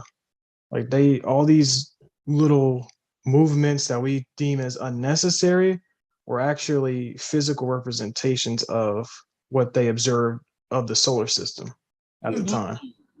They started enacting cosmic patterns. And they called them mannerisms. They wrote books, the early Europeans, the 1500s, were writing books on how to be as gentlemen. Let's not forget, Gone with the Wind, Scarlett O'Hara was like 13 years old in the book. And all the men that was courting her was like grown men. 40 and shit. Yeah, like that shit. Because it was a part of that culture. That's what it was. She was trying to what? Marry into high society. Mm-hmm. How many sisters out there been to the cotillion, the botillion, and all of that type of shit? What is that? That's what Black society they have, where they introduce you into society by introducing you to a boy. You have a ball, you have a dance, but that stuff all come from a lot of it come from France, and that's why it was incorporated in New Orleans. All of that they would take the Thomas Jefferson's children would be put into those type of situation where they marry into high society. Okay. So you mentioned about these balls, the dance ball. Yeah. Oh, my camera's fixed. The balls and how they were not just we're out here gonna spin around because that's what we do. They're spinning around because they're reenacting cosmic patterns based on the Kabbalah, right? So I can't find it right now exactly in mystical Kabbalah, but it's in here. And she talks about these rituals are not just arbitrary, they are enactments of cosmic patterns. She also says that in Tatwashuddhi, I did find it here because I remember it was the beginning of chapter 4. Beginning of chapter 4, where it talks about Tatwashuddhi as part of tantric worship. The very first paragraph, she says, Tantra, on the other hand, ignored this sharp distinction between subject and object, merging one into the other through a profound understanding of the relation of man's inner subjective experience to the cosmos, thus implying that rituals are not mere symbolic performances, but an enactment of cosmic events. So rituals, look, a lot of people are like, well, why can't I just do what I want, throw it all together, right? Last night, somebody asked, well, can't I just make up some words and it'll be my mantra? Or can I just scribble a shape and it'll be my sigil? I mean, yeah, sure. But, test that out and see your results, But there are already patterns in place that if you line yourself up with them, you'll get a specific result. Likewise, a lot of these rituals that we study and that we do, these meditations, is not just something that somebody came up with because they wanted to be unique. These are based on cosmic patterns. Tatwashuddhi is based on a cosmic pattern. The lesser banishing ritual of the pentagram is based on cosmic patterns, right? These rituals that actually perform change in your subjective and objective reality, you're not just doing stuff. It's not what candle do I use, Trav? What demon do I summon? You're what dance do I need to do? That's what the question should be. Yeah. And that goes into ballroom blitz. Masonry. That's the secret. It's not just the word. The word is what? The frequency. It's not what you're saying, is what being outputted. So when you walk from the west to the east in a lodge of Masons in your initiation and ritual, that's what you're doing. And you're led by the senior deacon, and he's like the Anubis, because you're actually traversing a trail that will eventually lead you to death, because every Masonry is about dying and resurrection. So that's a whole another thing. Everything is about this ritual. Peace, Alora. What is up? You're looking like a living model shoot picture going on over there right now.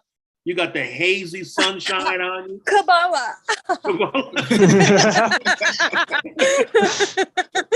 Maybe she's born with it. Maybe it's born this way. Hey, is this the real Alora? Hey, is this the real Alora or is this the hack Alora? Because I don't. Bitcoin mining Alora. This is the part. This is the aspect of Alora that y'all have been interacting with so far. So last time I saw you on Instagram, you was posting about your big ass Bitcoin winnings, right? No. Yeah, you posting about you made what $31,000 in 8 hours. No, somebody. What did Maestro teach you? No, I wish. That'd be great. That'd be great. Nope. And they even got my birthday wrong. Don't just unfollow and report that whole thing. Terrible. Just terrible. Yeah. Shenanigans are at the door. I know. Yeah, it is what it is, right? Whatever, man. It's cool. I always knew someone was going to try to be like me. Just kidding. Anyway, so no, but I did want to add though. I think one thing that you guys are bringing up, and I'm just joining in, so I'm sure everyone's already.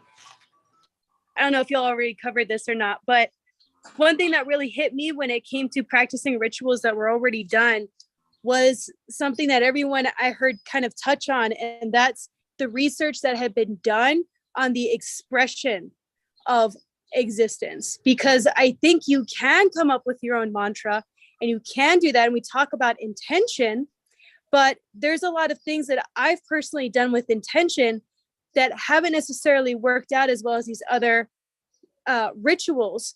And it's because these are based off of people who research this kind of thing.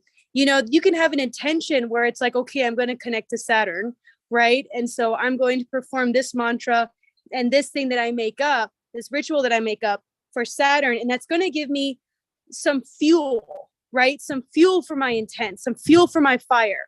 But if you want something that's lasting, you have to be able to go beyond what you're seeing Saturn as. And that takes a student or a researcher that does that. Like where we get these kinds of rituals are from people who like literally count the time, how many times you're breathing without awareness and can put a number to it.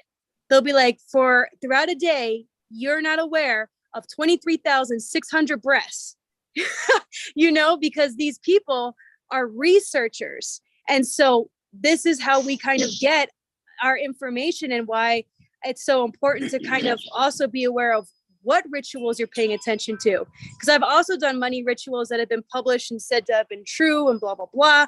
And it didn't work out for me quite as much as these other rituals that come from Vedic studies and Kabbalistic and all of that. And even within the Kabbalistic system, you have to kind of be a little picky at times, because you have to determine who is the researcher that you're going to be taking this ritual from or practicing this, who's been actually experimenting with this and studying the ins and outs of this subject that you want to invoke. You're right. And that's even going back to what it says in the Rana Darshan, how that's why I had an extensive list of things you can use as visualization for concentration. It had everything on there, from bugs to rocks to everything. So that's actual facts. For the focus of the mind, we have to have a visualization focal point. That's the only way the mind works. The mind works through intensive focus. Focus is what's going to lead. I guess it's like the wood and the stove. The wood is that stoic focus. The stove is back to that solar point that Trav was talking about earlier. And that's going to only work because you just mentioned not knowing how many times you're breathing. Breathing is a focus. So now once you become focused, now you're pranayama. Now you're practicing pranayama. So through that process, you're bringing air up. Now it's the bellow. You know what I'm saying? They squeeze to make the fire hotter. So that's what's going to create the manifestation of the idea. So yeah, so in a particular sense, an individual can create the sound, let's say the sound of their, as we say, words of power or hekau or mantra. But it has to, that sound is still going to be a vibratory pattern of the visualization.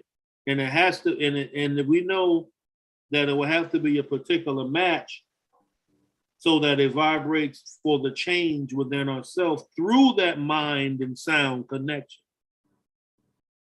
Right, which has to do with like you dealing with your own ego in that sense, or your own humanity. Isn't it called the nada? When right. It becomes, or soham, like you're not even the one making the sound. You think you are. So that's an obstacle to get over as well. The only conscious decisions of sounds that we make now, so I'm going to say this, that's dealing with the yoga of the West. When we are consciously and particularly doing something for what I want to change or manipulate or organize, I'm using Western practical magic to overstand that to the other higher sense of what is actually going on. That's the yoga of the East. It's not just you. Like that's just basically the example of a left hand, right hand type of practice. Someone may say the left hand practice, of course we know that's willful. I'm willfully calling something in control. I'm being in total control of this. I'm not practicing the yoga of Patanjali where I'm going to disassociate, or Samkhya, where I'm going to disassociate myself with the process and the outcome. Western magical practices concerns itself with the process and the outcome. So that just came to me. So that kind of what dispels an argument of whether, well, can I make my own mantra, or should I use mantras that's been tried and tested for 5,000 years? Who am I to change that different mantra now? Well, you know what? That's the yoga of the East. You don't change that. Yoga that goes into alignment with like Western is more individualized. You know what? Eastern is a collective. Western is do as thou will. Yes. And see, look, this is what I see all the time on YouTube. Like, especially people who didn't move on from the Goetia stuff. It's like, well, Trav, I thought you said we could use the demons to change our world. We could use these demons to make our reality the way we want to make it. And it's like, you know, that's one way of thinking. You can do that. You can attempt to do that. Or you could recognize what already exists and then align yourself with that. What are you trying to make and create? Like, you sit down. You don't know enough to make nothing yet. You can't manifest money out of thin air, right? You can't manifest that person you want to smash out of thin air. So what are you talking about? Make up something, align with what's already there. I mean, that's what working with the Goetic spirits is anyways. You're aligning with currents that exist already. But we got this thing in our heads like, I want to manipulate reality. I want to control. Who is you? That's the same thing we talked about earlier, trying to control the weather. Right. You want to control the whole fucking state of Florida by one magical practice? You're fucking Harp has the money and the reach to make everyone else convinced that they can do more than they can actually do. Look, the government has a track record of making you think they can do more than they can actually do. That's enough. They don't need the power to do the thing that you think they can do. You're too scared to lift a finger because you think they can do more than they can do. That's how. Exactly. And that's the reason why they're scaring people away from using their magical words of the Constitution. Motherfucker, we the people. You can throw that shit all day at them and be like, yo, if you keep, that's what argument that government officials from representatives to mayors and they don't even want to get tangled up in that when somebody is a constitutionalist. When they keep hitting you with the Constitution, they want you to forget about that. That's different. We changed. That's their fucking magic word. That shit made a country. You ever play those video games where it's your turn to fight and you can attack or you can heal or RPGs. You can like RPG. There we go. Or you can throw a little spell at somebody. Like when it comes, basic Autobot comes against government. I don't like this. Government uses Constitution. I can't read this. Yeah. Massive success. Critical hit. There's critical hit. Exactly. They use a different language. Like in government, even, and this goes into the paradigm in the spell that we're talking about. There are two different languages. The ones that the common people use when we talk about our rights or whatever is connotative, but there's a different type of linguistic system that is used in government in order to control people, and that is denotative linguistics, I think it is. But yeah, so it takes all of the context out of it. Think about how as a people, we are very much contextual. We're very much like, oh, but you know what I mean. I said this, but you know what I mean. You know, we go with you know what you mean? Right. That's what I mean. That's the westernized mind right there. Mm-hmm. So that's a prime example of how we keep ourselves within the spell of these other influences within this paradigm consistently, because we don't even know what we're saying. We don't know the very words that we speak. And so we're practicing these rituals that are producing these types of outcomes, and we can't figure out why. And that's why everybody felt so good years ago when we all started discovering the Black's Law Dictionary. Because and then we started discovering etymology dictionaries. So now we're capable of deciphering the words that we don't use and the words that they do use that we never understood. Don't say nice, because nice in French means dumb. It means stupid. So when you calling me nice, you actually calling me stupid. Okay, man. Well, what you want me to say? Good morning.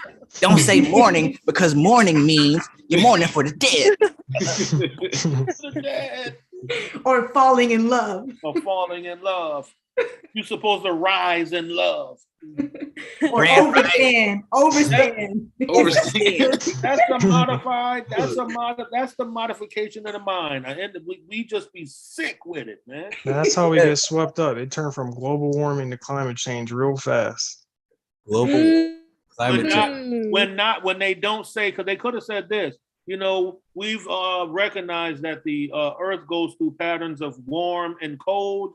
And right now, at this particular stage of we are in, the Earth is heading into a pattern of its warming stage.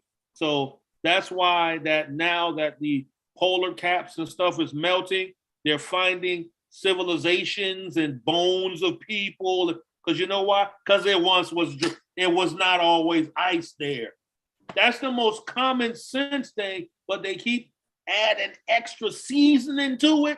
So the mind, that thing start getting real complicated because they start using all these technical words, and then they want to hit you with some shit that you don't understand because they didn't put so much spice all over this thing. You know, you're just stupefied by it. I saw Super Size Me too, and it had this part. It was about, the movie's about chicken. But they had this part of how fast food is extra seasoned up to make you more hooked to it. And just like Trav mentioned earlier with the soda. So imagine at this point, you're already eating McDonald's. And then they put some new seasoning, some new recipe. That's all these word changes are. They just adding some secret sauce to it. And you go McRib. right back to McDonald's. They add the McRib. To the menu, yep. You see how that McRib is McDonald's Bitcoin that's up all the time. They give it to you and they take it away. That's how you know something is with that shit. When they bring out the McRib, everybody goes quiet. People, it's like a tribe of McRibians. They come out and they don't say about, and that shit. I saw this in real life at McDonald's. The packaging, it's like fucking Legos. The way that they're all stacked, like one with the rib and the one tucked. It's super crazy. That is even like it's a process. Like, you know what I'm saying? And I'm not going to say that it's poison and all. I'm just saying that the truth of it is it's a processed form of food. And it's crazy how it looks. Yeah. Those are, you know what I mean? Like I said, just to get back to what, it's some sort of a program that McDonald's knows how to run that shit. When something happens, like, yo, our numbers are down. Let's go ahead and hit them with the McRib. We gotta look at what happens in society. Like a few months ago, you mentioned, or like it was brought up about the fake sun, and like what laws are being passed if you're given a story. So what's happening in society or across the United States for them to be like, all right, it's time to push the McRib button. Mm-hmm. It's getting a little too heated right now. Or the fish o fillet button? Filet o fish. Because I was like, that's the equal. That's the other side of the spectrum. Wait a minute. So have they created their own memes and their own symbols and sigils and triggers to activate when they want a certain result? Yes. That's like a person having two things to sell. You go to, you know, I'm not saying you do. I'm using this as an example. Mm-hmm. My thoughts have nothing to do with Travis Majors. So the whole thing he sell powder, he sell blow. But then he go, you know, I got green too, right? So like, word, I didn't know you have those. So that's like your extra going with it. They always got some side shit that, like you said, I thought the fillet of fish was always there. So you just now hit me with it. Damn, they got another one they can hit you with. Mm-hmm. Like, you know, Shamrock shake fish in the pocket. You know what I'm saying? So we need to hit you. We need to, you know what I'm saying, put these people on to something. Because they did something years ago with Kentucky Fried Chicken with that baked chicken they was giving away for free. Yeah. What the fuck was that about? It sounds terrible. I ate it. Free baked chicken. I tasted it. It was good. Well, it's crazy. But it's something like Trav says. Now that we focus now, we can see people even been manipulating patterns. They've been hitting us with the okie doke. Or you don't even see fried anymore. You see crispy. They see crispy. But it's the same thing. You just got hit with another word. So if you're experiencing all of this, right? If we're in a society where it's like people are getting tripped up on McMuffins or whatever, right? Like the changing of the names, they're getting tripped up on that.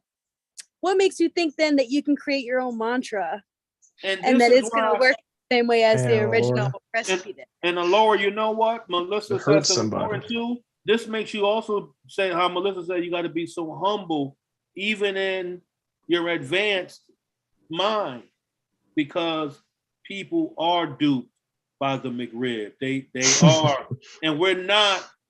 And we as practitioners, we are learning the light. We supposed to have compassion. It's the reason why Trav does what he do. He's not doing it for monetary. If he's getting money from it, that's default code. You understand? But the truth of why he's doing it, because he cares. Like, he realizes the shit that he went through trying to get to where he's at. It's horrible being the motherfucker stuck in the McRib code. Well, and we're still in that environment. Like even in the yoga books, they say that, you need to surround yourself with people who are on higher levels than you constantly. This is why we have this. Right. And Lord, this is what I was saying earlier, that we here in America getting this information, we're a different breed of individual studying this, because look at the shit that we gotta go through to purify ourselves. McRibs and Wendy's and legalized weed, and now we got carts and vapes, and we got so much pleasure you can do. That's why people risk death to come to America, yo. They risk death. They put 2-month-old babies on rafts to come from Haiti to come to get to Miami. This is all the time. People risk death because we got so much for your senses. Everything, man.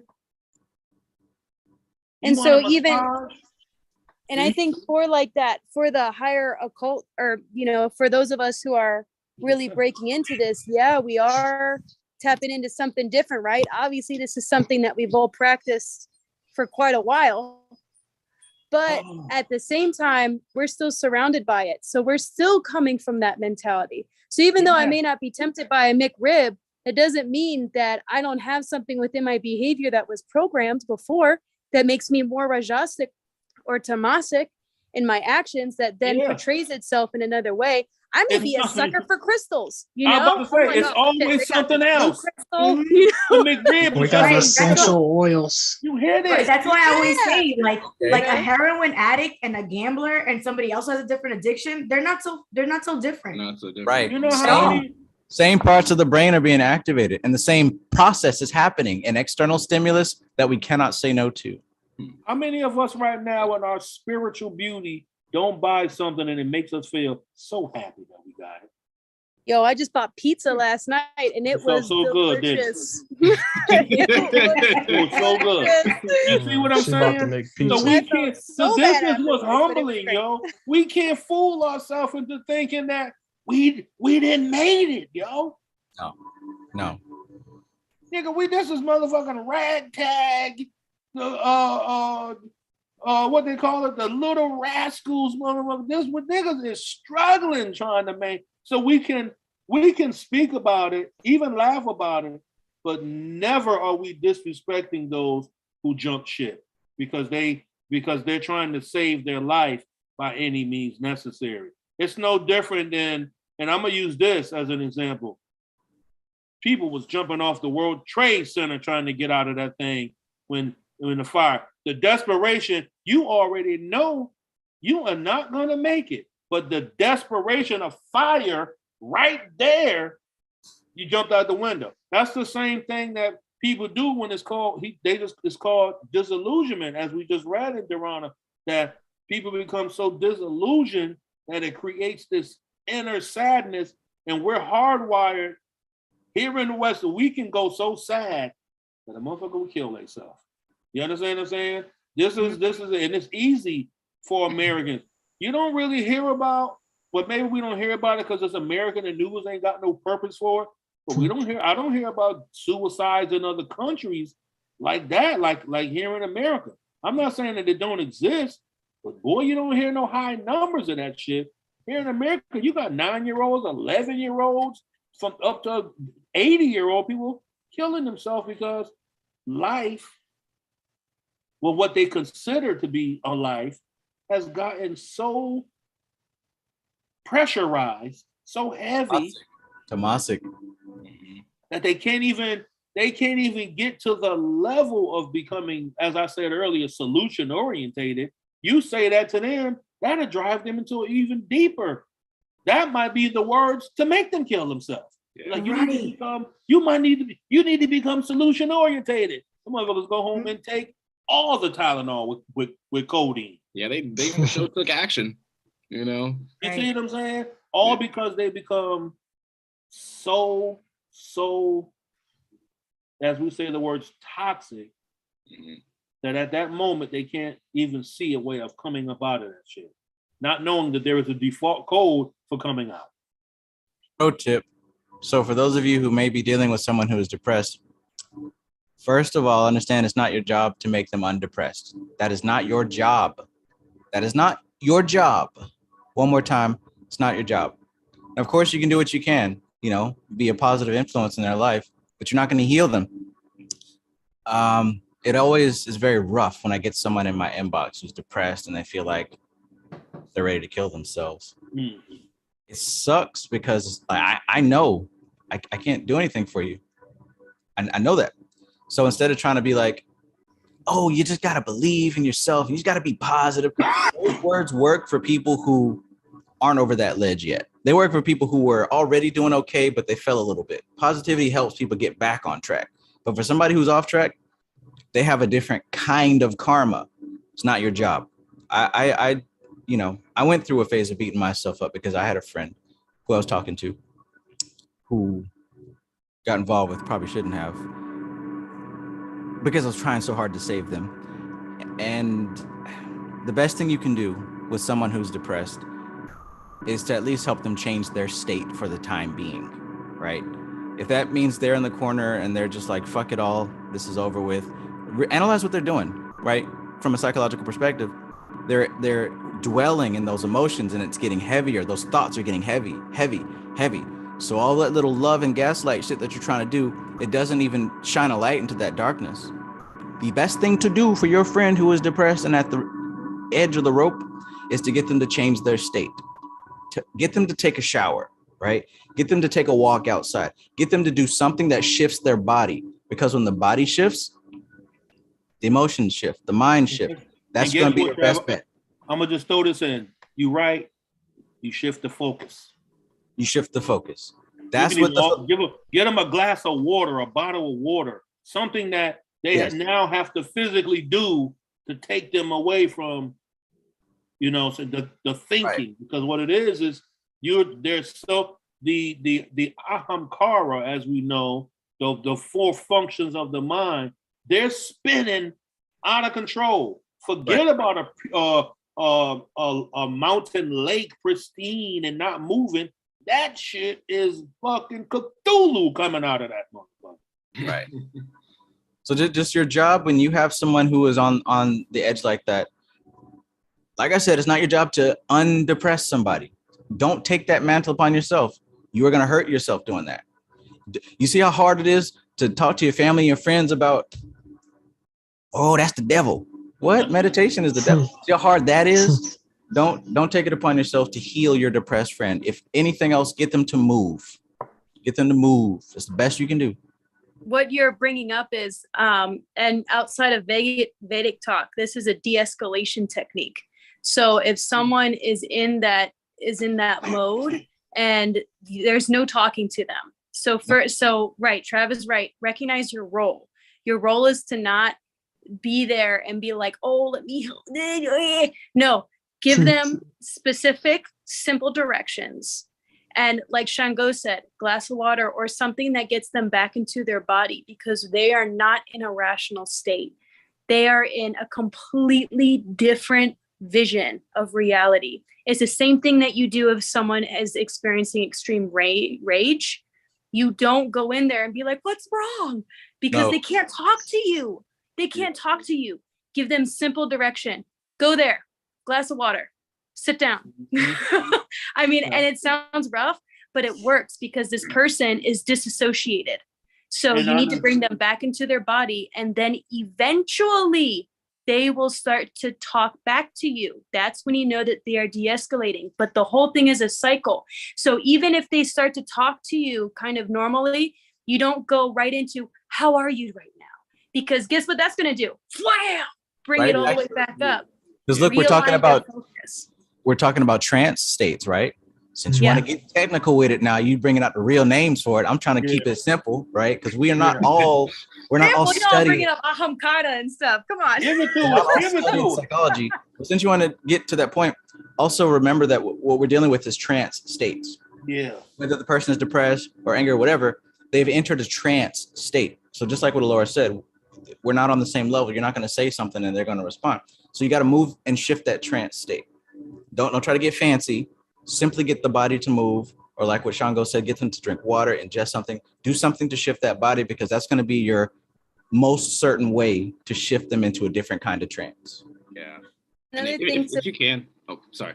No, go, Carrie, go. Oh, I was like, if you can, like, I'd even go a step further. If you're on that level, to like try to even knock away that dynamic of, oh, I am helping, because then you are now creating a victim relationship that you are now. I am the helper, and I'm like, and that just creates a sort of righteousness. And now you are turning that person into a victim because you're trying to help them.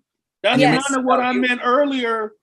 That's kind of what I meant earlier, real quick. I'm sorry, that the wrong display of the savior of Tippereth. That's not what you're supposed to be doing.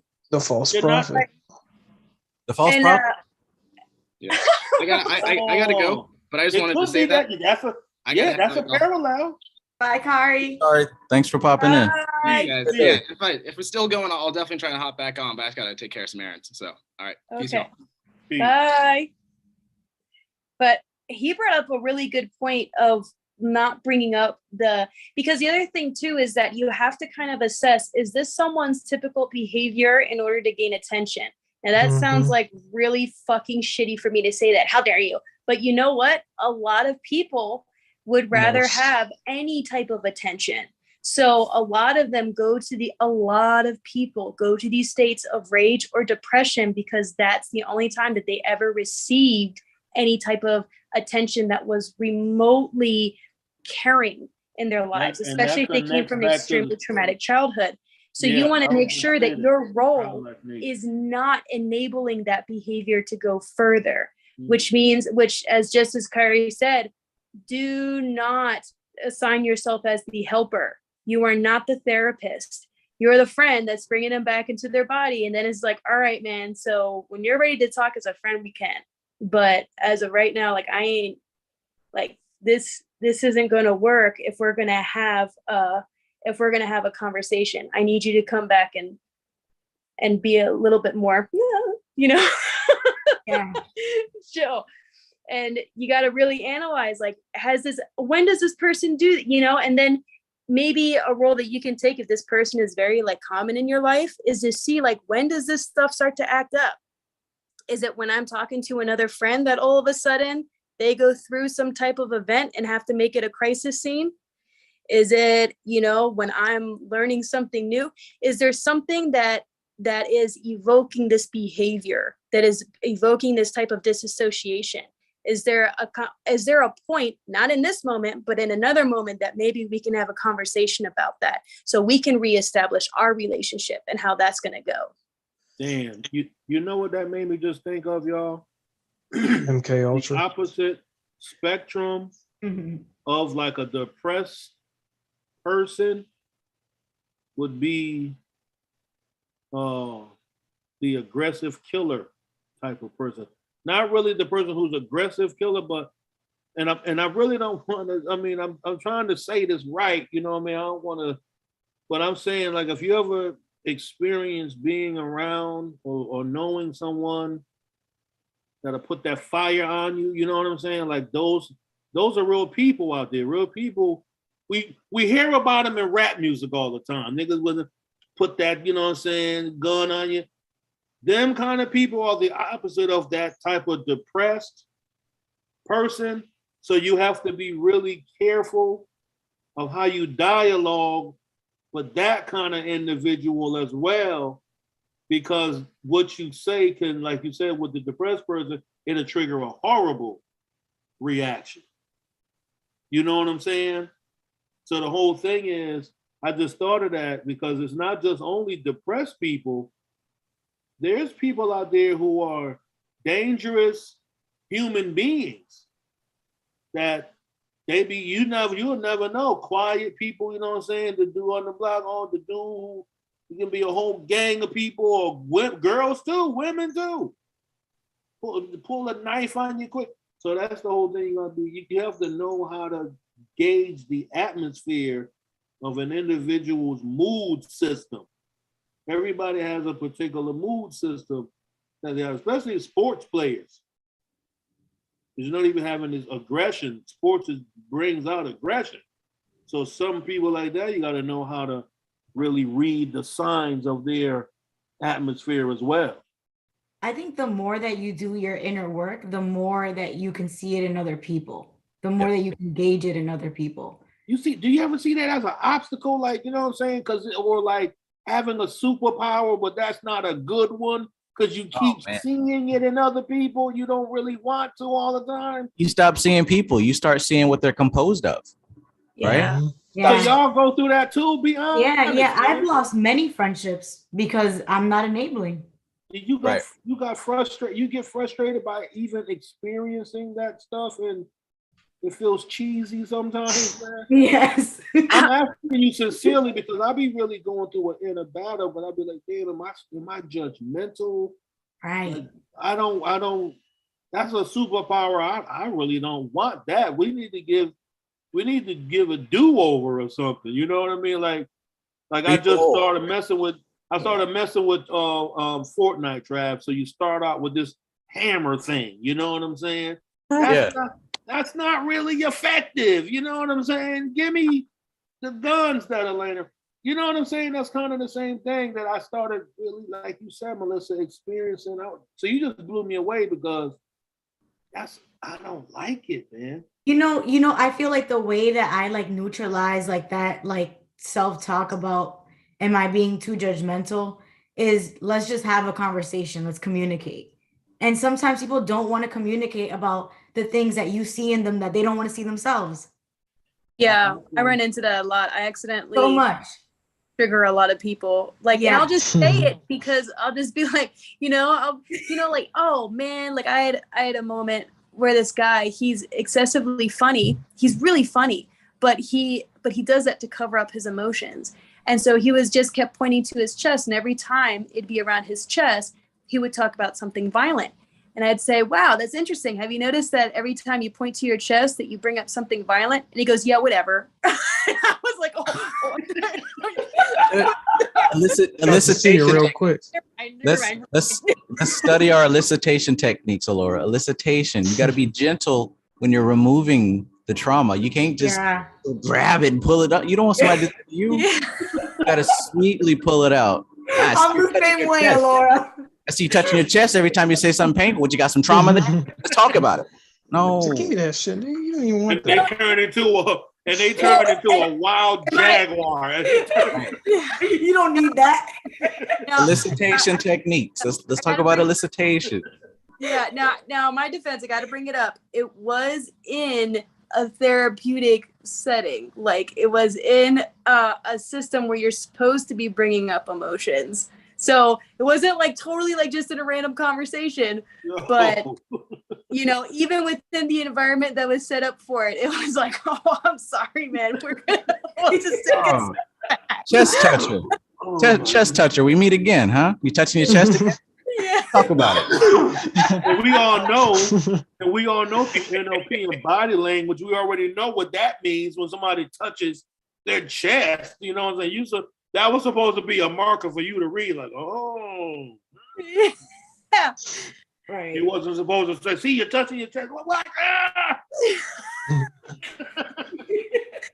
Get out of my freaking face.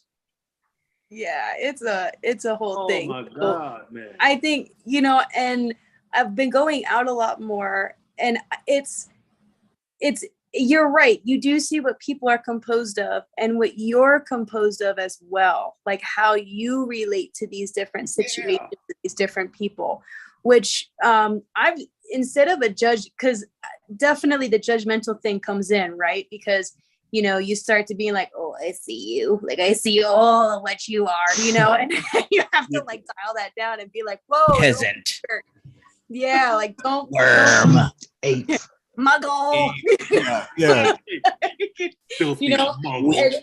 And like what I kind of have been training myself to see everything as equal exchange. If all of us are karmic aspects playing shit out, right? Then all of our exchanges, then there is something that is equal and valuable in all of those exchanges. So like, you don't have to be like this high occultist, like in order to talk to me. Like you can just, like I'm going to get something from this conversation, and I hope you do too, because, like I'd rather see this as like an opportunity than something that's going to just make me frustrated.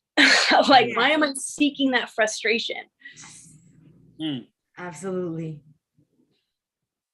I think that's the essence of that expression, is that you want it to be an opportunity for harmony, right? Like that's the intent. If it made you feel some type of way, you would clash and y'all both wouldn't be seeing shit. Yeah. Right. And then I would just be looking for argument. Right. And what does that do? That only satisfies what? Like the child in me that, only got listened to when they were mad, like who's mimicking mommy when she's upset. Like, what the fuck? Right. Think about the stress that created. Like I said, I'm going back to my generation where you now, like I said, you out there building. You got all these cats and everybody's like, no. And I'm saying, well, what about when they went? You got it's like this street debate that's going out, and then you will all of a sudden seeing certain people getting ate to pieces. But now they can't even say nothing no more because they didn't come with actual facts. Now they getting bombed. So now you start feeling bad for them. So it was rough like that. So that's kind of what the life, and you said it earlier, Melissa, like, we got to still deal with all of the stuff. Laura said that we got to still deal with everyday things. We got to still be whatever city and state you living in. And I say America. You got to really look at that for what the science of that is. Yeah. America is it's a chakra on its own. You understand what I'm saying? It's an energy center. It's a podme. This is a lotus that's been created. This is a sphere on the tree of life. The sphere happens to be called America. So it's this particular energy, and this is also Malkuth, because all the other energies poured into America. You understand what I'm saying? From all over the globe. So everything poured into this Malkuthic place, America, and we are raised here. No matter if we're reading all this beautiful studies. And Travis mentioned it a couple of posts back that he's starting to read other authors that are not in the Bihar school of yoga. And it's beautiful because it's big.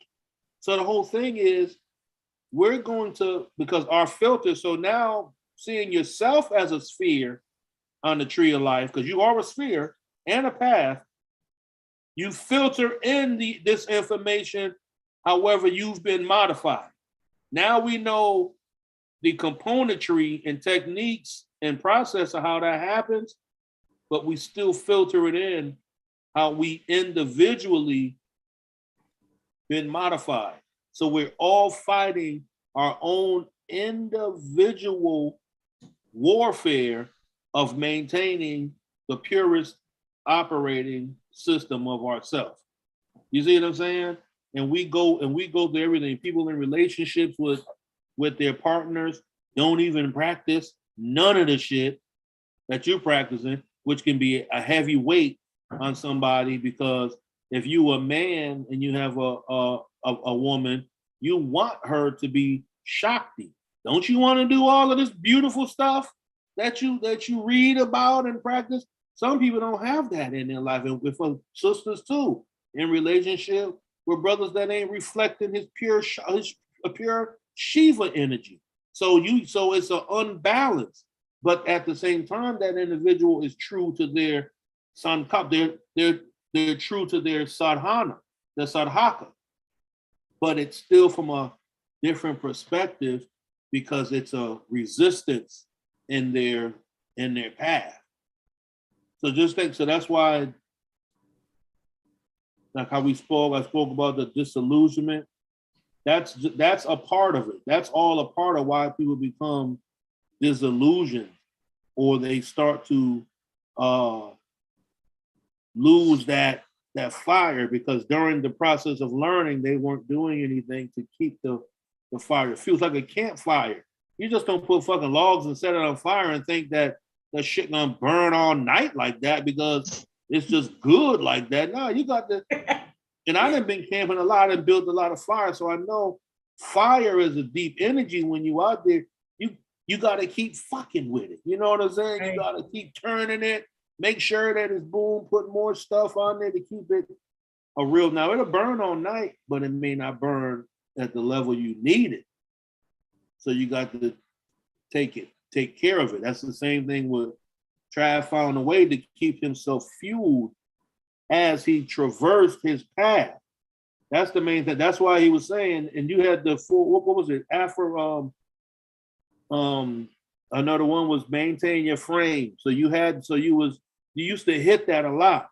So a person is, by maintaining your frame, meaning you're fueling the frame so it can be fucking maintained. Right. It's not just about pushing forward on steam. You got to refuel that steam chamber so it can be a self-feeding machine. Yeah. Because them coals are gonna eventually do what? They're gonna burn all up and become ashes. And ashes do not fuel anything. No. Unless you know how to do. I'm not a nature person, but I saw a video where you can spread it over gardening, so it does have another purpose. It becomes a different type of form of that mineral, and now you can put it in the soil, and it works with growing something now. But it ain't gonna catch on fire. Right. Last night I was having a lot of obstacles trying to do the book read. I opened up the video, tried to do it, and then YouTube app crashed on me and it kept crashing. But anyways, I was able to get out at least 30 minutes. And this is a lot of what I was talking about as far as the refueling aspect. You know, it's not just maintain your frame. Like there's a lot of pieces to it. Because first of all, you got to get yourself into a frame that should be maintained, right? You don't want to maintain that depressed frame or that angry frame, or I'm itching to kill somebody frame, or whatever frame that you have that isn't fruitful. It's really important to be yourself for many reasons. First of all, you got to know who you are, right? But when I talk about being yourself, just like the diagram that I drew, and just like we talked about in the Tree of Life, these pure essences of spirit, they come down into material existence. The essence is always there. And if you're not living that essence, you're not expressing the energy that you came here to express. Now, what would make a person not express their essence? Well, if you've got a head full of culture, if you got a head full of ego identification, right? You're not going to express your true nature. You're going to be what you think the world is telling you you should be. And that's going to lead to you becoming drained, because now you're trying to support an image and maintain a frame that isn't even yours to maintain. So it's very important to actually, and this is one of the things that causes depression, a feeling of being disconnected, right? People who feel extreme depression, they have a deep sense of disconnection. Where does that come from? That comes from not knowing who you are.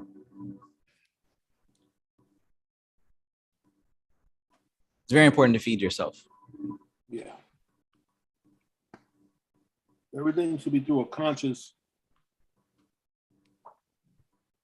interaction between the inner observer and the machine that he's observing. So as our eating, the eating, just like I said earlier, not putting too much food. I'm not advising anyone on their diet on what they should be eating. All I'm saying is don't eat too much of it.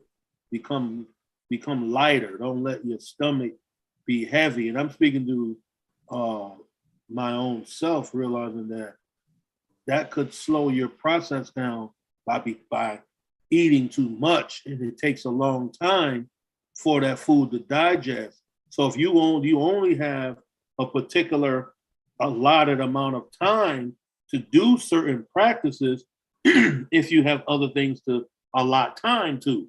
So if you didn't eat and now you're sluggish and all of that, now you're not going to be able to do your mantra 108 times because you didn't eat too much fucking barbecue chicken. Yeah, ate too much McRib. Not the fact that I'm saying you shouldn't have ate barbecue chicken or McRib. You should have only ate one piece. A little bit and more vegetables than meat, and then get you some nice fresh water, or even if some nice fruit juice, and be done with that. Be done with it. Have enough time to maybe take you a nice little walk to get everything where it need to be. Then you go back to your ashram and you do whatever practice. But if you're not eating right, like Trav said, and fueling yourself, and it comes with a proper environment, cleanliness, health, people you around. What about the background noise of where you live? Is that a distraction? Some people you might live in an area next to the fucking Interstate 95.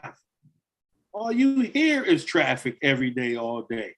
And I know that for a fact because I grew up right next to Interstate 95, on and off traffic up north.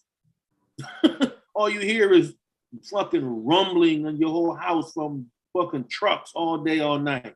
So how that's an overcoming process to be able to develop focus, visualization, stillness, and then meditation while all that's going on. So that's why people got to learn to be patient with their practice as well. Focus on one thing. Trav, don't you say compartmentalize it, like, you know what I'm saying, taking in little bits. Yeah. Because if you're not fueling right, then you're gonna burn yourself out, and burning yourself out leads to that becoming disillusioned. Like, damn, it don't seem like it's working. It ain't happening. It seemed like a bunch of bad shit started happening ever since people give up. You know what I'm saying? You give up, and then that negative state is still there. Yeah. And that's where you be at. You start living there. You take up residence in that state. Which is whack.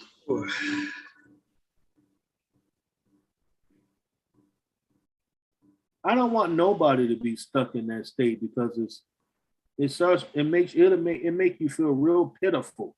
And it's bad. Like to get to it. It's like Atreyu when the horse was going down out in the movie, The Never Ending Story. The horse got stuck and it gave up. Like, fuck it. I'm just saying. Sucks. Vortex. You know what I'm saying? The horse just stood there and just went down. Man. That's an example of human people. Yep, you know what I'm saying? Sometimes them shows be funny, but like I said, we still human. That you start feeling real sad. The fucking 600-pound life people and shit like that. They show you where they used to be, and then they always got that story, like, you know, well, it started when I was 13, and you know, it just got really bad by the time I was in the left. And you'd be like, yeah, it just kept going. They got to that, like Vortex. They got to there. They just stayed there. I don't wish that on nobody, man. The epitome of tamas, right? That's the epitome of the expression of the tamasic aspect. You got so limited that you literally stopped evolving. Stopped evolving.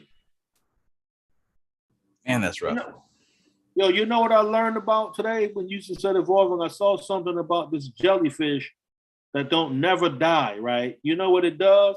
When it gets to a particular point in its growth, to where it feels like basically something is getting old, it reverts itself back to the stage after its embryonic stage and creates itself all over again.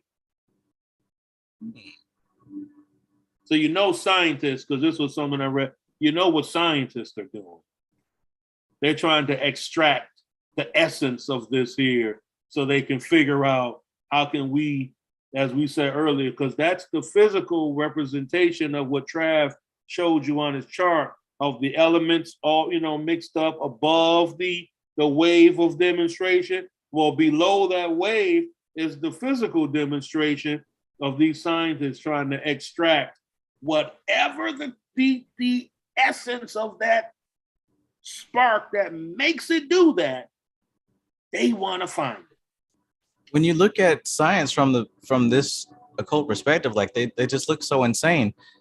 Now, Dr. Phil Valentine first brought this point up, and this is where I first heard it, but it's making more sense as I go. He's like, they aren't able to see spiritual aspect because they only study the surface level. They don't go deeper than the surface level. All they look at is the expression of a thing. All they look at is the surface level. But we understand that nothing starts at the expression level. That's the end of the process. It begins at a very subtle level. And a scientist is one who operates through laser pointed focus. So he or she as a scientist at that operating level, like you just said, will not ever look to the spiritual side of anything because they're too laser pointed focused on the mundane. So they just as bad as we said earlier about who stuck in the whole McRib demonstration. They just rock with that. Like they don't even like the NCB character. They're not going to help you run any mission. No. On GTA, there's hundreds of them walking around. They do stuff. You would never be able to recruit them to your motorcycle club to do anything. And hell, they'd be useless if you could. They'll be useless because they're goofies. You know what I'm saying? So the whole thing is just like that with these scientists. They're not even I have a cousin, rest in peace, Mike. Damn, I just remember Mike died about 2 years ago now. He mad smart when I was growing up. He was older than me. He went to UConn, University of Connecticut. I didn't even really just realize that. Like, damn, nigga went to UConn back in them days. You got to be smart because boy, they was on some segregation shit in the 80s. You know what I'm saying? So he was always described by the people in our family like he's so smart that he's stupid. Because Mike was a scientist. He became a pharmacist, and he became a good one. So we're like not just the regular one. No, this nigga owned a pharmacy type of shit, and he was when he passed away, some shit came out with him. He was making medicine or some shit and selling it on the black market. But they would say it was like that, like he was so smart that he couldn't even interact in normal conversation with the family. So a scientist is like that. They couldn't even sit down to dialogue with you on an occult level, on an esoteric level, on an exoteric, because they're so focused and dumb, stuck in their focus. They don't even. There's something good that I pull out of that though. Like, even though we talk about these, here's the thing about NPCs. On a video game, an NPC and a bot, that's their destiny. They're not going to become anything more. But in the real world, that's not the case. In the real world, there is potential, and the potential is exhibited by the very thing that is used against you. Weapons out here that are making you suffer. Yeah. It's yourself that's being used against you. And that thing is your focus and concentration. So for you to sit up here and be like, well, Trev, I don't know how to focus. I can't focus. That's absolute bullshit. Because I bet if I spent one day with you, right, you're going to spend a couple of hours sitting down focused, whether it's on Netflix, Disney Plus, Pornhub, X Hamster, X Video, Xbox, PlayStation. There are things that you sit down and focus on for hours unceasingly, right? So the problem isn't that you can't focus. The problem is you've got to discipline yourself to focus on the things that are going to help you and not simply the things that are going to distract you from pain. I play video games. I talk all the time about me playing Fortnite. I do that intentionally because I don't want it to be like, oh, I'm perfect and better. No, I play video games. The video games aren't the problem. The issue is, can you discipline yourself to put distractions away and turn focus onto something that's going to help you? I think what you brought up is a key thing on perception, because like watching a TV or listening to music or anything like that, you're still focusing. You still have an active awareness of what you're doing. A lot of people, though, perceive, oh, I had a long day at work. I just want to watch some movies or, right, or play some video games. So they're perceiving it as a relaxation thing for the mind. But the reality is that their mind isn't actually relaxing. The mind relaxes when it's in meditation. But how are you perceiving meditation? Work. And So they're adding more upon themselves by saying that, oh, let me just go home and relax. Think about how you just keep avoiding the true self. You're not saying I'm gonna go home and I'm gonna get in touch with my true self so I can get out of the state of work. No, you're gonna go home and just turn off to the self. And we've all done it. That's why I said we gotta really have to be sympathetic to the traveler on the new traveler on the path of spirituality, because that shit is deep what you just said right there, man. and our perception changes all the time. And what's our perception? Whatever we perceive is our truth system. So what we perceive is our truth. So if you're coming from a level of perceiving something in a particular way, you're basically, and then switching it around, you're changing your belief system. You're changing your truth system, which is possible, very possible, but you have to really you got to do the work. And the work means that you have to catch yourself in those moments when all of your emotions are pushing you in another direction.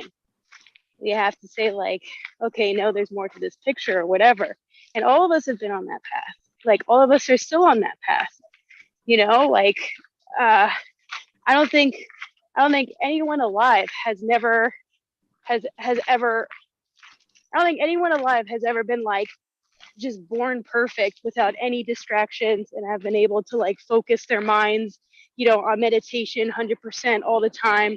Man, I thought you was born perfect, Laura. Huh? I thought you was born perfect. Everything was downloaded for perfection and you just used it. I mean, there are some exceptions. Just kidding. All the deep stuff that Trav said, the only word I heard was ex-hamster out of everything that he said. Well, in a way, that's why I did it, because for those who were falling asleep, I caught their attention. That's how trash my human mind is. Of course I heard everything you said, but I chuckled to myself and said, damn, he hit you with the whole other side as well. You know what I'm saying? Only you got to be true trashy porn watcher to know the names and remember them. Hamster, X2, Red Tube, Motherless. That's what I said. That's what I mean about not just America, but the world. If you want it, it's there. Whatever you want. Whatever you want to experience. Remember on the Dave Chappelle show when he said, what if the internet was a real place that you can go to? And he went inside of there and then he was walking and the dude came out the side door. It was a pop-up. He said, hey, man, you want to see a girl have sex with a goat? And Dave was walking away. He said, man, of course I want to see it. You know what I'm saying? He went inside the room. that was an example of all the stuff that we trying to purify. It's crazy what we've been modified with. Man. And it's all for this, it's all for the body, it's all for the stimulation. And it's, you know, and to also say, there's nothing wrong with it if that's what you want. If you want to watch it, cool. Like you said, you just have to be aware, like Laura said, consciously active of what you're focusing your attention and time. That's the same thing I said. So if you're focusing, if you want, and I don't even know how many hours a person can, but if you want that thing for hours watching X Hamster or something like that, that turns into almost a sickness level right there. You know what I'm saying? Like, yo, you might need. We're dealing with the science. We're dealing with the science there too with ego, because it's just like a drug addiction. When you hit that drug and get that first high, it's so great. You're literally chasing that same high every single time, even if it's subconscious, right? It can be 5 years later and you haven't been as high as you were that first time, and you're still doing it, thinking about that first high. This is how these fetishes develop, right?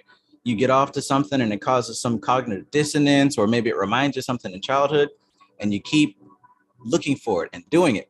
And what happens is, as human beings evolve in their perversion or expression of sensuality, you start getting tired of what you had because it's not hitting anymore, and you start looking for new things, and it keeps on going deeper and deeper. Now you only enjoy something that you can't even really find. You only have 2 skills on it, and you go into the trenches looking for, when you could be using that valuable time and energy and effort, maybe uprooting that, rechanneling it into something more powerful, channeling into stuff like this. Somebody heard what I just said, because that's hey, less time on that hub, more time on this tube, more time on these pages. It's beautiful, man. You know what I'm saying? All you got, once you really understand the mechanisms of life from doing your proper study and really being sincere, that shit is beautiful, man. To sit back and watch life. That's why you get like real practicing Muslim all day. Every time they experience something, go to bed, they be like, alhamdulillah. They thank Allah for everything. I'm saying like a real Muslim, because you know there's some people that are not as sincere about it. But everything that they experience, it could be the whole bank account got wiped out. The motherfuckers would be alhamdulillah. It was, you know, inshallah, if it's Allah's will, then it is. They don't even become, that's the level that we should all be striving with. So the same way as that person, because they Muslim, we're striving for to just be as who we are. You don't have to be a religion. You can utilize Islam just as well as Vedic studies. Islam is actually a beautiful a disciplinary system of worship, to be honest with you, and there's a lot of rituals. So the whole thing is to get over that, to rechannel that, because man, if somebody is ODing on just the sensual nature of everything, it's really, think about, especially when you know the science of your chi, yeah, your prana, and if you're burning out that, you don't even have to be spilling your seed. It's just downloading right, too much of that into you. Right. You can die because your chi level, it's like your pH balance in your body. If that gets too off, you can die. It's no different than your internal temperature. If your temperature goes beyond the threshold for human life, let your temperature go up to 108 degrees or 70 or 45 degrees and see if you ain't gonna be a corpse. That's the same thing with people. It's too extreme and it will burn your energy out. Sadhguru was making a video once about ojas, I remember, and he was saying about how it's like you said, it's not just spilling your seed, it's not just actually getting up. Just dwelling on these sexual thoughts begins to burn that flavor of prana.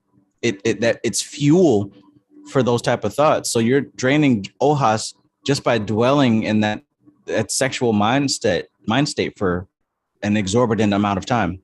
Because you got to say, it goes back to that solar center Mm-hmm. as well. Because you know, once you feel that urge, it's all in the solar center areas, your testes and your ovaries. You feel that energetic vibration going on there. You know, it takes so much fuel to get that going. So if you're just letting that ride fall aimlessly, that's crazy how much energy. We all in burn energy uselessly. Mm-hmm. Luckily, we made it. So lucky to have made it through. On a side note, not talking about jizz. Sorry. That reminded me though of so, you know, we're going back to like, you know, having the superpower and all that kind of stuff from all this introspection and focused work on self, you know, like I think about my emotional being because I'm very Rajasic, you know, I'm very Rajasic in nature. And so I oftentimes like will build myself up about a perception, right? A truth that I have about someone or something. And all of a sudden I start like it'll build up in my head. There'll be this inner conflict and then like I explode, right? But from that explosion comes like this great conversation that ends up happening and, you know, we can figure stuff out. But before that happens, I even feel the overcoming of like the energy overcoming me. And when you practice that type of awareness, I think that, you know, a great benefit of practicing of focused intention on meditations and these Vedic studies in particular is that you become directly in tune with how that prana is traveling through your entire system at any given moment. So like as I'm sitting thinking of this situation or this person or whatever, and I'm getting built up, I can now be like, whoa, I'm building myself up right now. And I can like feel myself slipping into this new perspective or this new way of perceiving things. And it's in those moments that I'm still training myself to redirect. But it's a very powerful tool to be able to have that type of awareness and focus in those moments where you're like, okay, am I going to redirect this or am I going to let this fly? Instead of just letting it fly all the time and then possibly getting yourself in a much worse situation than you were in before. So I wanted to add that too, because, you know, when you talk about like sexual excitement is sort of, I feel like, yeah, that's definitely a part of things, but we also have to, you know, in my head too, you know, anger, sadness, all these other things come up as well as like forms that this energy takes that can overwhelm us. And if we're not practicing diligently, we won't know how to handle it or redirect it in a more constructive manner. Yeah.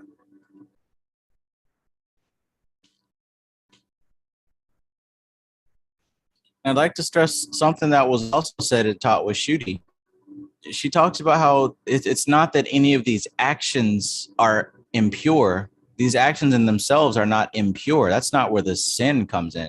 The sin comes in the mindset and the awareness behind the actions, right? How you attach to them and how closely you identify with who's doing what and what's happening. Like how you perceive this whole thing is what causes karma. The body is going to do what it does, but it's the awareness that causes the karma and experiences the karma. Yeah, and that goes back to you talking about patterns, Trav, about how like, you know, people seek to relive the patterns that they had already experienced in childhood.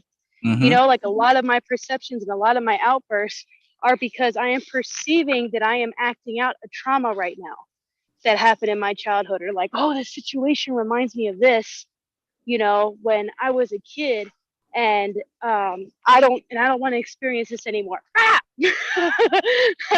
You know, and so then all of a sudden, like you revert back to that trauma state, or you keep yourself in it. So the choice now to whether let go of that officially handle that karma, or to continue acting it out. You have the choice, the option. Because if you're unaware of that choice, then you're more than likely wrapped up in the experiencing of the give and take of that karma. You're causing it, and you're experiencing a previous cause. You're part of nature, basically. That's what I'm saying. Like, until you come into awareness of what's happening, you're a part of nature. You are an NPC, just like the dogs and the birds and the cats. If you don't understand these concepts, you're still an NPC. It's not just the people who don't know about a cult. Like, it's anyone who is not aware of themselves, right? There's people who do cult stuff and are NPC. This is 85%. That's a large number. You may know about the concept of NPCs and still be an NPC. Like, it goes deep. Because it's about awareness of self. It's about managing your subtle behavior. Are you able to manage your subtle behavior? Are you even aware of your subtle behavior? What do you see when you look in the mirror? Do you even meditate, bro?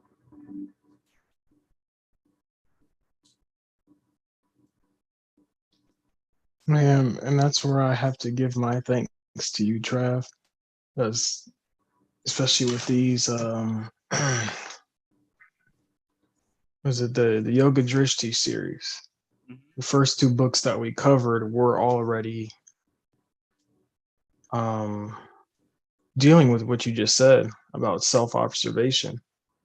We had the paths of poverty and nivriti, and we just gave basic instructions, basic codes to live by, and which you've already given before, which are the 4 tenets: maintain your frame, be ever vigilant, exert your influence, always be leading. Yes. The paths of poverty of nivriti also give a philosophy, and karma and karma yoga also give a philosophy, but yes, it's precise. It's not just I just love everyone, everything's really the same, all religions are the same, they peace of everyone. What you give is a almost, or what is it algorithm? If, then, because, which people will see once we get into Samkhya Darshan or any of the Vihar books. There's never any room for placing your own stuff in there or getting some type of label like I'm free spirited. You can't put free spirited in a Bihar book. Right. And it's not going to come out the same.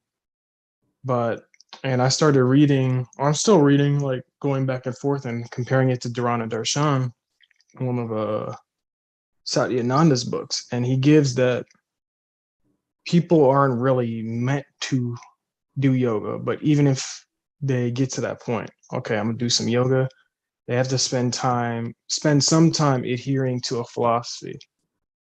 And what I started to figure out, it doesn't matter what the philosophy is, you just have to follow an algorithm, which you've given. So I recommend for people still confused, go back, watch the book lives, like the actual readings, but just know this is literally all you need. It's not, you can buy 500 more books and I guarantee you ain't gonna touch, it's blurry, but you ain't gonna touch this. Right.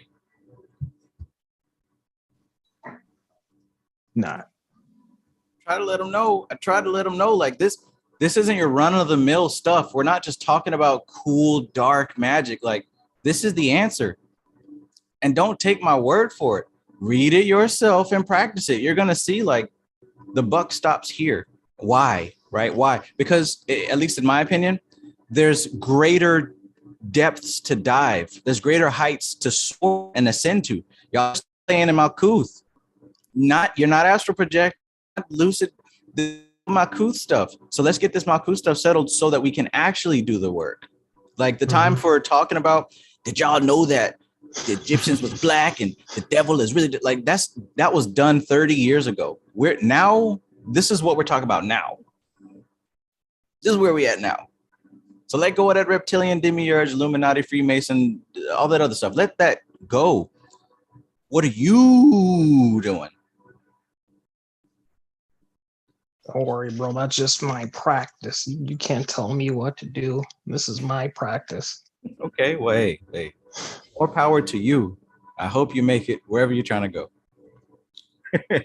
Meanwhile, heading back to the lab. Right. Yeah. Tape recorder. I'm doing my shit. 304. Right. Of course.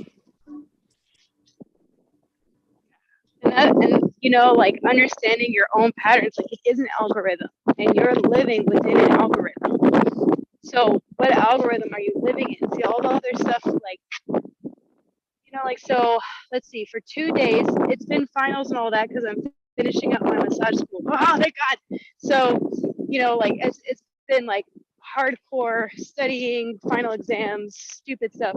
And so my meditation has been like off, you know, like I haven't been doing the Vedic stuff. I just thought, okay, let me do a little like basic meditation here or something. And I got so stressed. And it's because when I'm practicing like things like antaramana, or I just make room for that like 30 minutes or an hour of doing like these Vedic meditations, it literally shifts my like all levels of myself.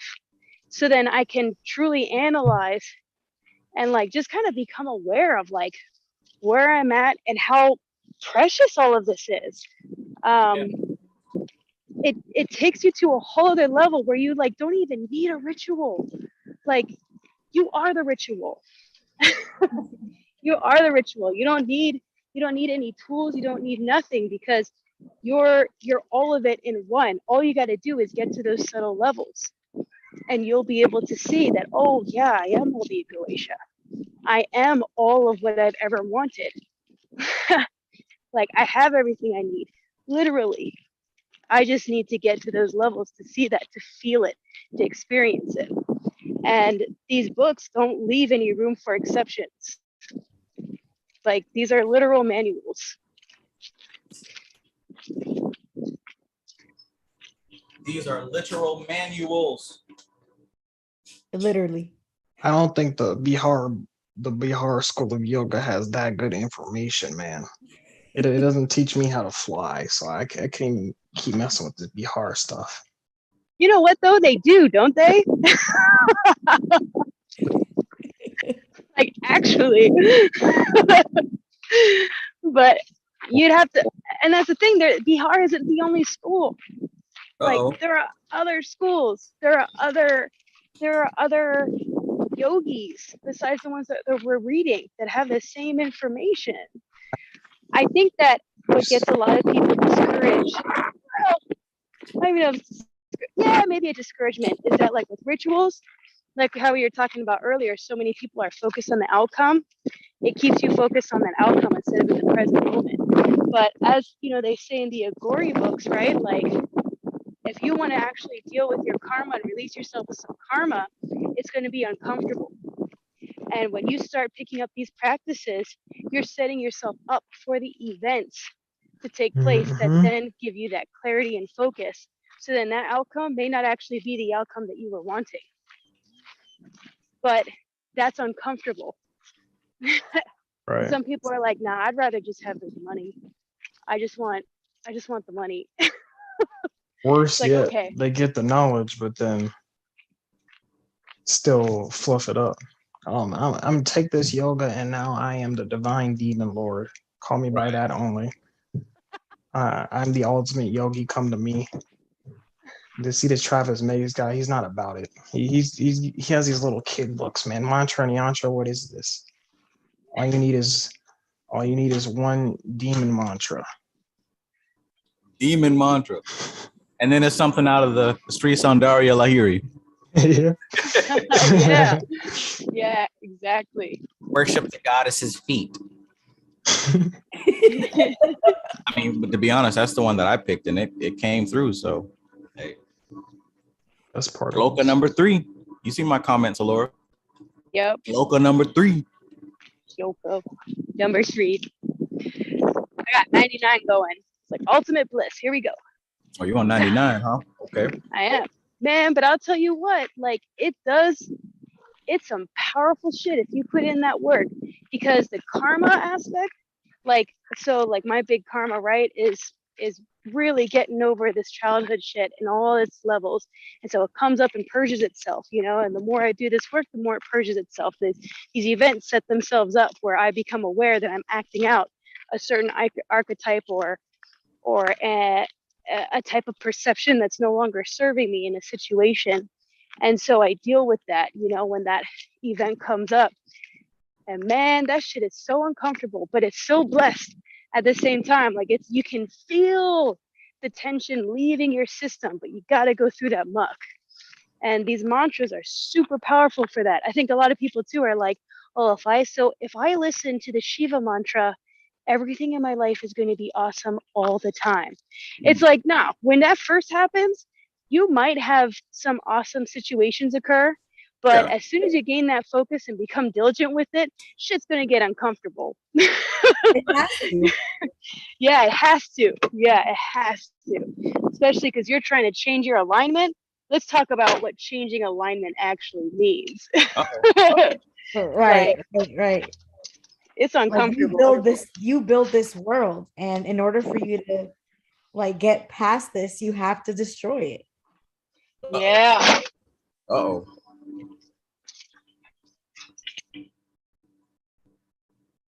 Alora, are you able to you're on Shloka 99. Are you able to see the sigil or the yantra with your eyes closed? Like, have you been looking at it so much that now it's like etched into your memory?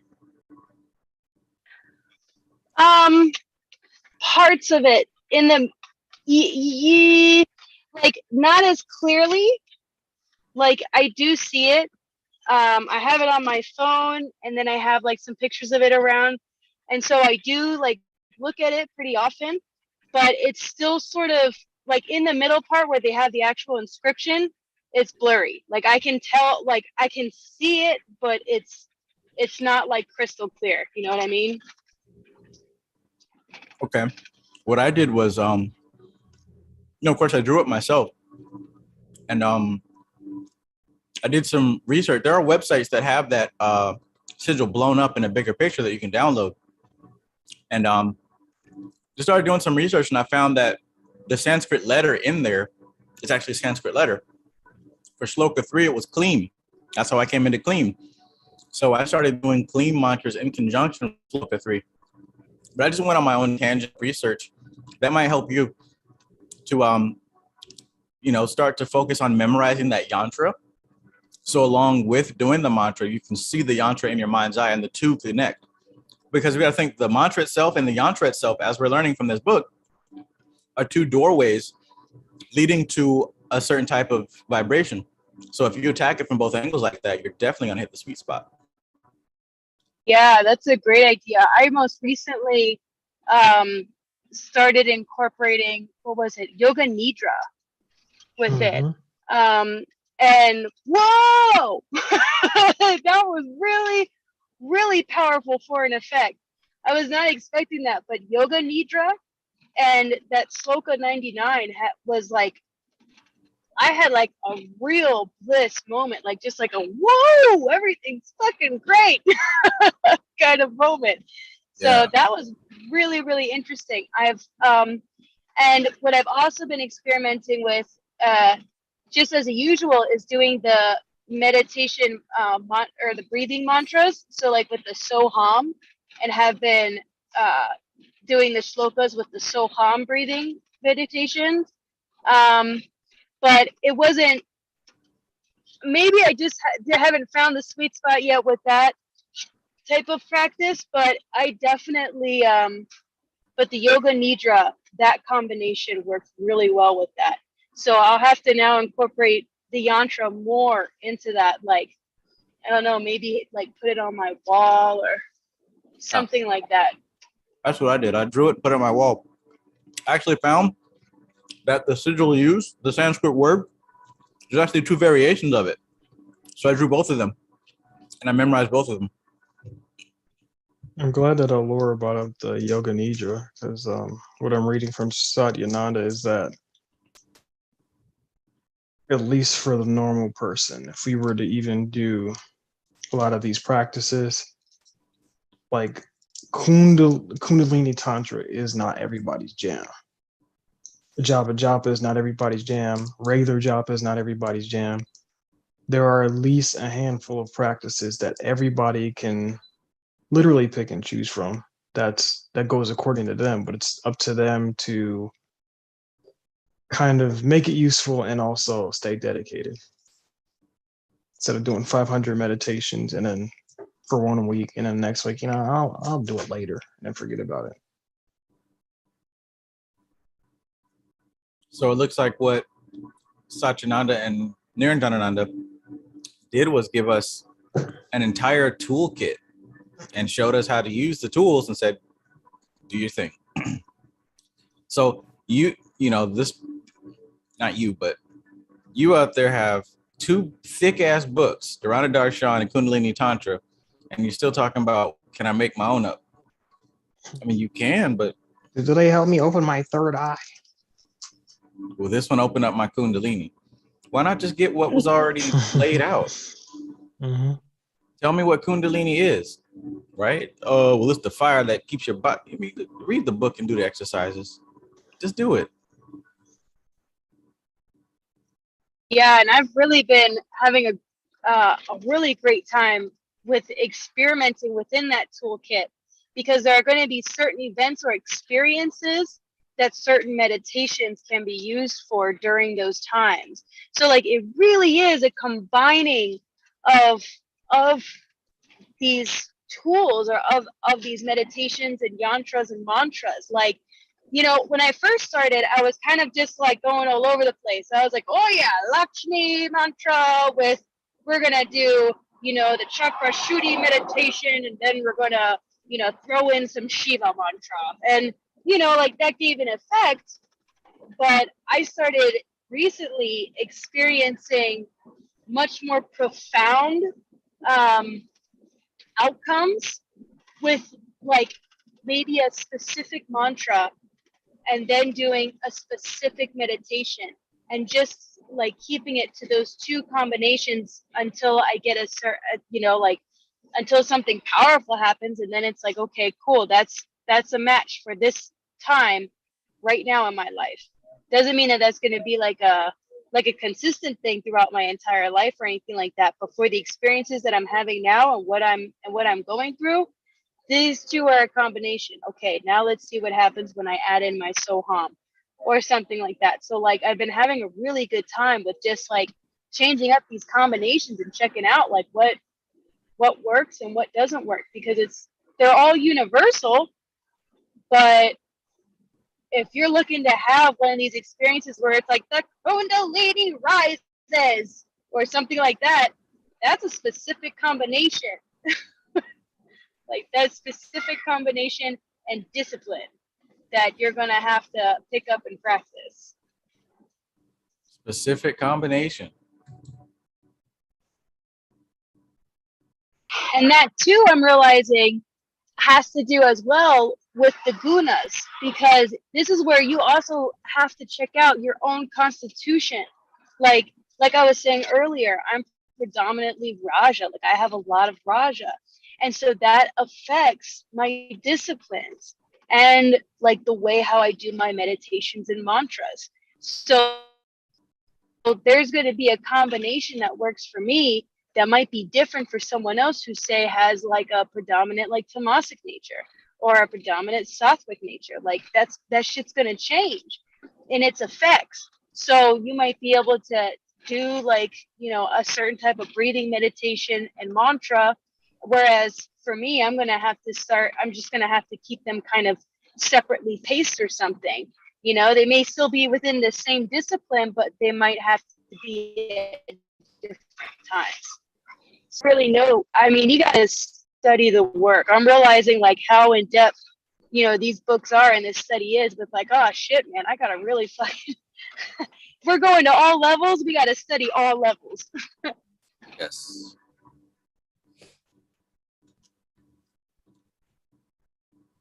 At least what can be grasped at the current moment, you know? Soham. Shanti, Shanti, Shanti. So, Trav, for the Sri Landaria Lahiri,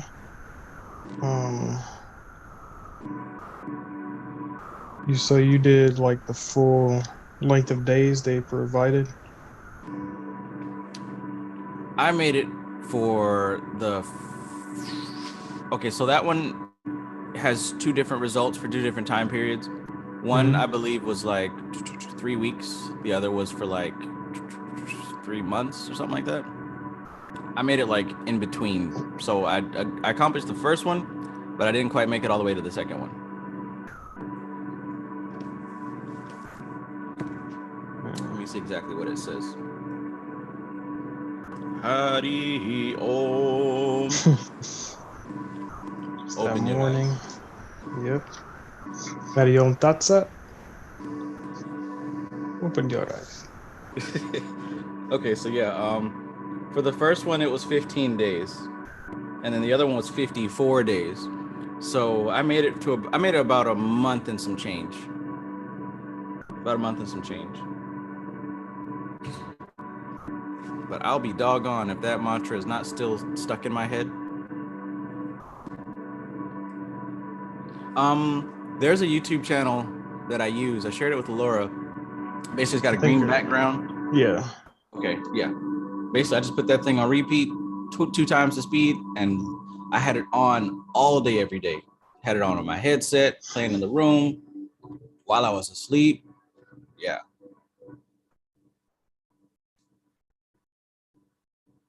I was determined to get that thing going. There is a certain name of Marduk that had a very similar description to what the Sri Landaria Lahiri is about. So I may be working with the entity before progressing, but definitely I want to get into this. Yo, those mantras, for me, it's been a hard practice. It's hard. I think it takes things to the next level. Like, it definitely taught me a lot about working with mantras. Like, I think one of my methods of learning is throwing myself into it and figuring it out. Like, I don't throw myself into it and say, oh, I understand what this is. It's like, no, I understand what I think I understand, but I'm open to learn. So diving into it head first and picking things up as I go along, I just figured out what was right for me. I gotta memorize this yantra.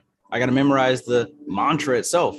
How many times can I repeat it? How fast? Like, before you actually do it, it feels easy. Oh, I can do that. But then you start doing it for a couple hours and you realize, whoa, this hasn't even reached halfway. Yeah. Something. Man, and like on YouTube, there's only like one version of it sometimes. Yeah. So you're like, oh, how do I right. How am I gonna listen to this for hours, man? And it gets tough. And then you do it with like your meditations or whatever. And I mean, it just brings on a whole different level of experimenting with like, wow, what is this like? How's it, Yeah. I mean, it's next level for sure. I also want to try getting into it with right now I'm working on perfecting the practice of a japa, because my theory is that we have a lot of breaths per minute, and I forgot what the exact number was, but I ended up calculating it, and it was enough to encompass like for an hour, and it takes an hour to recite these mantras. So I was thinking, like, with the practice of a japa, instead of soham, you're using the shlokas given here as the mantra for an hour-long practice of a japa, and you'll get the full. You don't have to play it for X amount of hours. So that's a good idea. So you're saying like doing the. So you're saying like for like, when you're doing like the so, and then you hold the breath at the top, doing the mantra. And then, so my roommate's been doing that, but he does that with, I don't think with the shlokas yet. I think he's been doing it with, he was saying like the Gayatri, Gayatri mantras and stuff like that. And for him, that's extremely effective.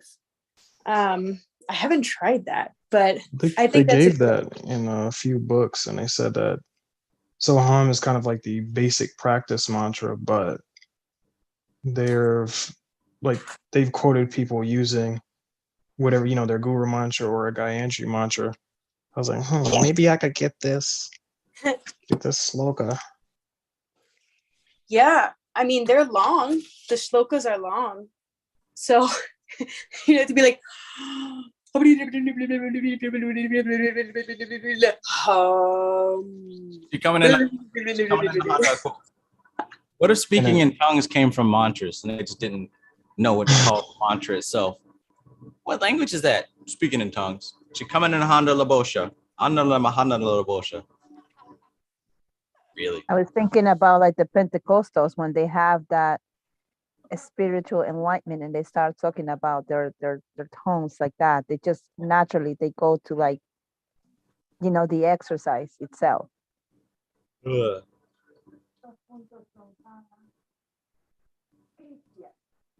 Mantra. Yantra. It's wild because I didn't expect to see this in Franz Barton's books. Like, I got the Franz Barton book first, the one that was about I don't remember what it was about. It was about mantras or something. And I'm looking at it, I'm like, whoa, so cool. I'm gonna make it a point to do this. This is exactly what I'm gonna do. I dedicated myself right then and there. I'm gonna do it. And I think it was the next day, this book came in, the Sri Sundarya Lahiri. And I'm like, whoa, this is cool. And I'm flipping through it and I'm like, wait a minute, these are the same sigils. These are the same mantras. What? Franz Barton literally wrote a book that was this, basically.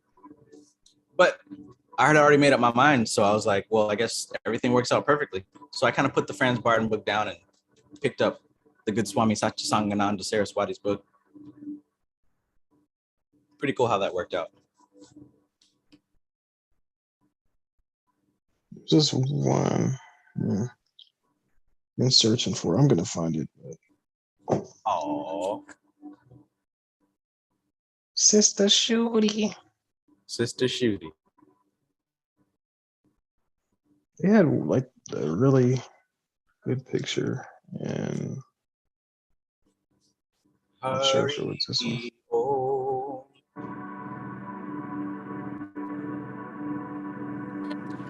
damn, it ain't this one. Oh yeah, here it is. I don't know. One thing that I noticed about Miss Shooty over there is that she is like, I think in her 80s now, 70s or 80s. What? Yeah. She was born in, I think, 50s. So she's like 70s, like late 70s. But she looks phenomenal. Yeah, man. Do your mantras. Look, man, practicing this yoga stuff, man. What is time? Just saying. I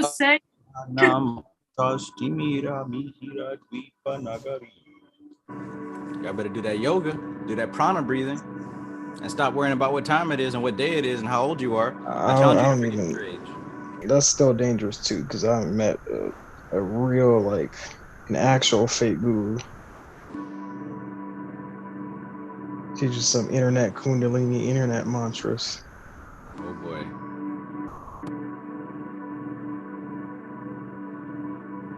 Did you just say that you met a real fake guru?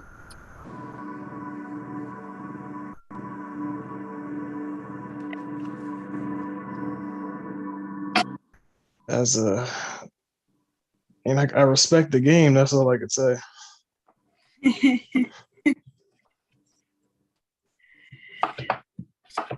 Yeah. Man, I think, but these slokas here, man, I don't even think these slokas are like, they're not even normal mantras. Like they're like something, they are like, there's like, you can talk about mantras and then you can talk about shlokas. It's like whole different. These, at least in this book, and I'm gonna have to get that boy again. M.W. Ford also wrote something on this, but the story goes with this book that the author is Atman. I have another book by like the actual scribe, but Atman of the author manifested itself as Shakti, and then gave him all the mantras. And in one of, I'm gonna leave that book undisclosed, but one of M.W. Ford's books, it deals with the HGA, but turning it into a feminine entity. But like it's dealing with, I guess, getting that pure aspect of yourself, or like what you were mentioning before, the Akash, getting the Akash of yourself, getting that Akash information and bringing down that Akash information. Like in Mantra and Yantra, where he talks about the different types of mantras. There's the mundane mantras, the Gayatri mantras, the Bij mantras. These are steps up. And then shlokas seem to be, I mean, I think I would include Bijas in that top Akash place, but shlokas seem to be like the direct download, where the Bijas are quite general, or the categories, and then inside would be the shlokas.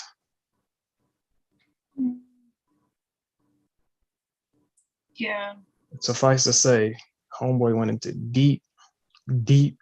I think he actually, in the beginning, like he went on a X amount of day thing. It actually mirrored the Bremlin ritual.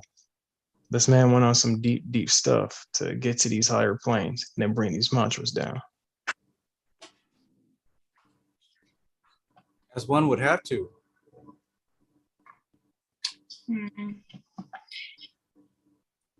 And again, this is kind of where it's like, I think people can get disconnected because they're like, oh, well, so they're going into meditation. All of a sudden they're getting this stuff. How do you know it's real? And it's like, okay, well, this is where we talk about, again, that whole like researcher versus someone who just had an experience. Like these people are spending their lives committed to internally. Like this isn't just like, I had a dream one night and then this happened. Like this has been a continuing practice for them. And these are the results of their research. Or they meditate for 2 days and like use this mantra for good luck. I made it to that point and I was attempting to bring information down. That experience is incredibly stressful and draining and scary as hell. I'm not even gonna bullshit. I hope that what I collected was enough to write this book because I don't want to go back anytime soon.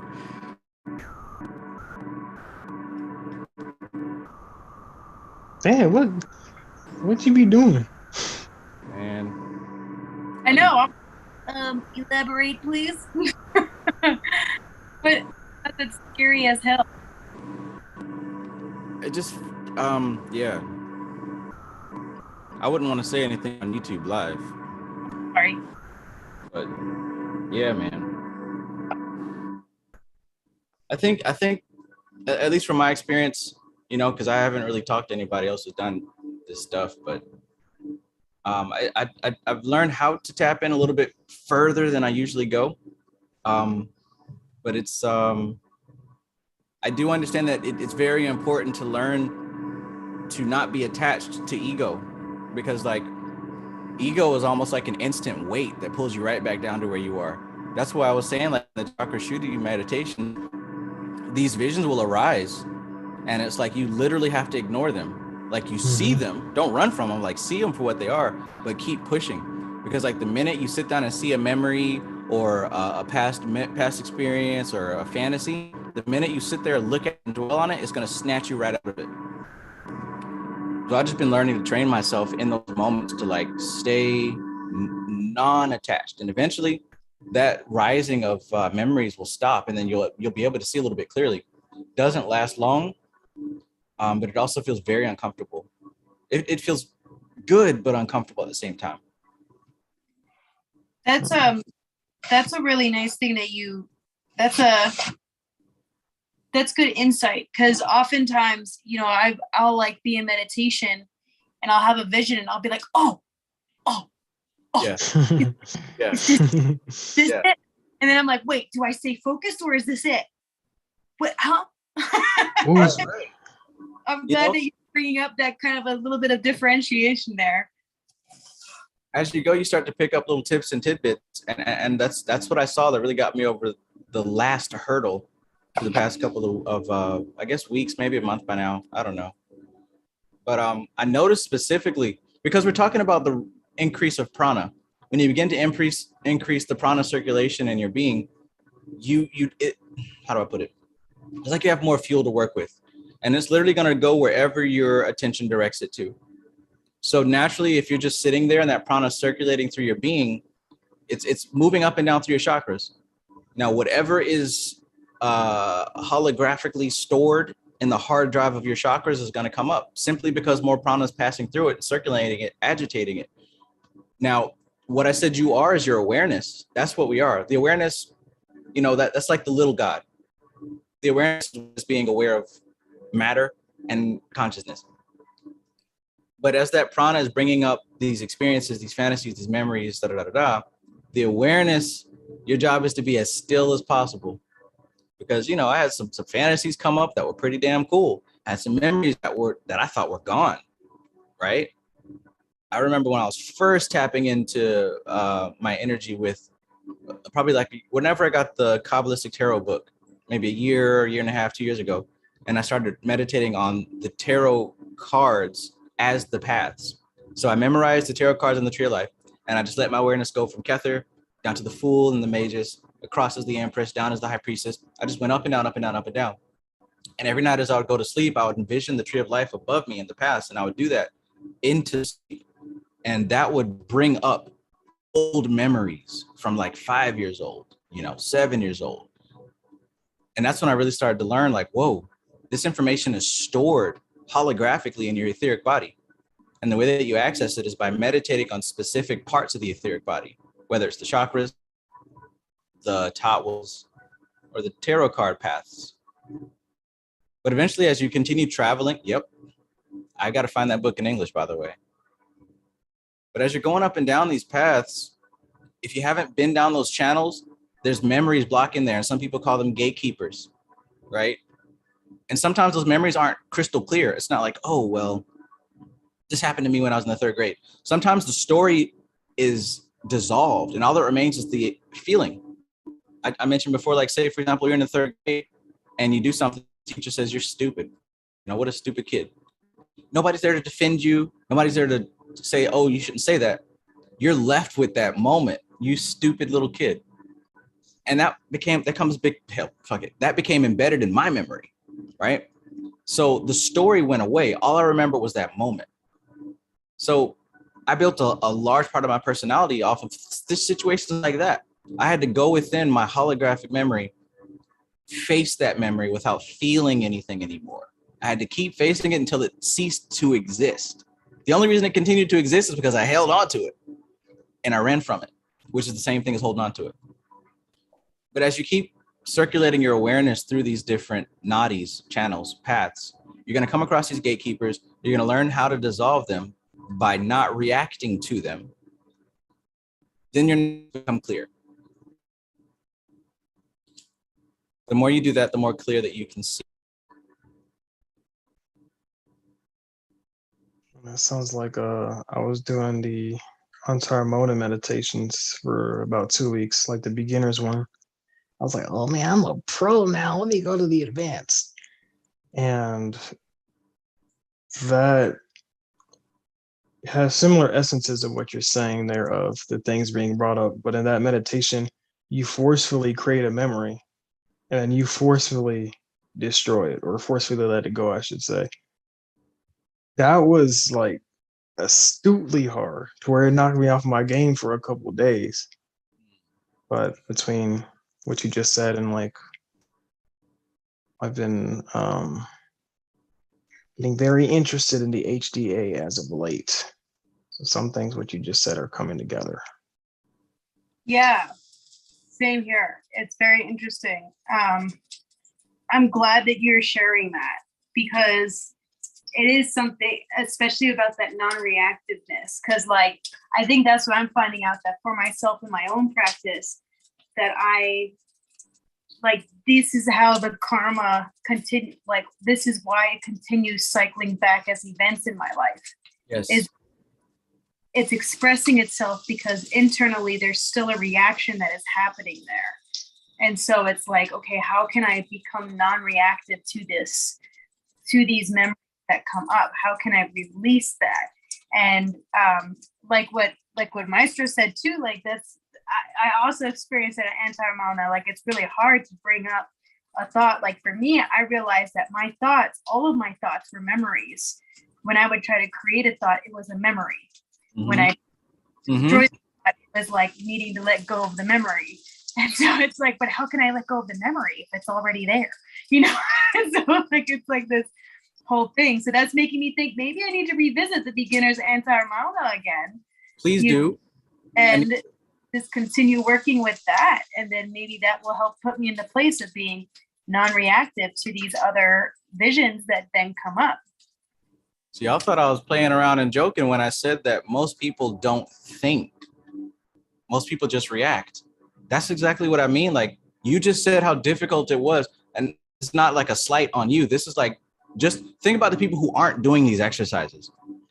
Difficult it was to create a thought and all you could come up with was memories. Like that's what I mean. Most of the people that are in this world can only react to memories. It's very difficult to create thoughts. What are you going to create it out of? What do you do other than come up with a memory, right? You got to learn how to answer that question. Sometimes it's not necessarily creating something visual or auditory. There are experiences beyond what you're used to. There's experiences beyond seeing a shape. When I talk about somebody in the beginning of this video, what's the unicorn represent? I can't tell you. I can't. Why? Because what I deal with doesn't look like this. Doesn't look like anything at all, actually. Right? The only way that I can grasp it is by visualizing unicorn. But there's something behind this that doesn't even express itself as a form. All I can describe it as is a subtle sense, a subtle essence. And I can tell when it's near because I've refined myself. Same thing as what we would call Lucifer, right? I've been in communication with that thing so much. I can't describe to you what it is other than living electricity. So it's not a demon lord. It's not a demon lord. It's nothing that I've ever read about, but I can tell when he's behind, or he, she, it. I can tell when it's behind something and when it's trying to communicate with me. I've become distinctly familiar with specific entities because I've sensitized myself to them. I can tell, but whenever that particular essence is going to come into my presence, it doesn't just show up like, hey, it's me, got a mission for you. No, I feel it coming roughly 2 weeks ahead of time. It creeps in, like it's like slow, like a mist, like that mist coming on. Oh, I see what time it is. And I'll start seeing little white masks, right? I might walk in the grocery store, dollar store, and I see like those little white masks that you can do artwork with. Maybe you've seen one of my videos where I've had the white mask everywhere. I don't know. But I'll start seeing those white masks pop up more and more frequently. And then eventually I'll start voice. Eventually I'll start getting clear communication. Eventually I'll have to shut myself away for maybe a night or two so I can get that full download. And then I can tell when it's starting to leave because it becomes less and less obvious. And then it's like, all right, I'll catch you again the next couple months. This is how these higher angels work. You don't just sit down and, how do I summon an angel? No, you don't call angels. They call you, if you can hear. And I think what you're describing too is something that we all experience, because I have that similar thing. But when I'm about to have a reaction or like some type of emotional, deep-seated karmic thing come up that I have to deal with, it comes to me like a week prior, certain events will start to line up and I'll be like, oh, this brings me into, oh, now this takes me to, oh, and here's this. And so what you just described, I think we all experience. It's just a matter of, are we aware of it and how it's playing out and what is playing out? And that's how sensitivity comes into play. You got to refine your awareness so that you can perceive what's happening. Yes, everybody is being used by entities that they cannot comprehend. Yes, I just said that nobody's thinking. Everyone's only reacting. But what are you reacting to? First off, you're reacting to culture and these ideas that you think make up humanity. But those are strings that you've agreed to attach yourself to. There are things that pull those strings. You ever seen what's that thing called foosball, I guess, where it's like a little soccer game and you pull the little sticks and flip them and make them kick the ball? These NPCs are little bitty sticks, and those things are being pulled and flipped, and the ball's bouncing to and fro, and they don't even know it. You got to refine your senses until you expand beyond just that little flipping thing. Maybe you can become that stick. And if you're lucky, maybe you can become the whole team. Maybe you can become the ball. Maybe you can become the hand. But not if you're jerking off to Pornhub every day, all day, and not doing any work. And eating McDonald's. What if that's my practice, man? I'm a modern Agori. And where's that getting you, right? Like, how far is that taking you?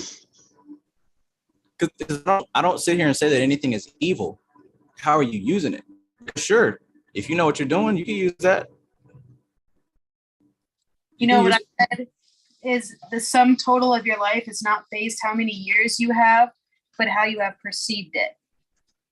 All that we're talking about is that perception. Like Trav, you're saying, like nothing that you're doing is bad, but how are you using it? Do you understand what you're using? Are you aware? Are you operating from that level of perspective that is beyond your own limited sense, like beyond your sensory organs, beyond your sensory experience? Is that where you're getting this from?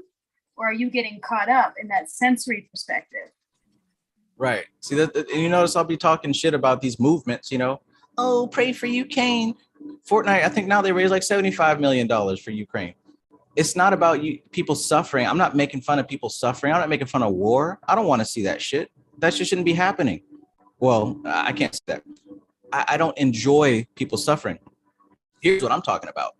The word Ukraine never left your lips until you started seeing this on social media. You can't point to Ukraine on a map. You don't know anybody, and you don't even know what the national export, you don't know what the capital is. You know nothing about what's happening. But all of a sudden, you the poster child, you the champion, you telling everybody else, you don't even know what you're talking about. That shows that you're not even about this event. You're somebody who wants to feel important. So you're trying to jump into a cause that you think is making you seem important. That's called ego. That's not called compassion. You're not helping anybody in Ukraine. You're helping yourself feel important. That's what I'm talking about. And it doesn't stop at charities and didn't put money into them. Where's that money going? Who said that Fortnite is giving 75 million of those dollars to Ukraine? They raised it for Ukraine. They didn't tell you where it's going. It's a game. Fortnite is a game, a fun game. But so is controlling the hive mind. And who does that better than politicians and marketers? Well, and as we had all been talking about earlier, right? Like real movement, you really want to be part of something.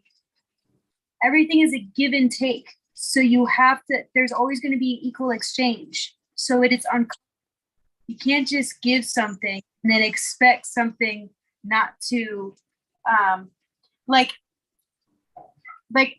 let's see, I can't remember which book we read it from, but in one of the books or one of the chapters, they were talking about equal exchange. How when you want to give something, something is then taken and vice versa. And we're in a society that where we raised where we just want to take everything and then give a little bit. But that's where we keep operating on this very limited type of belief system. And we think that changing our Facebook picture makes a difference because we're not actually giving anything. If you want to help people, really help people, go there, help them.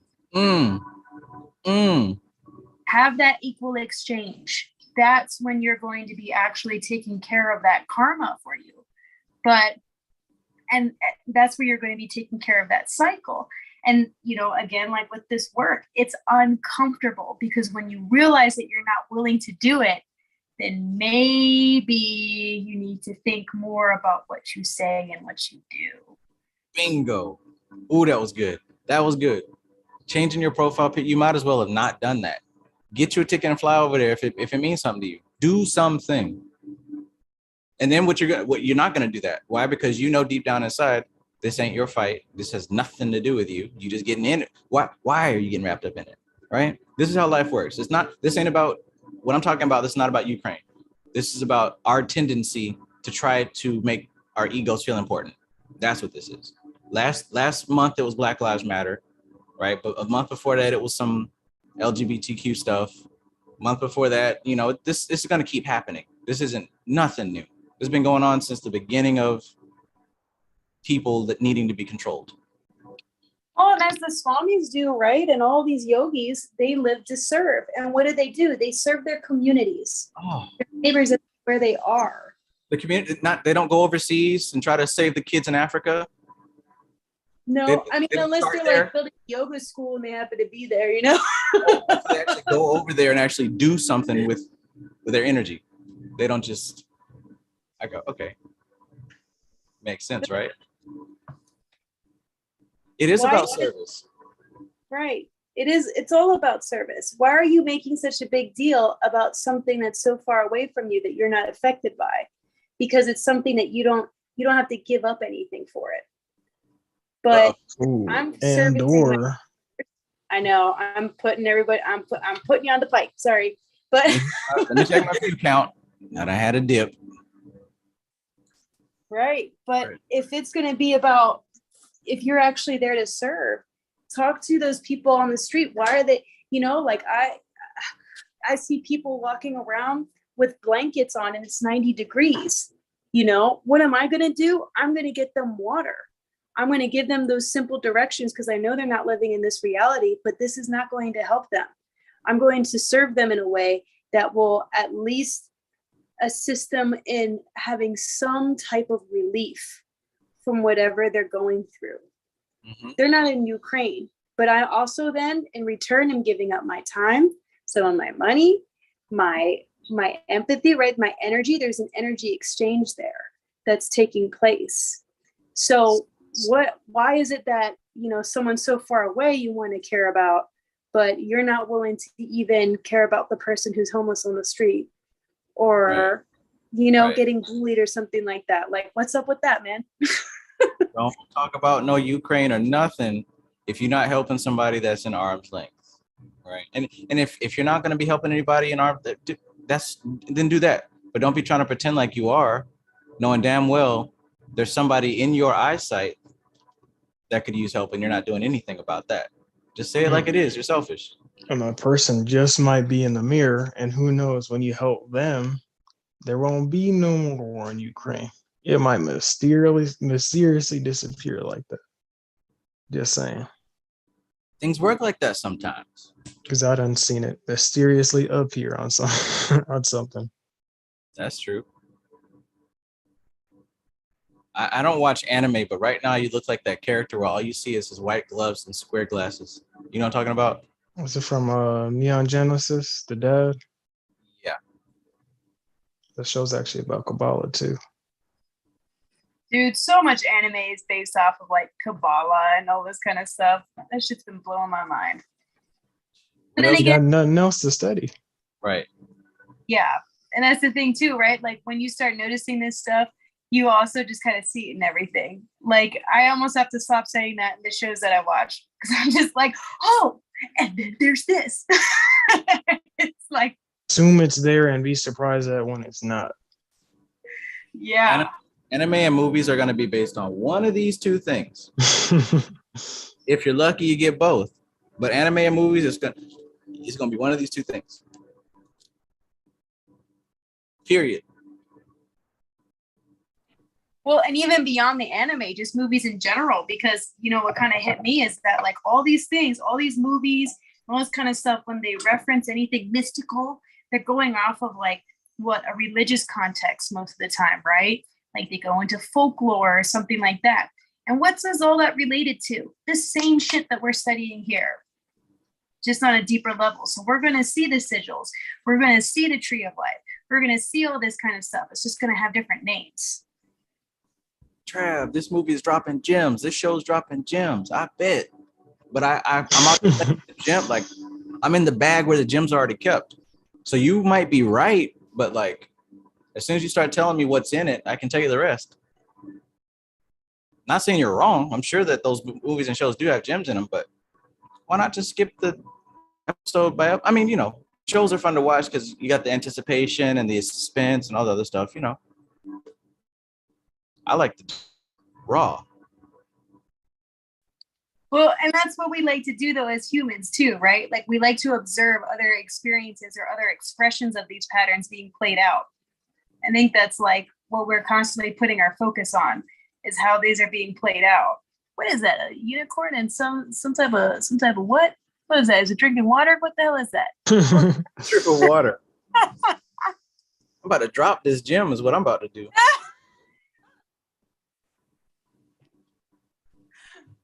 Oh, you know what I was about to do? I was about to get a whole bunch of like those little bejewels or whatever and just start like walking around and being like dropping gems. Make you a meme. Make you a meme. Oh.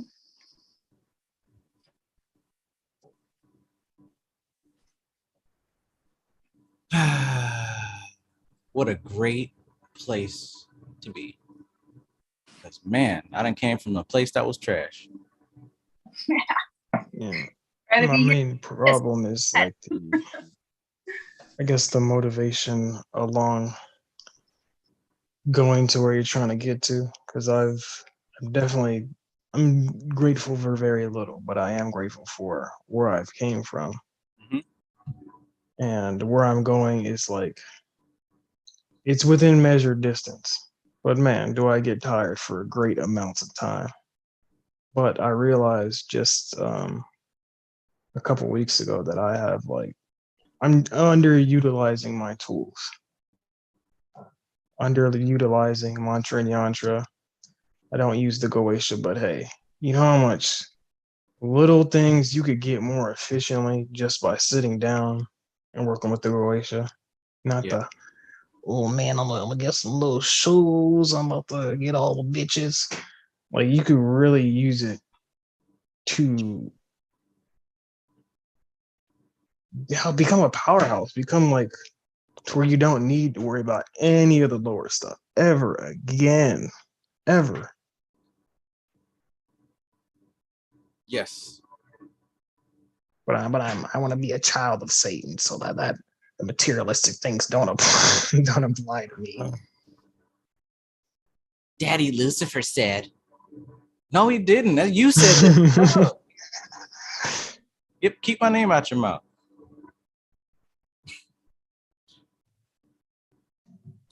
It's king payment, not payment. You disrespect his name, he's gonna come after you. They kicked me out the king payment Facebook group. Oh, I'm not sure what's funnier. There's the fact that there is a king payment Facebook group, or you got kicked out. Y'all done kicked out the only person in the damn group with the link. It's king payment, not payment. The only man who doesn't need a candle and a I don't know, an offering of the sigil. The sigil. I've seen like when I first got into this, it was like a blog post where they did the old school thing where you had to get a virgin to knit the sigil into like a curtain on a full moon night. Wow. That's unnecessary. I look back at that, I'm like, God damn, like did it work? It apparently worked, but it's gonna be hard it these days. It ain't even like that no more. Where the hell am I gonna find a virgin at? 2022? Knows how to knit. Who can focus long enough to do that? The ways had to upgrade. You could only summon him with the yellow candle, and it's payment, not payment. Everybody gets that incorrect. He will not show. He only comes in the daytime. For you, maybe, with your limited ass. He likes green M&Ms only. So bring him green M&Ms and some really nice gin. Oh, okay. You talking about payment or you? Because that actually sounded like Citru. Oh, look at you. Well, that's Citri, Laura. Get out. Get out. Technically. You're Goetia confused. Now they're going to be mad at you. You can't work with Bag the of glacier weed anymore. with 50 Cent's body and a leopard on the face.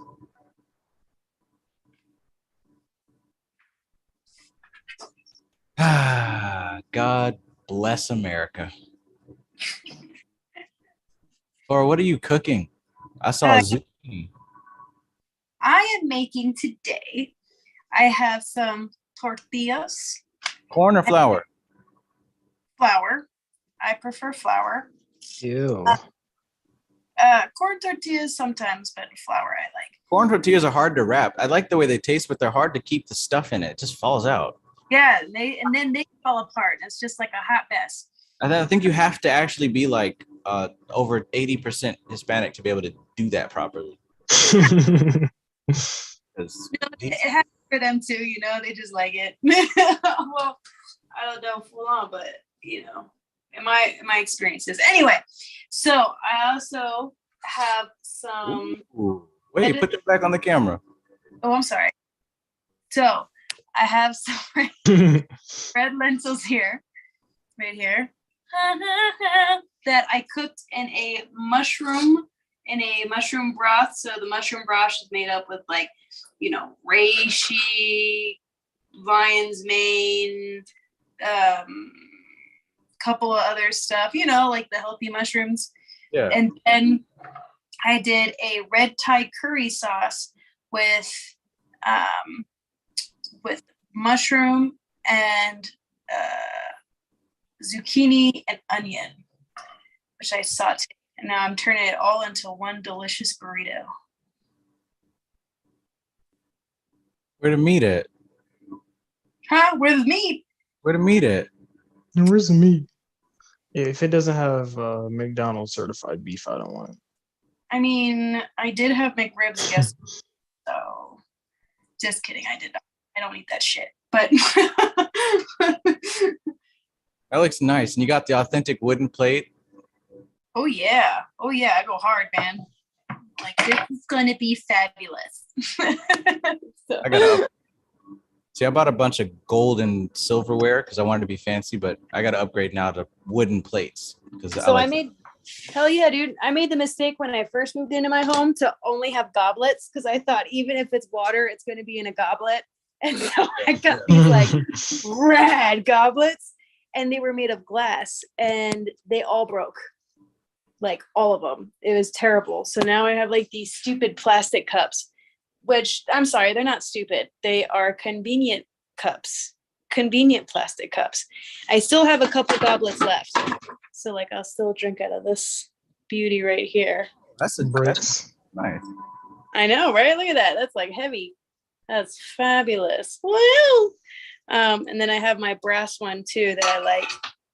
But yeah, the plastic cups are for everyone else because I learned the hard way that you don't give people goblets. People need to earn the goblet.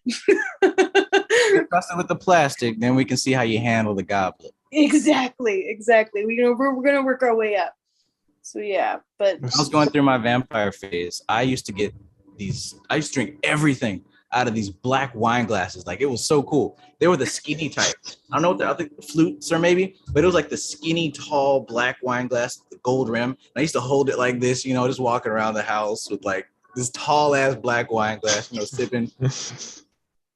I bet you did, Trav. I should do that. Mad respect for you, man. This is. Oh man, speaking of that, I'm going through that Don Webb book again. That is giving game. It's the real magic. What is it? I'm not going to disclose that one, but it's by Don Webb or Uncle Setnack, as he likes to be called. All right, what's it about? Magic. People who hold black goblets. Yeah. Vampires. Oh, come on, Alora. See, this is why we can't. What is it? That's I have cool, to man. press my delete Alora button here for my villain mode. God damn! Every time. Hey, Laura, let's speak in code. Are you talking about this obvious thing right here that y'all are talking about? Why not just say it? And Trav, you already wrote the book and put it out years ago? And you could find it on this hyperlink that I'm posting in the chat? Right here? Not that bad, y'all. Shit. Just, you know, that was an honest guess though. But you get plastic cups till you learn how to handle goblins. plastic cups. You get plastic cups. God damn it. Oh man, so that the Goetia book from earlier with the 50-cent Citrus, the author actually made ends and put them on YouTube. And so I had him, I don't normally use ambient music, but I use it for it. And it's the most over the top, like opera level. Oh man, I can only imagine. Like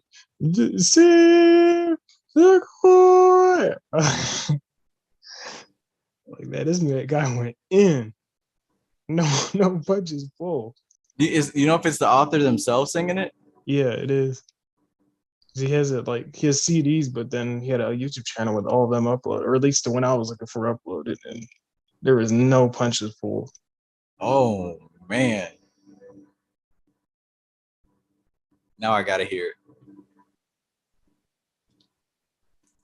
Sound like the king of a kingdom just died and his body's getting processed through the streets. You're crowning the Pope or something. Get it how you live, I guess.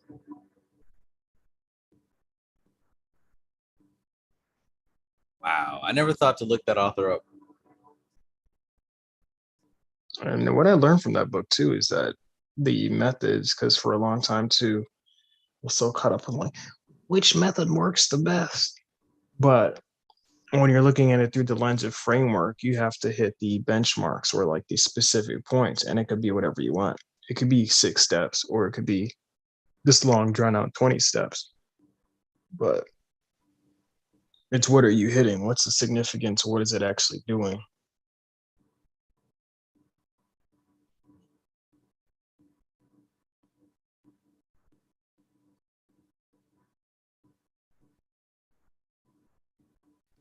I'm so scared to ask more questions because I don't want to expose nothing. Well, it's not about asking questions. It's just the specifics of. I'm not gonna say. I'm not gonna say this author, but he writes really good books, and I'm working through. Are you talking about Kenneth Grant? Is Go that ahead. Franz Barton's other book you're talking about there? I see. Well, okay, so you read a book about framework. Oh yeah. Right. I think it was blue, actually.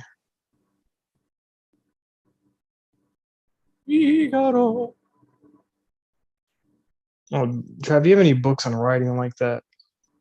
On writing like Mr. Brunson? Because I see this specific writing style everywhere.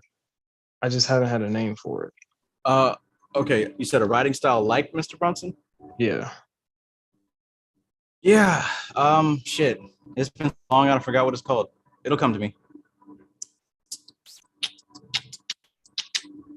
Oh yeah. So he has quite a few frameworks that I it's good to memorize.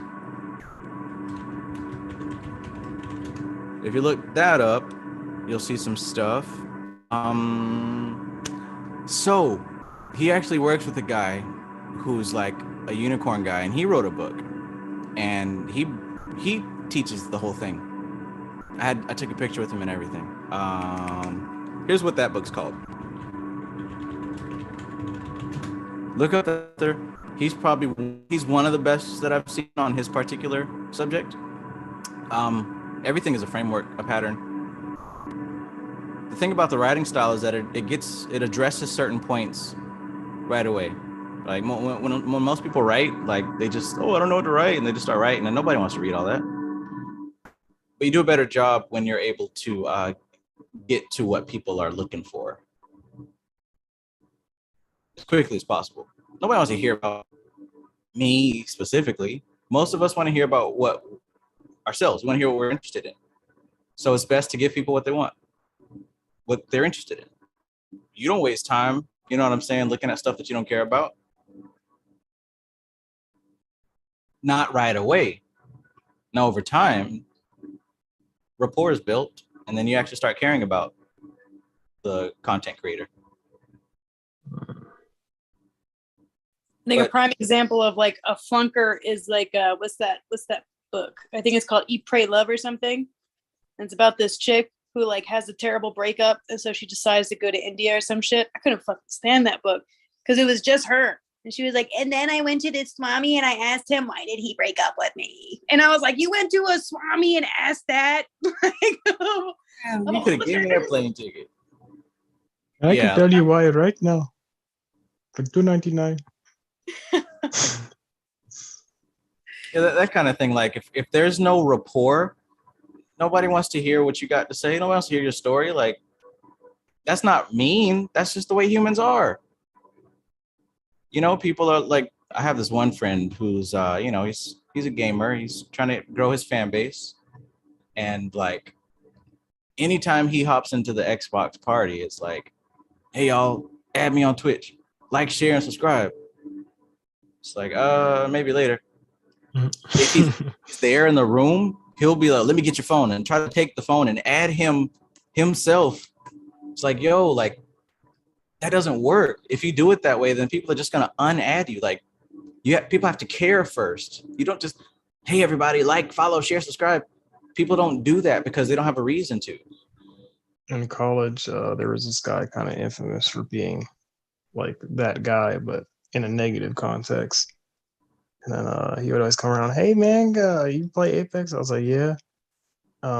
He said, oh, add me. I said, well, I forgot what. He was like, oh, let me put my PSN in your phone. I had my phone in my pocket, clearly visible against my jeans. And I was like, I forgot it, bro. I forgot it in my room. I had a guy hit on me that way. He was working at the Cricket retailer store. He was resetting my phone. Goofy ass on with that shit. And I was like, you do realize that I wouldn't have given you my phone if you hadn't worked here, right? like, man, this wasn't voluntary. You just gave me your number. So like, yeah, call me. No. No. What archetype is that? We need to name it. Schmoozer.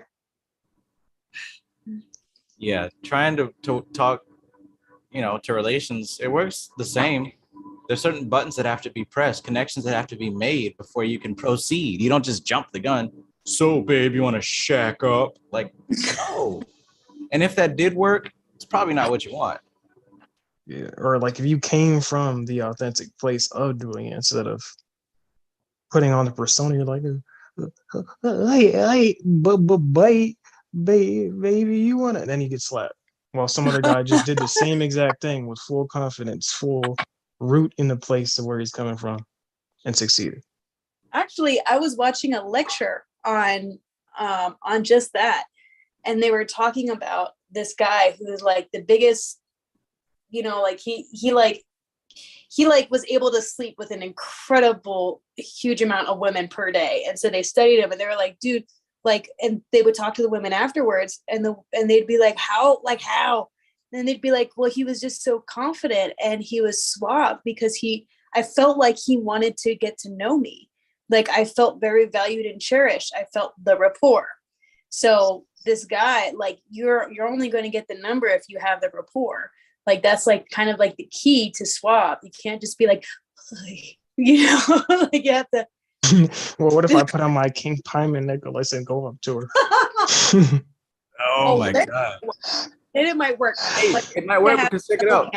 If you got full confidence in that thing, right? You put that King Pyman necklace on all of a sudden. Hey, I think that's how ch3 started working for me in the first place, because I believed it would. My state changed. Then it became permanent. Yeah, I knew that was the nut room.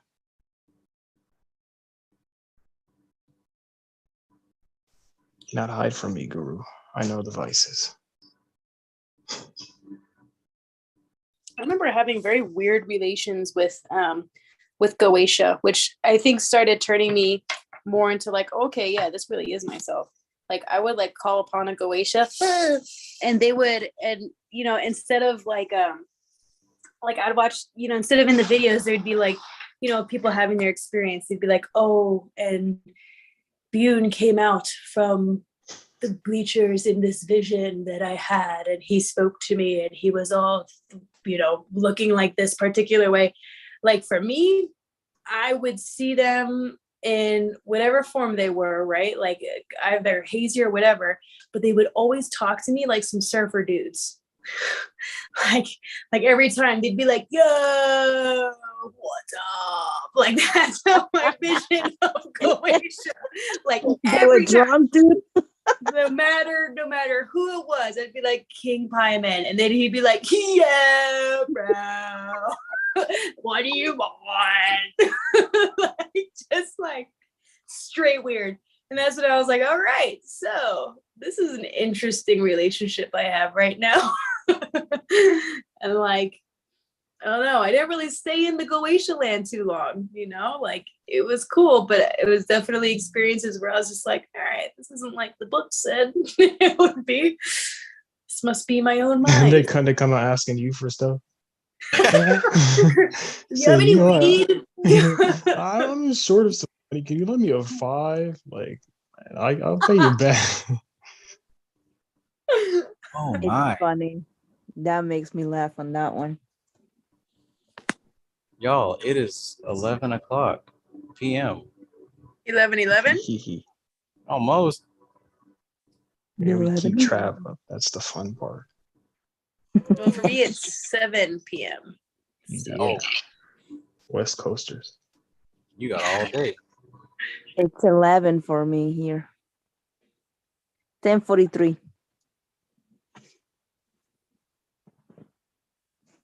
Lord have mercy. Like, I'll tell you, look like you're in those horror movies where they try to like show it from the phone's perspectives or the webcam's perspective. Like the person just getting dragged away in low light. The Zoom call in theaters this Friday. Gee. Maestro, you look like the monster in those films. Like with the glowing.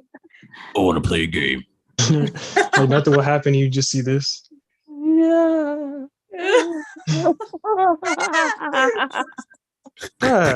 Trav, what are you doing? Whoa. What are you doing? There's a filter of Patrick with yams. Why is that a filter on here? Really, Travis? And I'm showing my hand, bro. You're showing the ass. You were right there. I didn't make that. That's supposed to be the beginners class. Yeah.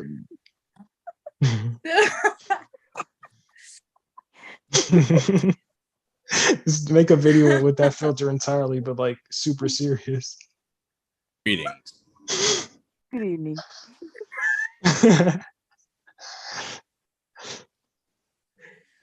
Season 4 Batman, the Evening Star.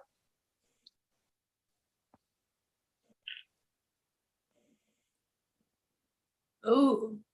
There's a Putin one on here, but I'm not going to click that. No. Funny. Oh. Antalion. Italian. Greetings.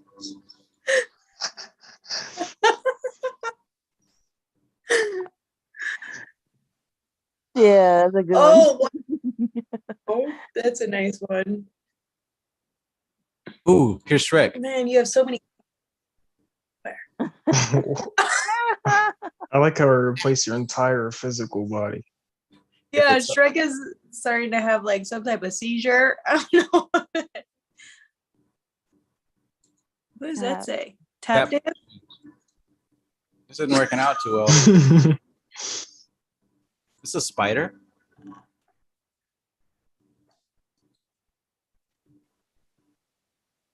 Your third eye, the spider. Chicken nugget, baby. Yeah. He's pulling us down now. That's a funny one. Welcome to Mick Yoga. Why are there all these female-centered ones? Like, there's not one for dudes whatsoever. I want a thought bubble with some pieces in it.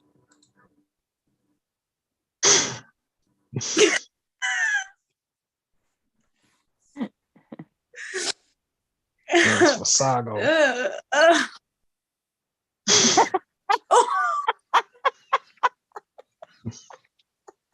Ridiculous, man. None of these are useful. Why are the Shrek ones? Looks like Malcolm X Shrek. Oh. Oh. Ooh, this is kind of cool. Oh, that one is That a was cool. Italian. Yeah. All your base are belong to us. That is so cool. You should use that for meditation. Oh.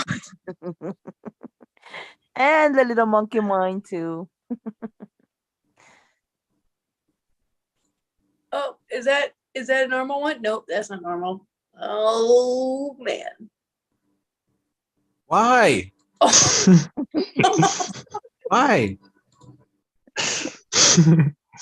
Jonesy. You have to use your white people voice. You're doing a job interview. This is Jonesy from Fortnite. We got a job to do. Oh, it's the mask. It's handsome Squidward. What? It's a handsome Squidward. Yeah, it's handsome Squidward. I don't know No, your it's the names. mask. I don't know why I love those. I just love those. They're so freaking funny. It's Mighty Me Beans. too, man. Holy shit! Hey. What the fuck? Melanin. Man. I'm a king.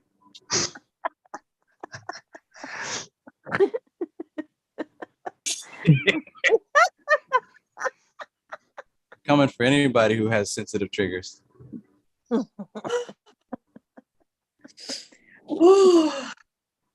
Damn. That's a good one. Oh, look at that. You're bald. What is Ronanda? Okay, Yogi. You gotta get the 3 stripes now. Oh. Oh, he went like all in on Tatwa Shooty. Oh my god. Shit, what the fuck? This one's for you, Man, Veronica. is this the vampire class? I saved up so much money, Mr. Magus.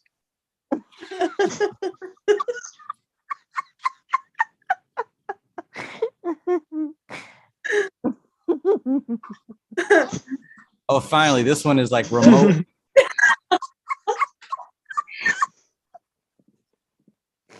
Yeah. What happened to your head? Another Fortnite character, but oh yeah, back in the Scene Kid days. I don't think any of you guys were look alive at for you. that. That's so cool. Yeah. I remember that. I'm a thigh vampire. This is we're getting way too distracted here. Why all the Shrek ones? Why is there so many Shrek ones? Oh man, you weren't there for that meme. That was for the young kids. Oh, what is it? Oh, the Shrek? Yeah. Yo, what kind of filter is that? I wanted to have that one. It's so funny. Among Us.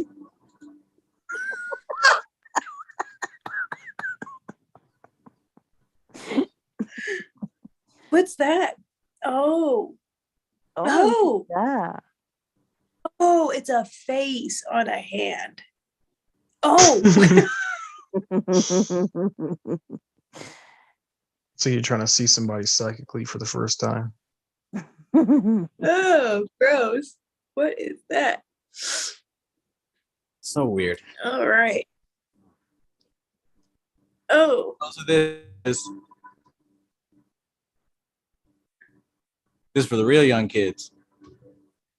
Yeah, I like the potato better. Travis Kids YouTube channel. Five Nights at Freddy's. Okay, look, this is not what it's not what you came to tune in for, all right? Is this all I am to you? Is this all that you see in me?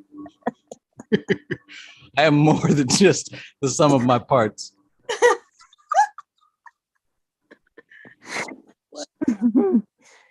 You like the potato, you said? I like the banana.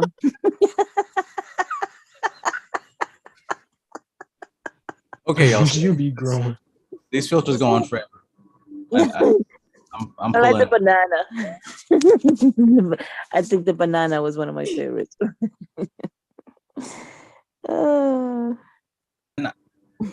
Nope, that's opinion. Why does they make him Jewish? Look at you, man. I was like, I just learned a few days ago that this whole Baby Yoda thing was not actually Baby Yoda. I swore I thought that was like the prehistory of Yoda the whole time. Oh yeah, no, I thought so too until like the end of the season when they're like, his name is Grug or whatever, and I was like, what? It's not Yoda. Oh. You're cute. Oh, thanks. So you want to be that type of cute? I need to be made, my friend.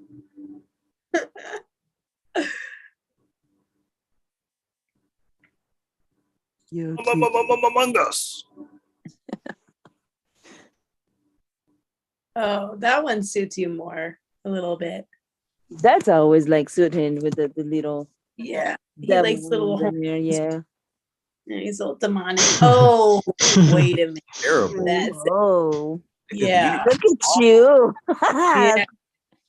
I feel like you need a synthesizer, like just to add to it. Oh my God, your hair did a little wiggle. Whoa, I don't like that's. Oh, you. The fuck is that? Yeah, I'll call you. It's a villain, Megas. Oh, there's. Why did they add that? What is that? Who's that? Okay. Some people are into this kind of thing. Hey, to each their own. I don't judge.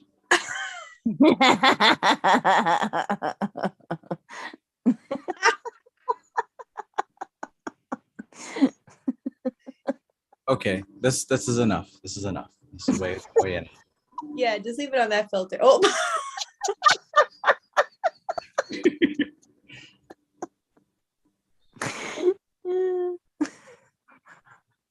Ferrari, I'm sorry. Okay, how do I get the hell off of this?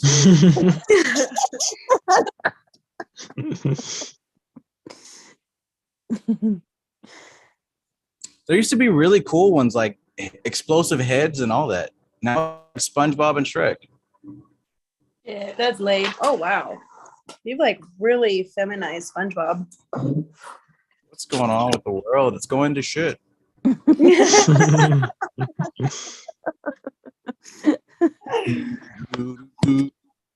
Oh, you're hot. Oh, thanks. The Ophio filter. That's enough. Ophio filter. Yeah, is there do. You're hottie.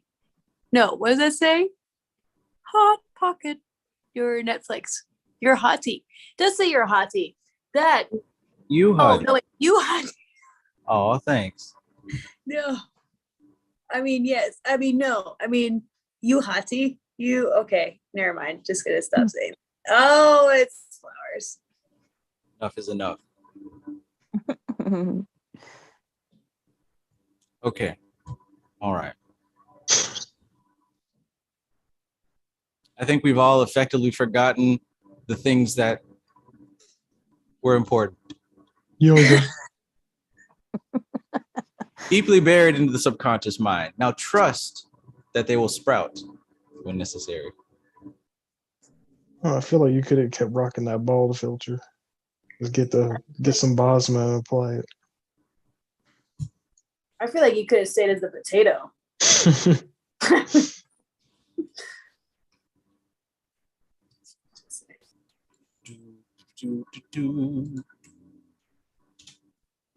No, I don't want that song stuck in my head. some scars coming up now. Right. I don't think they had the filters there. They were meant to keep you down. Damn. So you got caught in the McRib, bro. It's all good. Fell for the McRib. Fell for the McRib.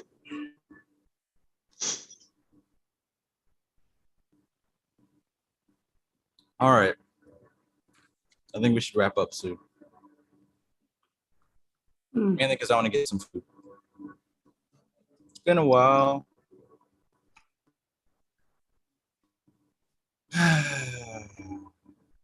Okay, so notes. We just are going over the last chapter of Mantra and Yantra. So next week we're gonna be doing this one more again. However, directly after that, you still have time to get a hold of this. Now, this is gonna getting into the serious content, as if this is serious already. Jnana Yoga is the next book we're gonna dive into, followed by Samkhya Darshan. Now, this is where it starts getting a little bit advanced, because everything that you've learned now is going to become organized into the science of Jnana Yoga. So for everybody who's paying attention, who's following along, this is the book that we're going to go into in 2 weeks from now. All right? Get it, read it, enjoy it. I appreciate everybody for being here. I appreciate everybody in the YouTube world.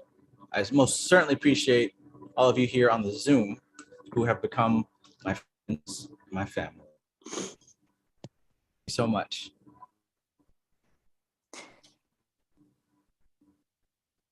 Laura, you've made me hungry, as easy time doing.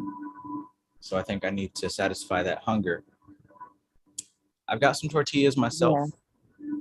Yeah. And you guys make tortillas, huh? Yes. Veronica, maybe you can help. What's the deal with the corn tortillas? Like how do we do?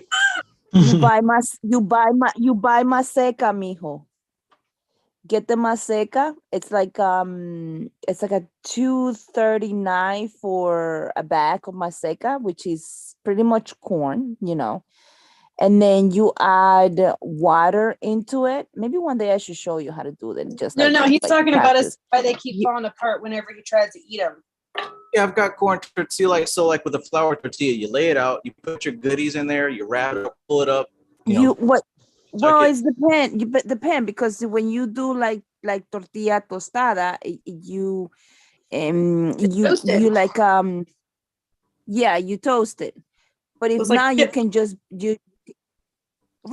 if now you can just buy like regular tortillas in the bags, and you can buy a comal, and then you warm them up in there, and then you add your ingredients without having the tortilla to be breaking up.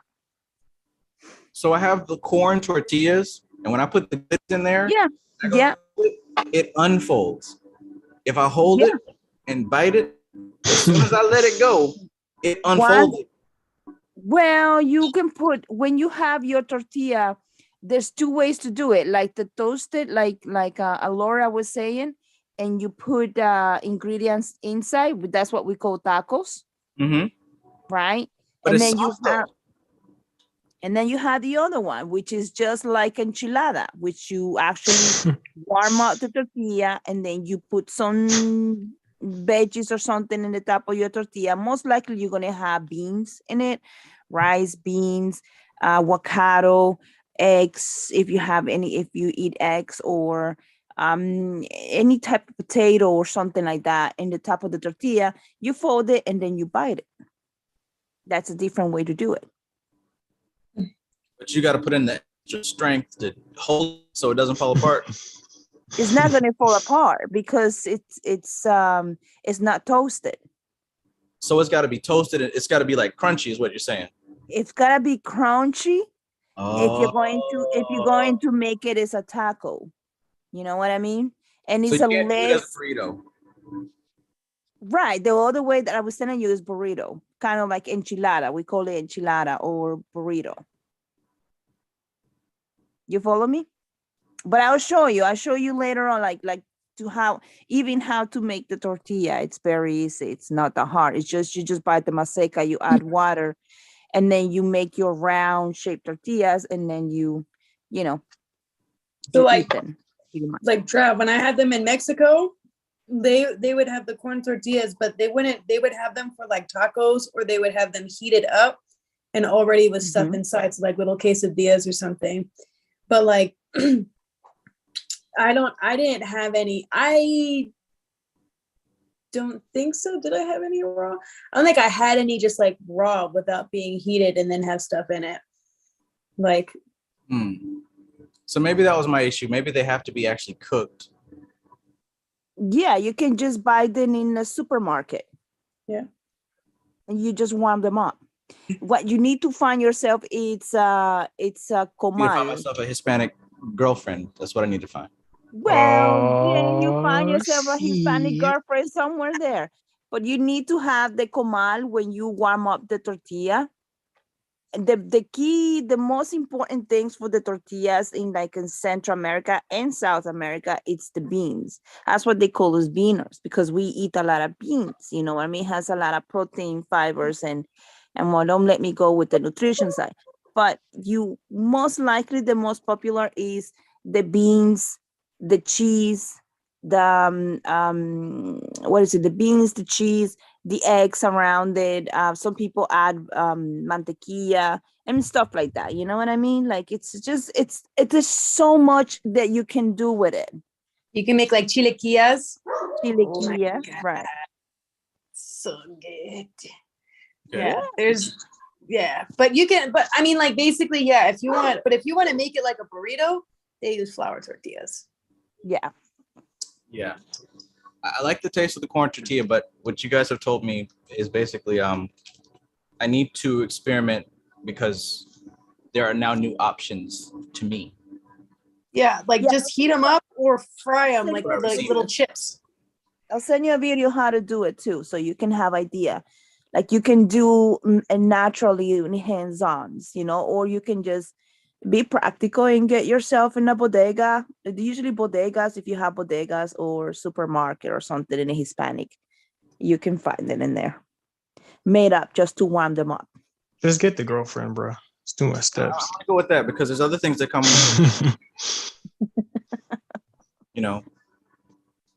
like dancing or music, the accent.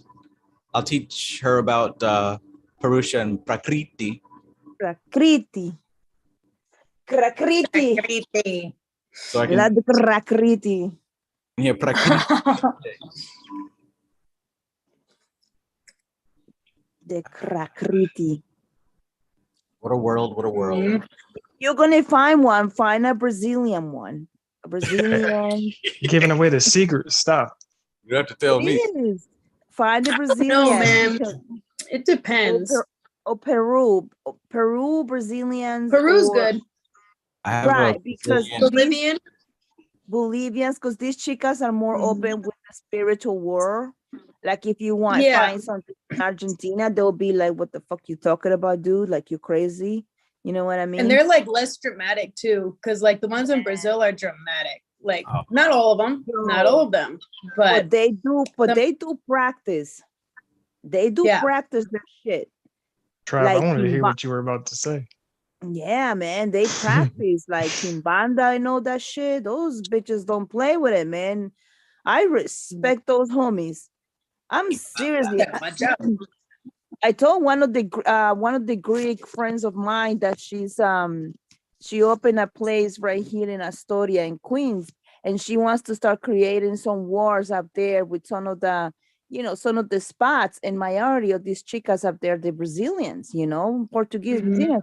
I'm like, yo, I was like, don't fool around with these bitches. I'm like, because they can give you nightmares. Like I said, dramatic. Yeah, they're like, you're gonna pay attention to me. I'm gonna make you a cake, and it's gonna have my menstrual blood in it. It's like exactly, yo, for real. So I'm like, don't play with these bitches, yo. No, man. I put a spell on you. I put a spell on you.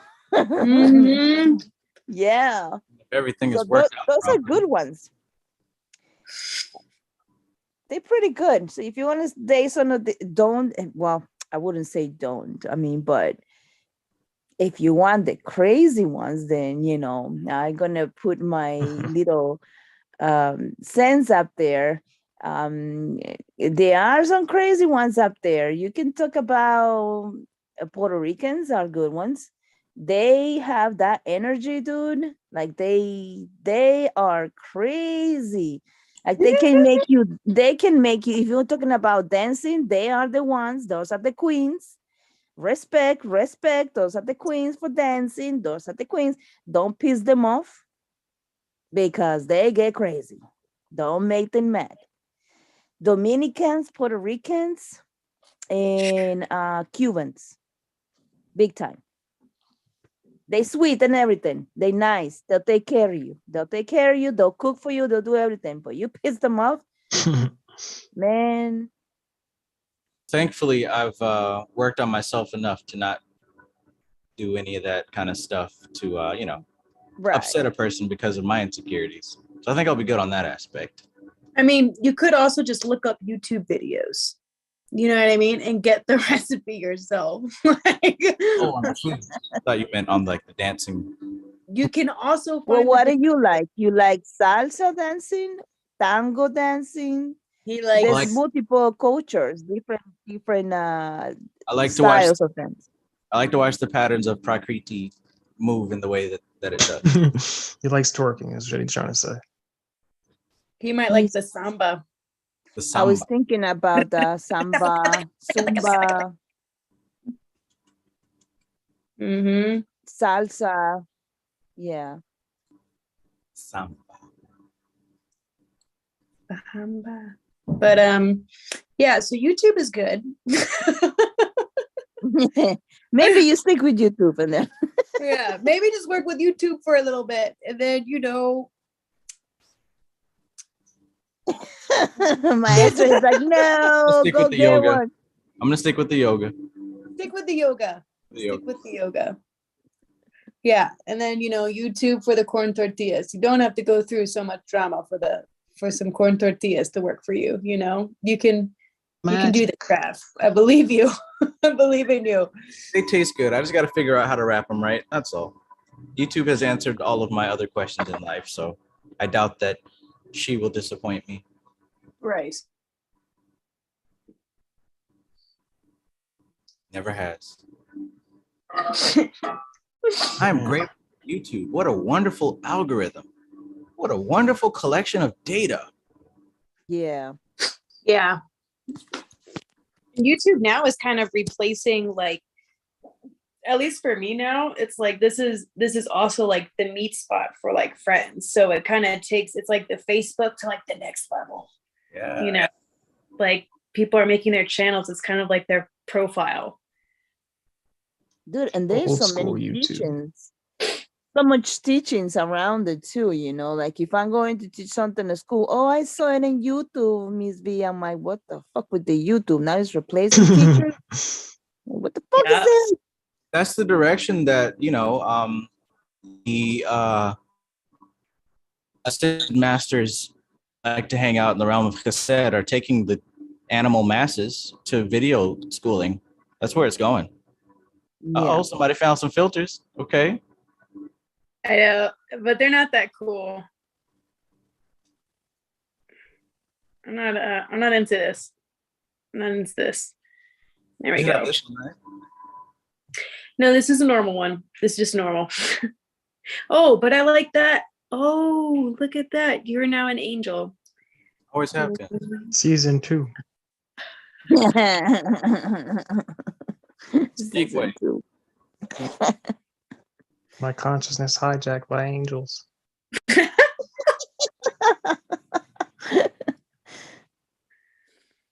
Man. Yo, Trav ain't the same, man. He been kidnapped and cloned. That ain't Trav. That's the clone Travis Majors. Look at the way he dressed. He cloned. Same thing they did with Gucci Mane. Don't talk about demons no more.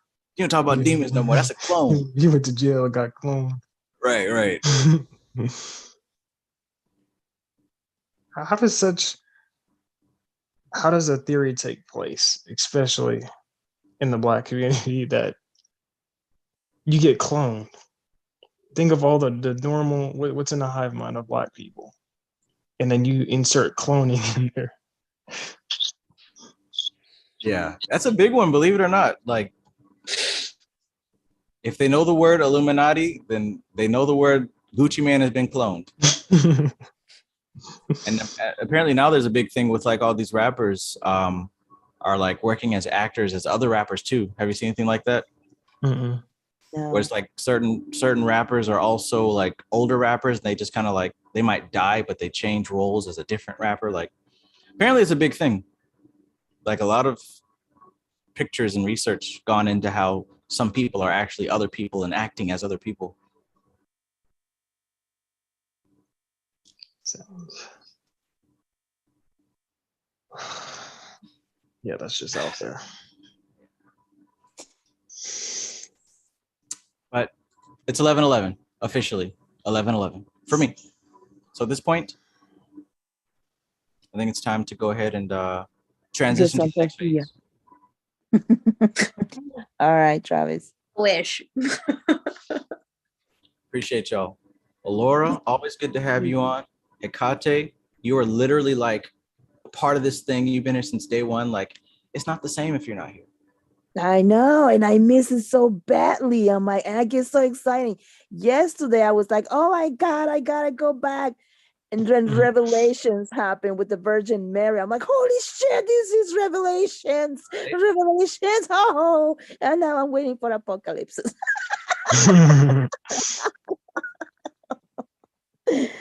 Oh, peace, bro. Please, guys. Peace. Peace. Maestro, I love you, man. You're an awesome dude. Super intelligent. Speaking with you helps to, ignite my ideas. So it's really cool. Really cool. I learned from all of y'all. And it's just good to have a bunch of people in the same place who are intelligent, who understand, who dedicate themselves to this work, and we're fleshing this thing out. Literally on the cutting edge of the science.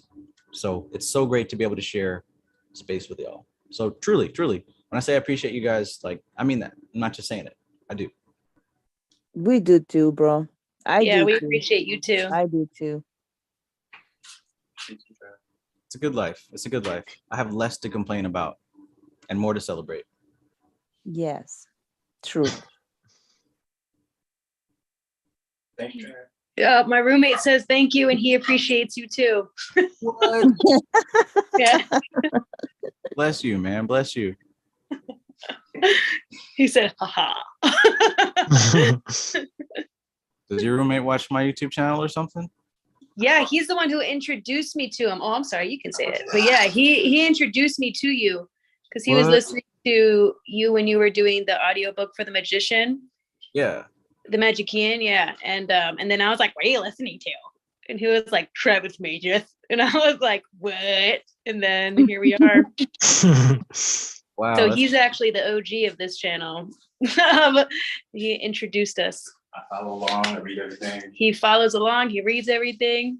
I do the work. He does the work, he does. So he's behind the scenes, bro. he is behind the scenes. He's behind this, yeah. Laura's a robot. Conspiracy confirmed. Yeah. He programs you to go on the lives for him. You're a clone. I am a clone of Alonzo, but in yeah, he Yakubed his DNA. Oh man. Should have known something was up. I was worried about the wrong one. And also to let you guys know, Fruity Pebbles used to be my favorite scent. Then I found Fruit Loops, and holy hell, this is amazing. My whole house smells like Fruity Pebbles. Awesome. Get yourself some Fruity Pebbles scented oil. Fruity Pebbles. Pebbles essential oil. Yeah. What does it smell like? What does it smell like? Yeah. A potent, like you just cracked open that, you know when you have the box and you open it up and you pop open that bag and the smell just hits you in the face? Uh-huh. You know what's better smelling than that is like the bootleg ones where it's just a big bag. Yeah. The big red bag. The store brand. Yep. That scent hits you. Yeah, that's what it smells like, except all day long. Man, if I walk out. Did you got it in Amazon or? Yeah. Oh shit! I'm gonna look it up. I'm a big fan of smell. I love it. I've included it with everything that I applied to my skin. So. Man's getting oat cream, Fruity Pebbles oil. Yeah. Why not, man? I'm gonna go visit my neighbor. Stop. Yes, Travis. Go to the dark side. Do it. I need to see both sides of my guru. Be careful. careful. Don't Yeah. eat anything yet. I'm trying to activate my dragon legacy, right? I'm tired of Ormus. I need the real thing. Hungry for the real thing. All right, that's enough. I gotta go. All right, Travis. See you later, bro. Peace. Goodbye, Travis. Good night. Goodbye, Bye. everyone. Night, night. Good night. Leave. Good night, guys. Good night. See y'all on the internet. Yeah, we will. See you soon. Oh my goodness. All right, everybody. I'm out. Thank you for being here. Thank you for being a member of this channel, a member of this community. Just thank you for existing.